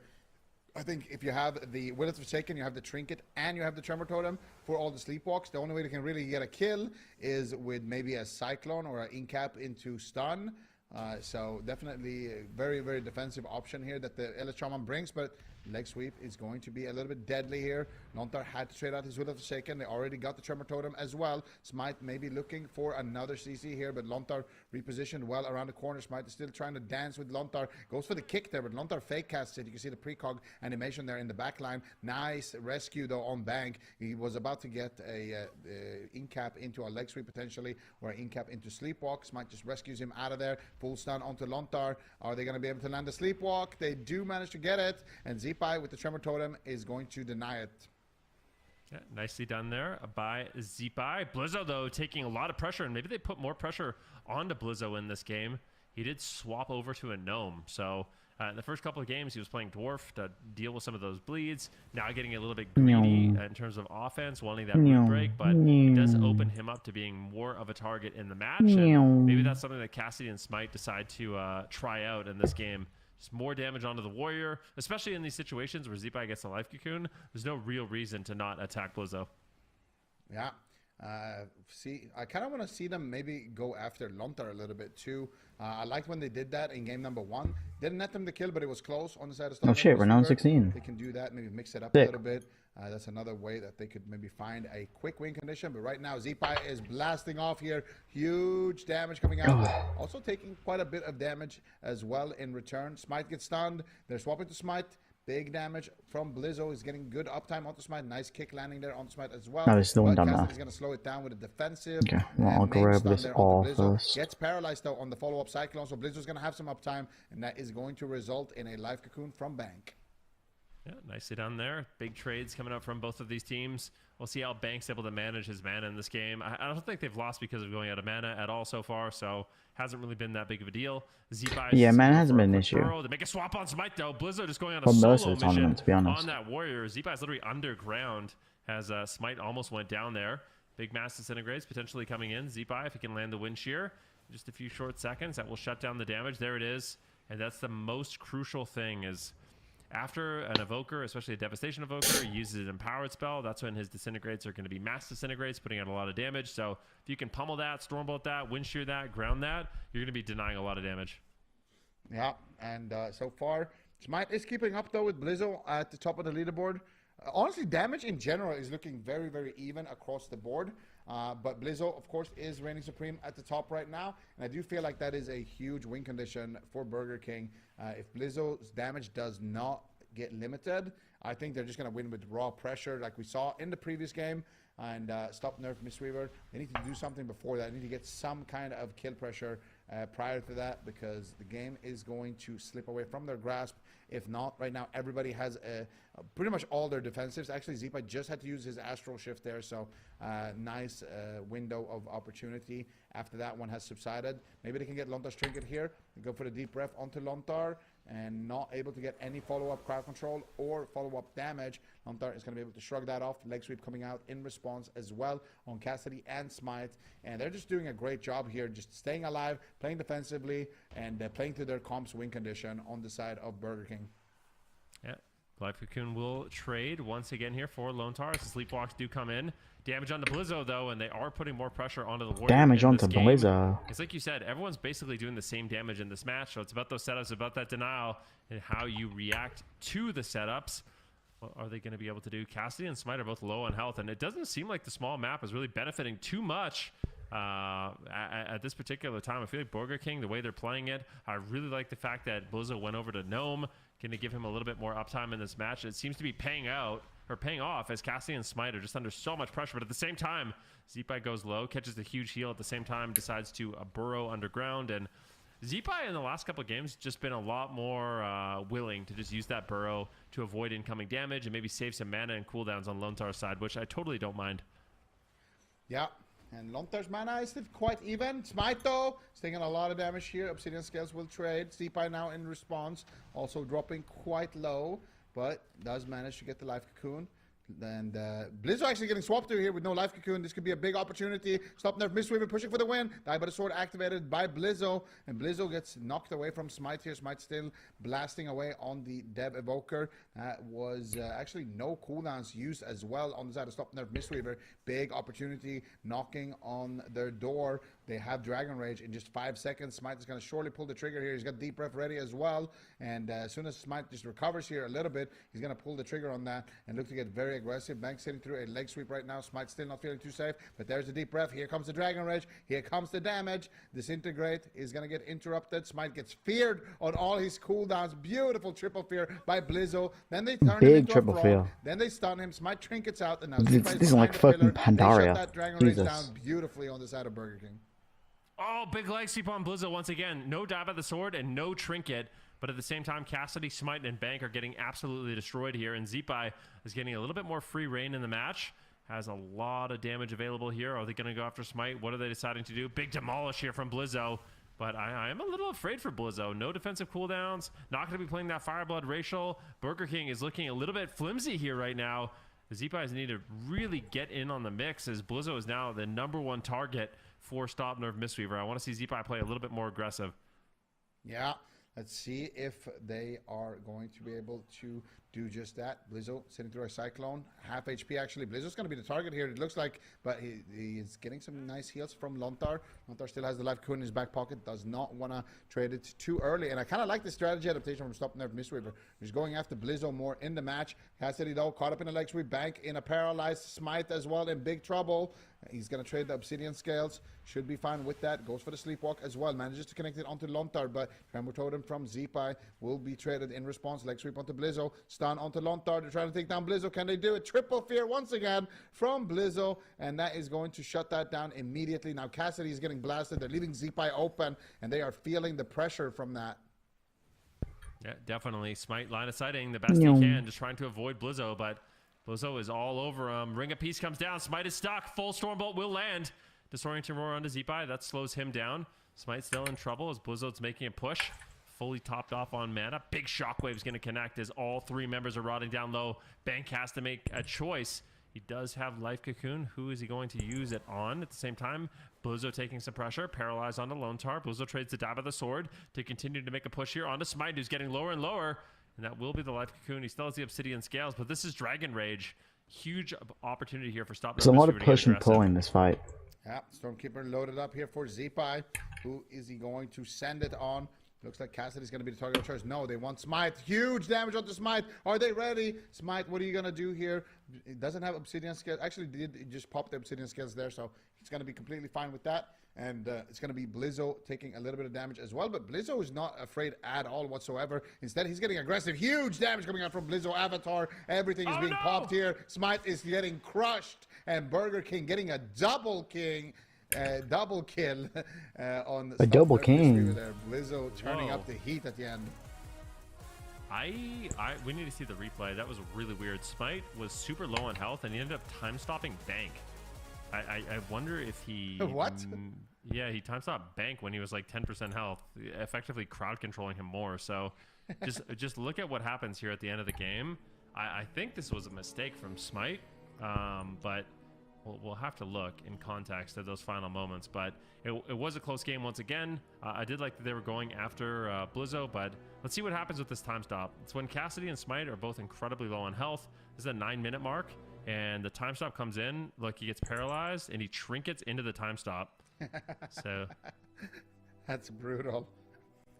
he got CC'd on his trinket from his own teammate. That is actually brutal. Bring it all, but yeah, definitely an unfortunate situation there. But Burger King, they will walk away with a win, stay alive in the tournament. For Stop Nerf Mistweaver, it's going to go back to the drawing board. Like, do we think that this is... I mean, we could talk more high level about this later, but I do wonder, what they're going to do. We do know Mistweavers are getting nerfed. Maybe they'll still be the best healer. Who really knows? Maybe Bank will still be able to pull it off, but this is definitely going to get a little bit more challenging for them.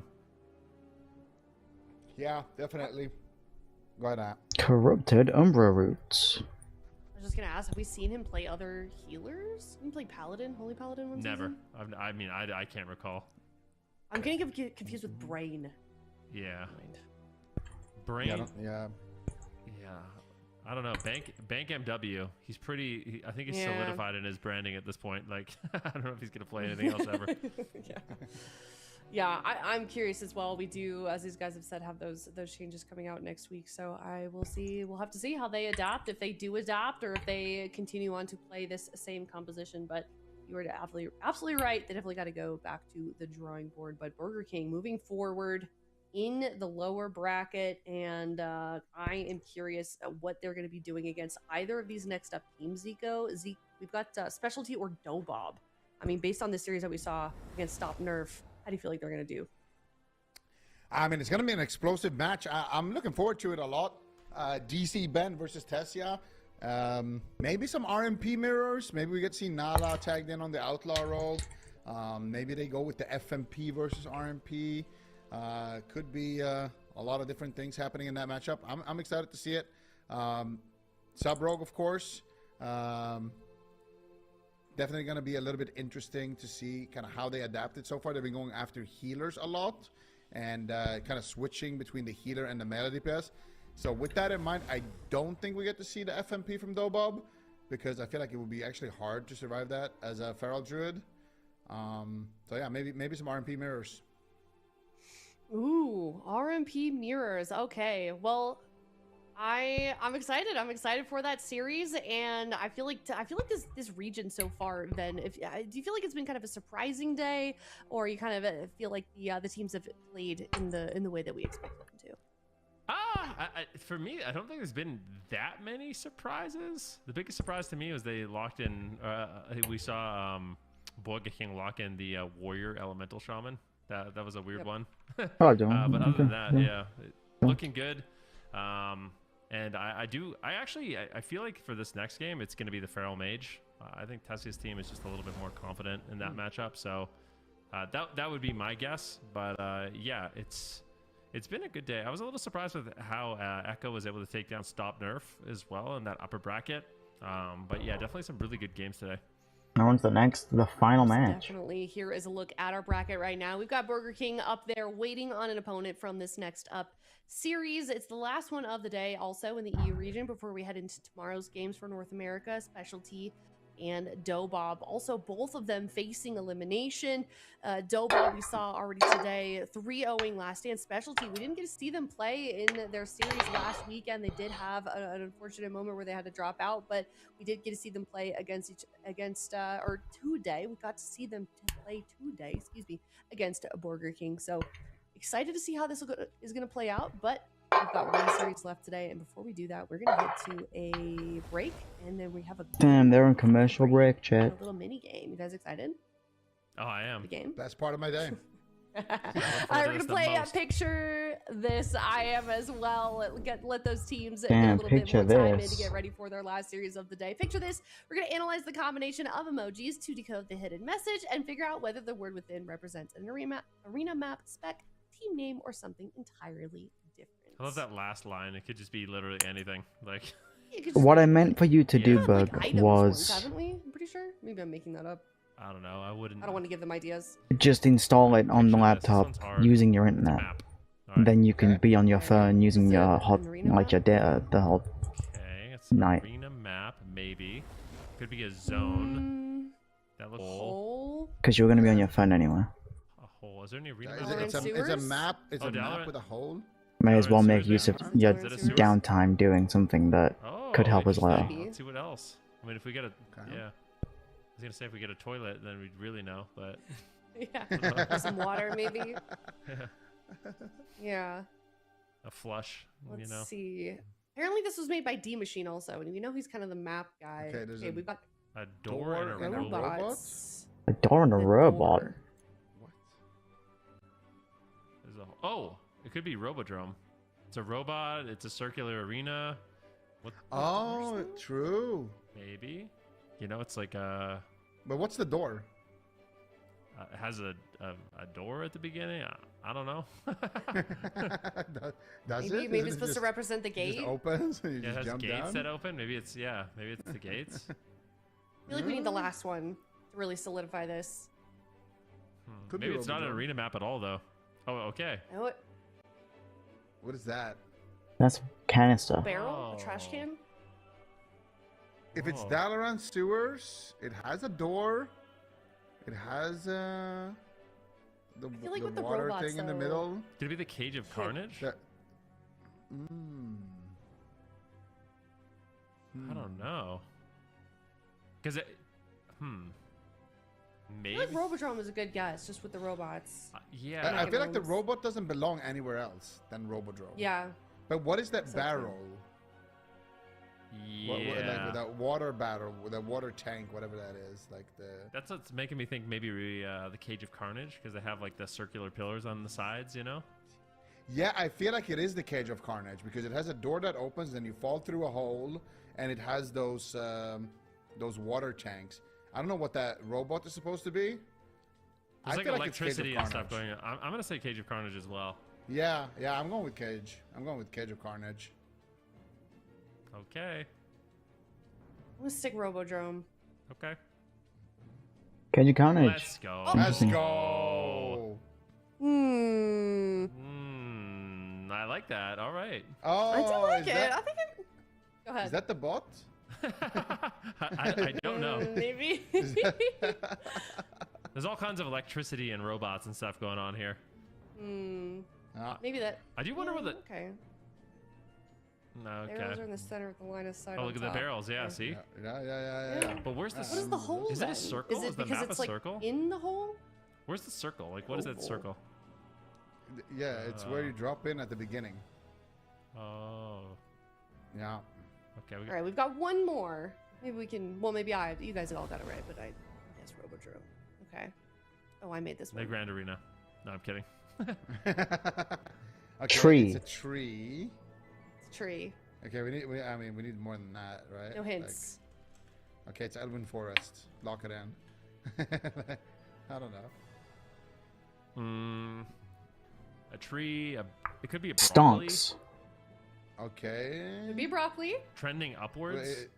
It's a stonks are going up. Stonks Tree going up. stonks.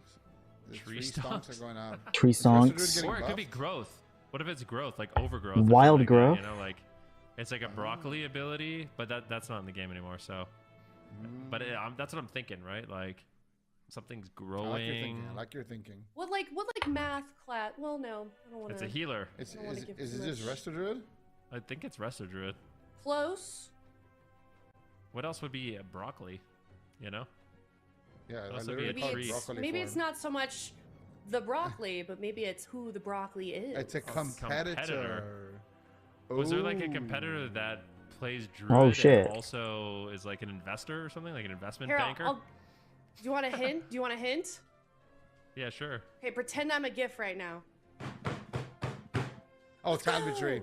Talbotry. Okay. Healing stat. Yeah. Yeah, Okay, there it is. Beautiful. Nice. This is pretty good. Nice. yeah. That gave it away thought- entirely, by the way.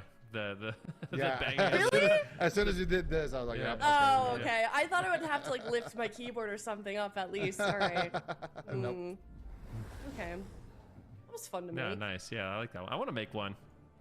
But Yeah. I'm gonna make one. Let's hear it now. Yeah, just Yeah, I'm gonna send one in. Honestly, I thought that was gonna be too easy when you saw like the stats and then the healing emoji and the tree, but maybe because it said I don't know. I'll have to revamp next time I do it. I feel like if you maybe ordered the healing, like if the second and third icon were switched, it would. tree, but maybe because it said I don't know. I'll have to revamp next time I do it. I feel like if you maybe ordered the healing, like if the second and third icon were switched, it would be different Yeah. because it's like a the healing stats icon and the stat healing. last. You yeah. know? Yeah. Okay. All right. I'll take these notes down.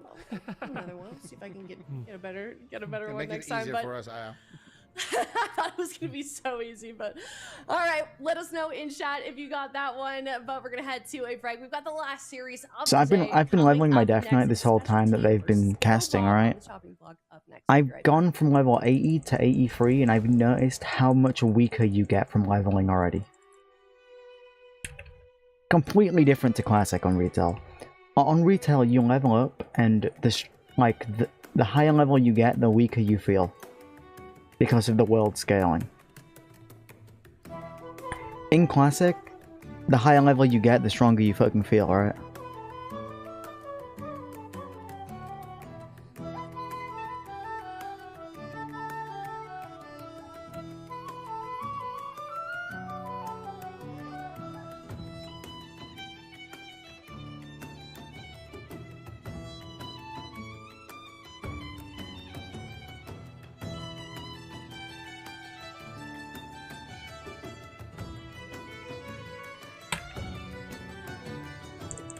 Like, I went from being level 80 and 81 to where I was, like, fucking slapping people around. I feel like I hit like a noodle.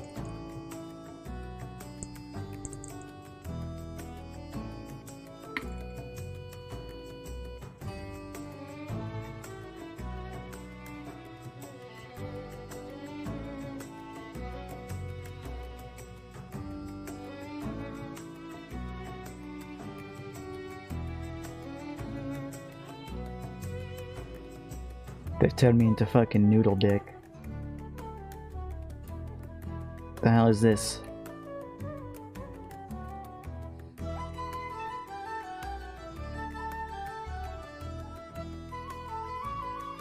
Can't get online, can't get it up.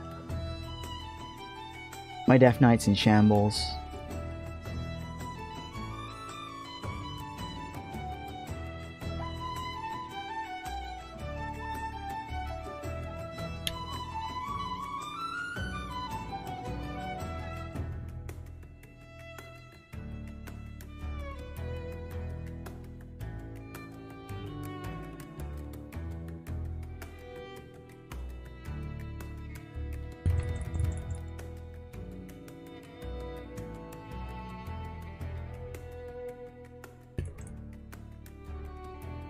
She does need a blue pill, you're right.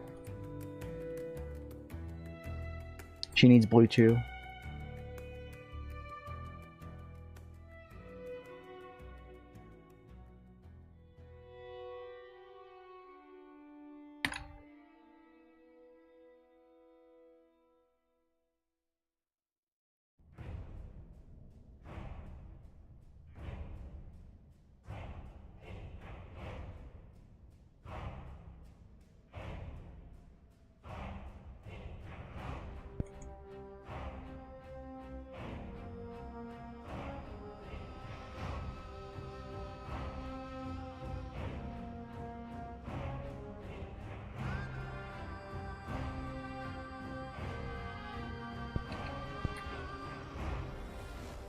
Hello, everybody. Welcome to the last series of the day here in the EU region. It is Specialty versus Dobob. Both of these teams facing elimination. We didn't really know much about Specialty going into today, D Machine, aside from kind of how they were playing in the open bracket earlier this week.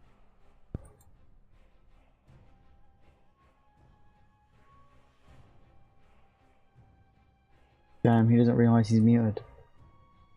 I'm muted. Oh no, happens to the best of us. So what I was trying to say is we did see them in the open bracket for Cup number 2, and they were going up against some serious teams. One of the teams that in particular was Burger King. Burger King, as we've seen previously today, heavyweights, and they actually ended up beating them to get into that top six. Oh shit, he's fucking attacking. But they got knocked down by Streamer Zone. Streamer Zone's Rogue Mage at that. And now they're going up against Dobob, another heavyweight team. A team that also has Rogue Mage available to it. So Specialty, they're one of those rosters that are brand new, are super exciting, you know, and also a little bit older, which I'm excited about. You know, still representing that us old guys can still make something happen. But beating a team like Burger King is pretty unreal. It's quite an upset. So we have a lot of high hopes for Specialty, but they're going to have to prove it to us here in the lower bracket. Their tournament lives on the line. They weren't able to make a deep run in Cup number 1 because of, you know, those real life adult responsibilities. So they need these points if they ever want to really make it all the way to BlizzCon. Yeah, they certainly do. So much is on the line, especially since, you know, by the end of the day, we're going to be about halfway through the second cup, halfway through the first 3 cups for like the qualifying season to get into BlizzCon for the EU region. So definitely a tough series here, Supatis, for both of these teams. And let's talk about compositions that we might see from either side. I know, especially with Dobob, we've talked quite a lot today about how, you know, Thessia and Flappers are kind of like the dream team. Is that what you want to see, or do you want to see some more flexibility from Dobob? Yeah, I mean, it's a really tough call because when you look at their match record, they can play Rogue Mage. They just don't do very well with it. And then when they play Pharaoh Mage, they do really well with it. So do they play the same comp that we just saw Streamer Zone play that looked, you know, pretty easy for them to be able to thwart out Specialty, or do they just stick to their mains? Because based on my vibes from watching them and the statistical data, it's not just vibes, it's vibes backed up by data. They should probably play Feral Mage. According to my calculations. But will it work? I don't know. Because we know Rogue Mage works, Outlaw Rogue, Fire Mage, but do we know that Feral Mage can win in that matchup? That is the question. Definitely. That is the question, D-Machine. I mean, I love seeing Flappers enter the arena. Zico was saying it earlier. Whenever that dude gets locked in, I think that he makes shit happen. Oop, apologies. But Thessia also... You're not wrong! He does. We also have the Ice Wall from Thessia. I mean, this team has shown that Damn, they can can't kind believe of like he would make swear win like that on a opportunities occur even professional when it doesn't broadcast. necessarily seem normal on paper. With that all being said, a Feral Druid does seem a bit more susceptible to like a Rogue Mage setup. So maybe that comfort pick could be an opportunity for Specialty to find a win. I don't know. I hope we just see main teams get locked in because that seems like it could be a pretty close matchup. Yeah, certainly could be. It looks like 95% of chat oh my goodness. believes in Dobob. So Specialty, they are up against a lot. They are the newcomers. They had a strong showing in both open brackets from last week and this week as well, but haven't quite found that success this time around this weekend. But this could very well be their chance. So given that, Supatis, do we want to do predictions? I felt baited by Specialty. They beat Burger King, and I was like, oh my god, I'm going to bet on them. Okay, now I lost. Now I'm sitting here and I'm like, Dobob hasn't been looking too insane either, though. So, like, I feel like both teams not really having the best performance that we've seen them capable of. So when that goes head-to-head, who wins? That's kind of an evenly matched series then. So now it becomes really hard for me. I'm going to give it to Dobob based on experience alone, I think. Right. I Okay. think experience is something you brought it up. Have a good rest of your night, Weaver. Thank you for stopping by. You know, as a pilot, how would he be stressed out about Arena? I think it might have got a little bit. I hope you get some good rest. Or to the team in that last series, and I think it could here facing elimination now. Okay, D-Machine, what about you? I'm also in favor of. You know what? No. I'm going up against it. I feel like if I'm ever going to bring back the leaderboard, I'm going to have to go up against the grain. And not only that, but Specialty has a place in my heart. I really want this team to do well. I know Dobob, they're already a favorite of mine, but Specialty, they're brand new. I want to see them more new blood and do better. I'm going to say 3-2 in favor of Specialty. Wow. All right. I am dying to see Zico and Ben's predictions on this one. Yeah, I think especially. I'm going to be alone. I'm going to be alone. No. It's okay. You share with the other guests. Yeah, so Chan's always bringing me down. Chan is going to hate you. Yeah. Chan's bringing you down. You can just hide behind that. I can hear him now like, oh, D-Machine, that's a Despy pick, mate. Chan's just like, what are you doing, man? We're just ruining our score. Yeah, unfortunately. All right, well, I listen, my heart wants Specialty to win. I love a good underdog story, but last time I voted for the underdog with my predictions. It didn't work out for me, so I'm going to go with Dobob here. I feel like you guys kind of already said, like, they've got a lot of experience being in this position. They've got a lot of experience also facing elimination in top 8. So I feel like I'm going to do 3-1 Dobob. I feel like Specialty is not going to give it up very easily, and they certainly could hold their own. So we'll have to see. I would love to be proven wrong. I would love D-Machine to get that point on the board with the standings. So we will find out shortly. Looks like the game is ready. The queue is popped. No shit. Blind pick, a very important choice for both of these The Grand teams. Arena. Game number 1, D-Machine, starting now. Yeah, I'm just saying, the 5% in chat that are putting their points in the line, if Specialty is able to take the W, that is a that's quite the turnaround of points, you know. So High sometimes risk investment. that's right. That's right. So maybe it could be worth here. But we Okay, do whilst see this is the going Sparrow on, I'm going to Druid quickly getting be right back. I'm locked going to in. leave it on the screen now. Dobob, love to But see I'll the be back. Flappers enter the arena, but the game I'll be is like 5 or already 10 minutes. underway as the sap goes out in the Thessia. The cheap shot on to Reels. They're actually going on to the Mistweaver Monk right away. I like that for specialty. Yeah, they really like going melee to healer. Melee Well, to if healer. anyone So raids they're me, gonna just bounce go to my between Twitch Feral chat Druid and the Mistweaver. tell them But Dobob, that I'm on the other AFK. hand, they seem to be focus firing the rogue right now. We don't see a lot of Frost Mage in these Mage mirror matchups. So I'm curious to see how Tessia performs in that specific case. Relza sapped up at the moment. Flapper's a target, but he's got bear form. He is looking A-okay. He faked an interrupt as well. Flapper's made a big outplay right there. He's going to Cyclone the rogue. Start getting pressure. He stuns him instantly with an ice wall. The classic Tessia setup onto Finn. And is he finished? Life Cocoon comes through from Myler with the trinket, but those are the plays. That's the Dobob that we need to see if they're going to have a run in this tournament. Oh my gosh, Thessia is so friggin' good on that Frost Mage. Flapper's taking a bit of the onslaught right now. Relza finally caught into a cheap shot. They're actually swapping the damage over out onto him. The Flaps are completely stopping that go with that clone, but he actually gets the pre-cocoon, pre-bear before that dropped bomb. And it just feels like Dobob is able to just stop this team at every corner. Okay, let's see what they're going to do next here. Finn, evasion up, but Ray of Frost can go through that. Is he going to cloak or is he going to choke? Looks like Myler's got him. Now he's cycloned. Flappers is trying to switch, but he gets caught in a Dragon's Breath. Double Ring of Frost possibly? He can't get it. DC Ben misses it by an inch. And now Tessia might be able to peel this. No, they're going to polymorph from. They isolate Flappers. They get his bark skin. He pops Heart of the Wild here as well. It's a new version of Heart of the Wild. They both for got Druid, run on the but swap. they make a big swap. That swap on Relza, is it going to be over for him? Huge Shayloon's gift, just looking like lay on hands there. Now he's getting an in cap into a Song of Chi-Ji on Myler, turning it around onto Finn. Cloak of Shadow's about to run out here. Bleeds are loaded. Ring of Frost around the corner. Myler, he doesn't have options. Finn goes down. Dobob do it. They look stylish. They look polished, and I think they're mad about what I had to say about them. Unreal, dude. Dobob just looks absolutely monstrositous. Like, it's specialty. I just feel like they need to find like opportunities to, I don't know, really get Dobob to like overreact. And that is the opposite of what happened. I felt like specialty was popping into defensive cooldowns like immediately.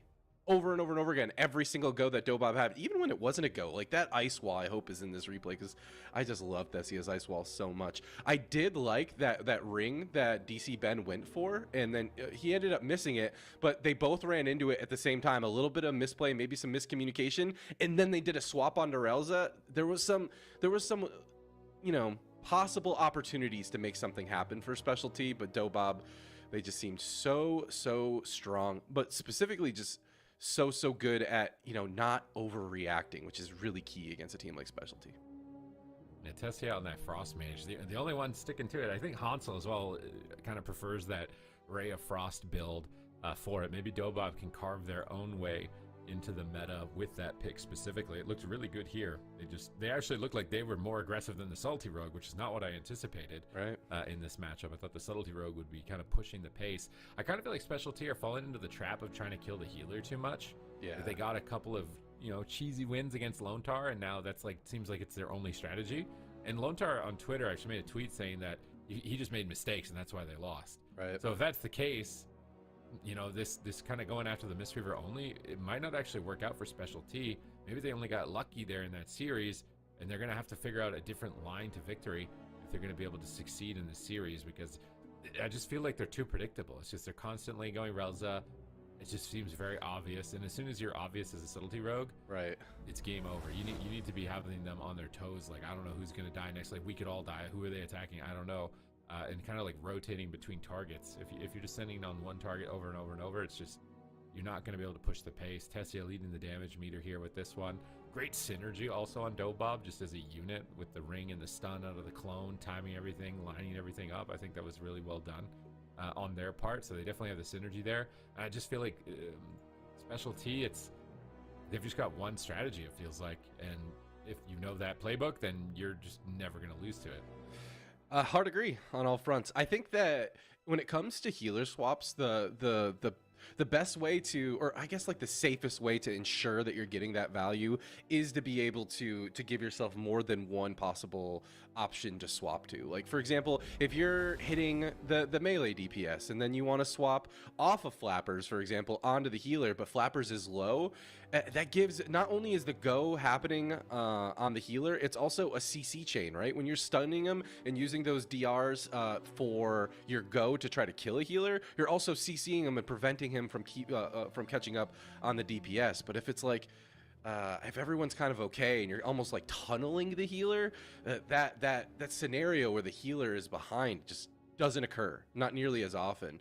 But Flappers, he is so good at predicting those goes. He's so good at having the awareness and understanding of where the win condition is and preemptively jumping in that bear form. He's been doing it expansion after expansion. Feral Druid is his main.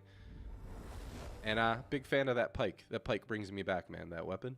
I think I literally had that in the transition to Burning Crusade. I think what is it? The Grand Marshal pig sticker. I think. Yeah, It yeah. looks really good with the Glorious Tyranny bloody weapon enchant. It's just massive. So definitely a good transmog there. But here we go. Game number 2 is starting. Both teams are facing elimination. There's only one cup left to qualify, and they're throwing it at Relza once again. They get completely shut down with an end cap and a Dragon's Breath. That setup gets nothing. They just immediately pounced on the Mistweaver. They get totally shut out. Flappers is now in bear form. They drop down the ice wall. They're going after Finn. He's going to vanish and disrupt the Ray from being channeled. That was a good use of that ability there. They commit the Life Cocoon as well just to be safe. They set up damage on Flappers, but he's just immediately back into bear. He gets faked on his kick on that polymorph. Finn is trying to re-stealth, but Tessia is bullying him here around the corner. He just managed to wrap around, but this water elemental on him. That water elemental is keeping him in combat. He's going to vanish instead. They want to go Relza. He's in stealth right next to him. Here comes the cheap shot. Where's the port? In cap roar. Every go. This is why Flappers is running that talent, is so that he can peel for Relza and then get a stun out of it, guaranteed. And with that incapacitating roar strategy, and they can't cover the feral because he's a feral. You can't polymorph him. It makes it really difficult for them to actually go on the Mistweaver. So now they're going on the feral druid. He just goes into bear form, and they're just leaving a frost mage free casting the whole time amidst all of this. So for Special T, they've got to figure out a strategy here that's going to work for them. Going mage, not great. He can just blink the stuns. Going Mistweaver, Flappers is going to peel you and shut you down and off heal. Going feral druid, if he bear forms your stuns, you're not really going anywhere, which is what Flappers is doing right now. So you might have to just force it. They're sending Combust. My gosh. They almost toasted him with Combust. It's going to be all about that combustion from DC Ben. They do at least pull a Life Cocoon, but they still have medallions on Relza. They still have medallion on Flappers.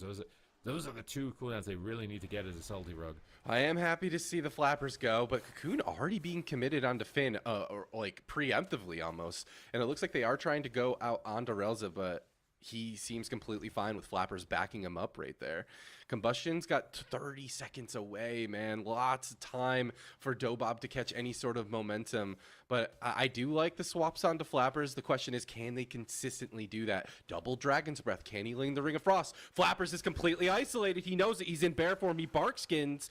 He gets incapacitated to follow it up, and the double roar will slow that damage out onto him, and he will survive yet another go. Now he's trying to swap the pressure over out into Finn with that full maim stun. Myler not caught into any CC just yet. Will force the evasion, however, but here's the kidney shot. Here's the blades. Here's the commit onto Relza. They get the button. They did really get a whole lot, but they're going to swap the damage over out on to Flappers. Here's a bomb. He is DR cheap shot, but between the cheap shots, he was able to get into bear form. Yeah, and he got his survival instincts off, so I think that's a good trade from Flappers.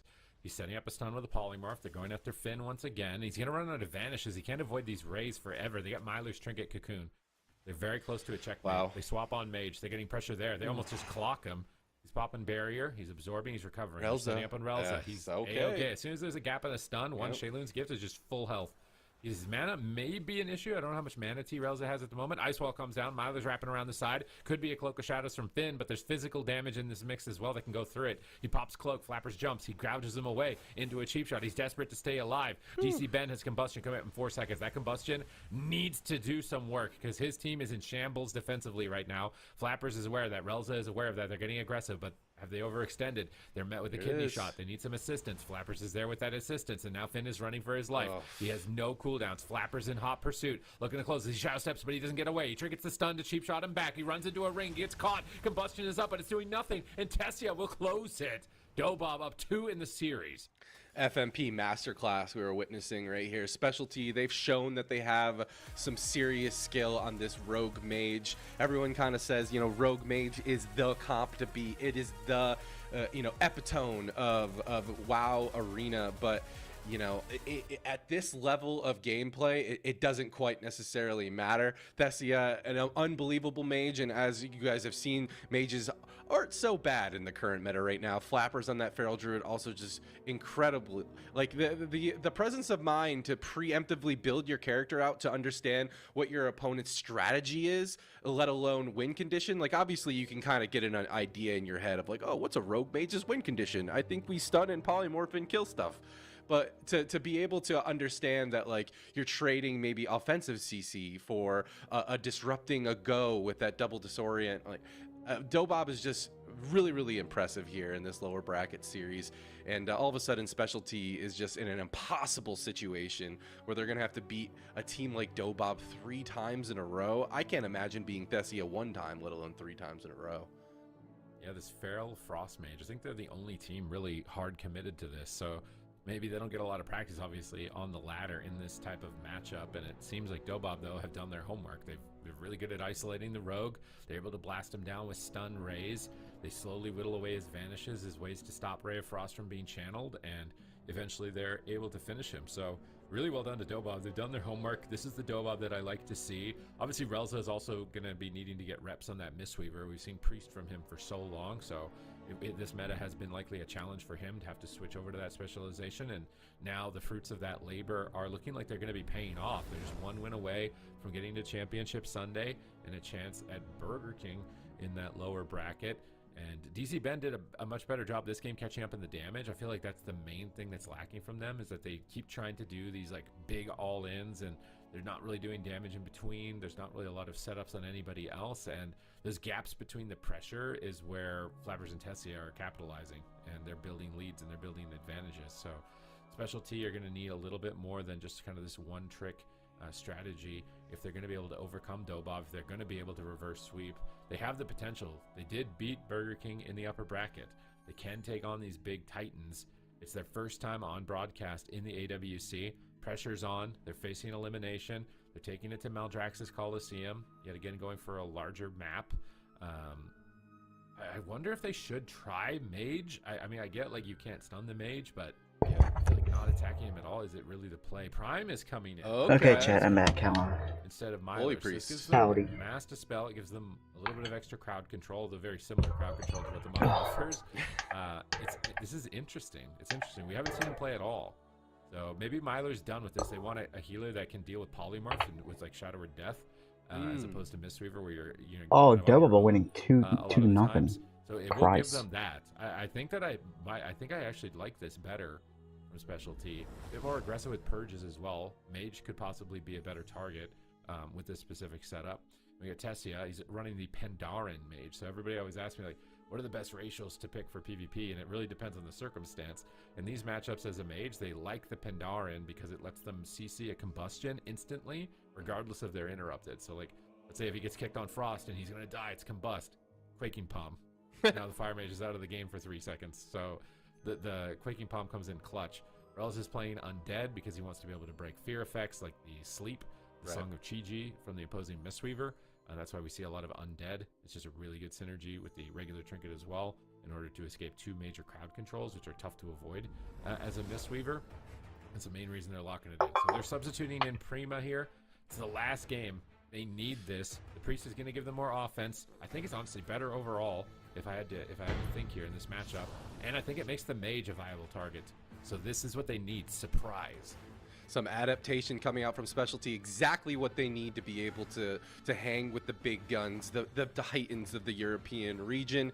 I said it before, I love to say it again. It's so important that you're able to overcome these, you know, counter compositions or even just these like situations where you need to make adaptations in order to get there. But Relz is going to be the kill target yet again. You also have that PI available for Specialty for these goes, but not a whole lot accomplished with that opener. Now Flapper's going to put Finn into a maim with his incarnation, but he's going to caught in a kidney shot himself, trying to spin this back around with the blind out onto Relza. Flappers is going to trade that Barkskin, go into bear form as well. And the spread pressure from the Feral Druid is starting to dip onto DC Ben and Finn at the same time.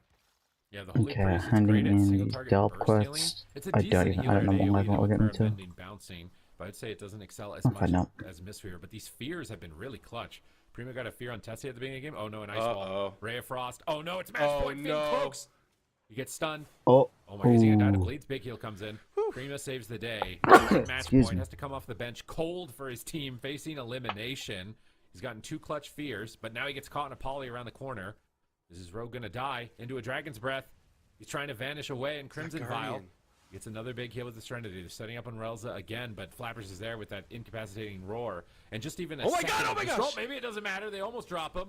They get his trinket and his life cocoon, and that's what they need. Those big bang surprise attacks. They get a fear on Relza. They swap on Flappers. It's already looking a lot more volatile for Dobob, which is exactly what specialty needs. They need volatility, but Prima gets kicked. Is Finn going to survive? Evasion available. He kidneys Relza. He's going for the kill. Well, he's almost dead. Finn gets cycloned at low health. He's going to lose that void barrier in a moment. Does Prima have a Serenity lined up here? He does. Finn goes back up to full. He's trying to move around the corner, but he's snared by the Frost Mage. Flappers running in, getting bleeds up. We see the in cap on Prima. Here comes the stun. Ring of Frost around him. Oh, and the Ray. Oh my gosh. We see DC Ben blink in, but he can't stop the Ray. DC Ben fakes the kick. He needs to help. He's trying to polymorph Tessia with Finn so critically low. Hopefully Finn realizes he has evasion here. Would be terrible to see him go down with that available on match point.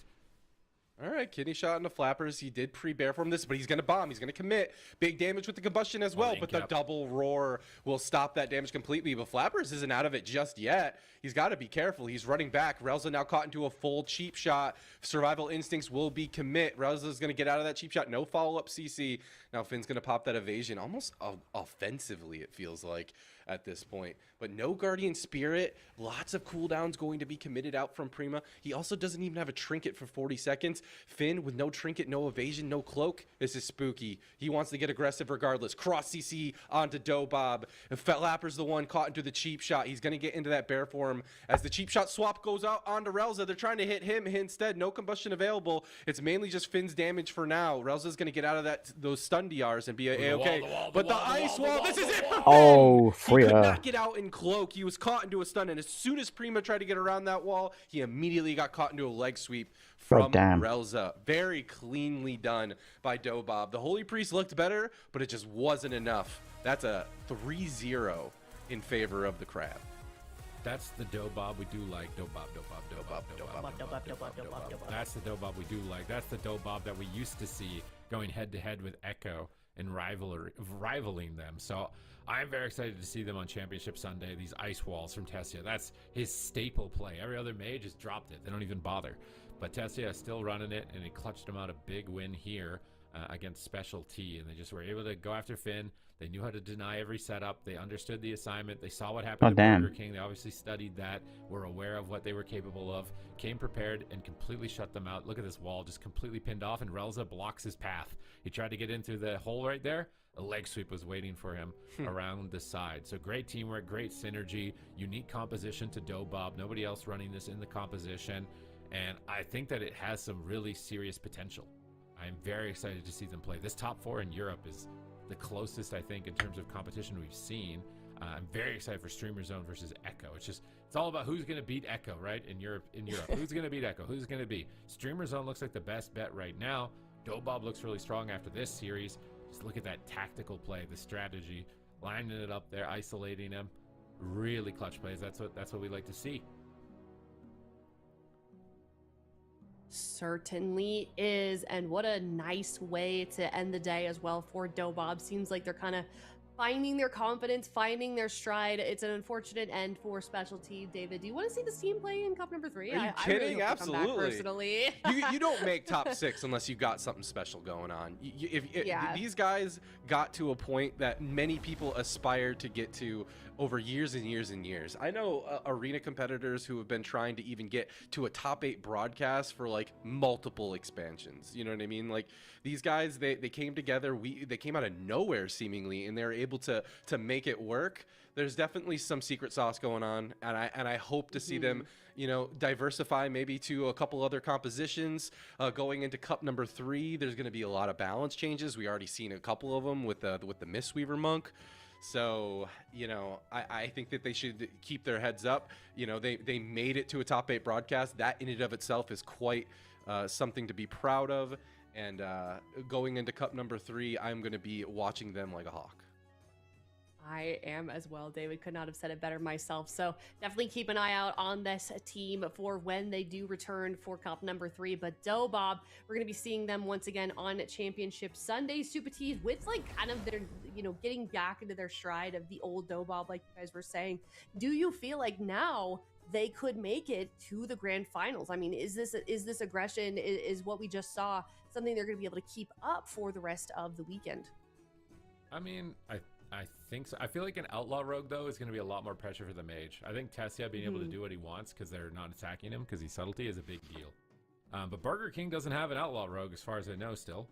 So, you know, I think they have a good shot. Taking notes. Basically, against anybody who doesn't have an Outlaw Rogue, they are probably going to have a pretty good time.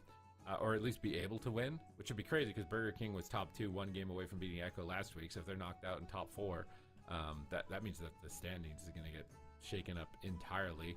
But Streamer Zone and Echo both have, you know, really strong Outlaw Rogues. I think that's going to be what they need to prepare and practice for over Saturday. Certainly. Well, that is a Well, goddamn. EU bracket for today before we head into Sunday. But tomorrow's games, we've got a lot more in store for everyone. We've got North America, D Machine. I mean, the EU was so fun to watch, so competitive, and It North was a fun America time. is I gonna enjoyed bring it watching. just the same. Absolutely. I mean, we not only do we have some, you know, competitors that we know and love, some more new blood has entered the fray. We have, as you can see in the lower end of things, Apex and Heyman, Mama Mom Stream. I mean, we don't know anything about a lot of these teams, so I am excited to see that go down. And then, of course, in the upper bracket, we have Gators back. We got Welcome to the Jung, F tier. The Shuffle Club, a newer-ish team. I mean, some familiar names, however, as you can imagine. In the upper bracket, high-level competition to look forward to. Some more World of Warcraft arena to get your friends together and eat some popcorn and enjoy. I'm going to be here as well on the desk. Who knows? I don't know if I'll be able to stream that tomorrow, because tomorrow I am going to movies with Sarah, and obviously WrestleMania on the night. So you are looking forward to for tomorrow, who you're rooting for we on shall North see. America. But that is going to wrap things up for today. Thank you everyone so much for tuning in. Don't forget, sign-ups for AWC Cup 3 do close at the end of the day. If they're not already closed, hopefully not, but definitely get in there and you get that that toy, that in-game toy just for competing. So thank you guys so much for watching. Twitch.tv/Warcraft tomorrow, same time, same place. Ooh, there it is. Umbral Champions Illustrious banner. Look at that. Register today. MDI time trials as well. You get it just for competing. Where's ours? They should give us one. I was going to say that. I think we did one season. All right, we'll have to work that out. But thank you guys so much for watching. Like I was saying, twitch.tv/Warcraft. We are also on YouTube. We are also on Twitter at WoW Esports if you'd like updates along the way for that. 10 a.m. Pacific, 7 p.m. CEST. Thank you everyone so much, and we will see you tomorrow. Bye-bye. that was a good show. I enjoyed watching it. With that being said, I will probably not stream tomorrow, but I will be back on Sunday. Probably. There will be a video out tomorrow, though, which is the one about how long I've been playing WoW and how many hours I have in this fucking game. Thank you guys for watching. Mwah. I will see you guys later. Peace.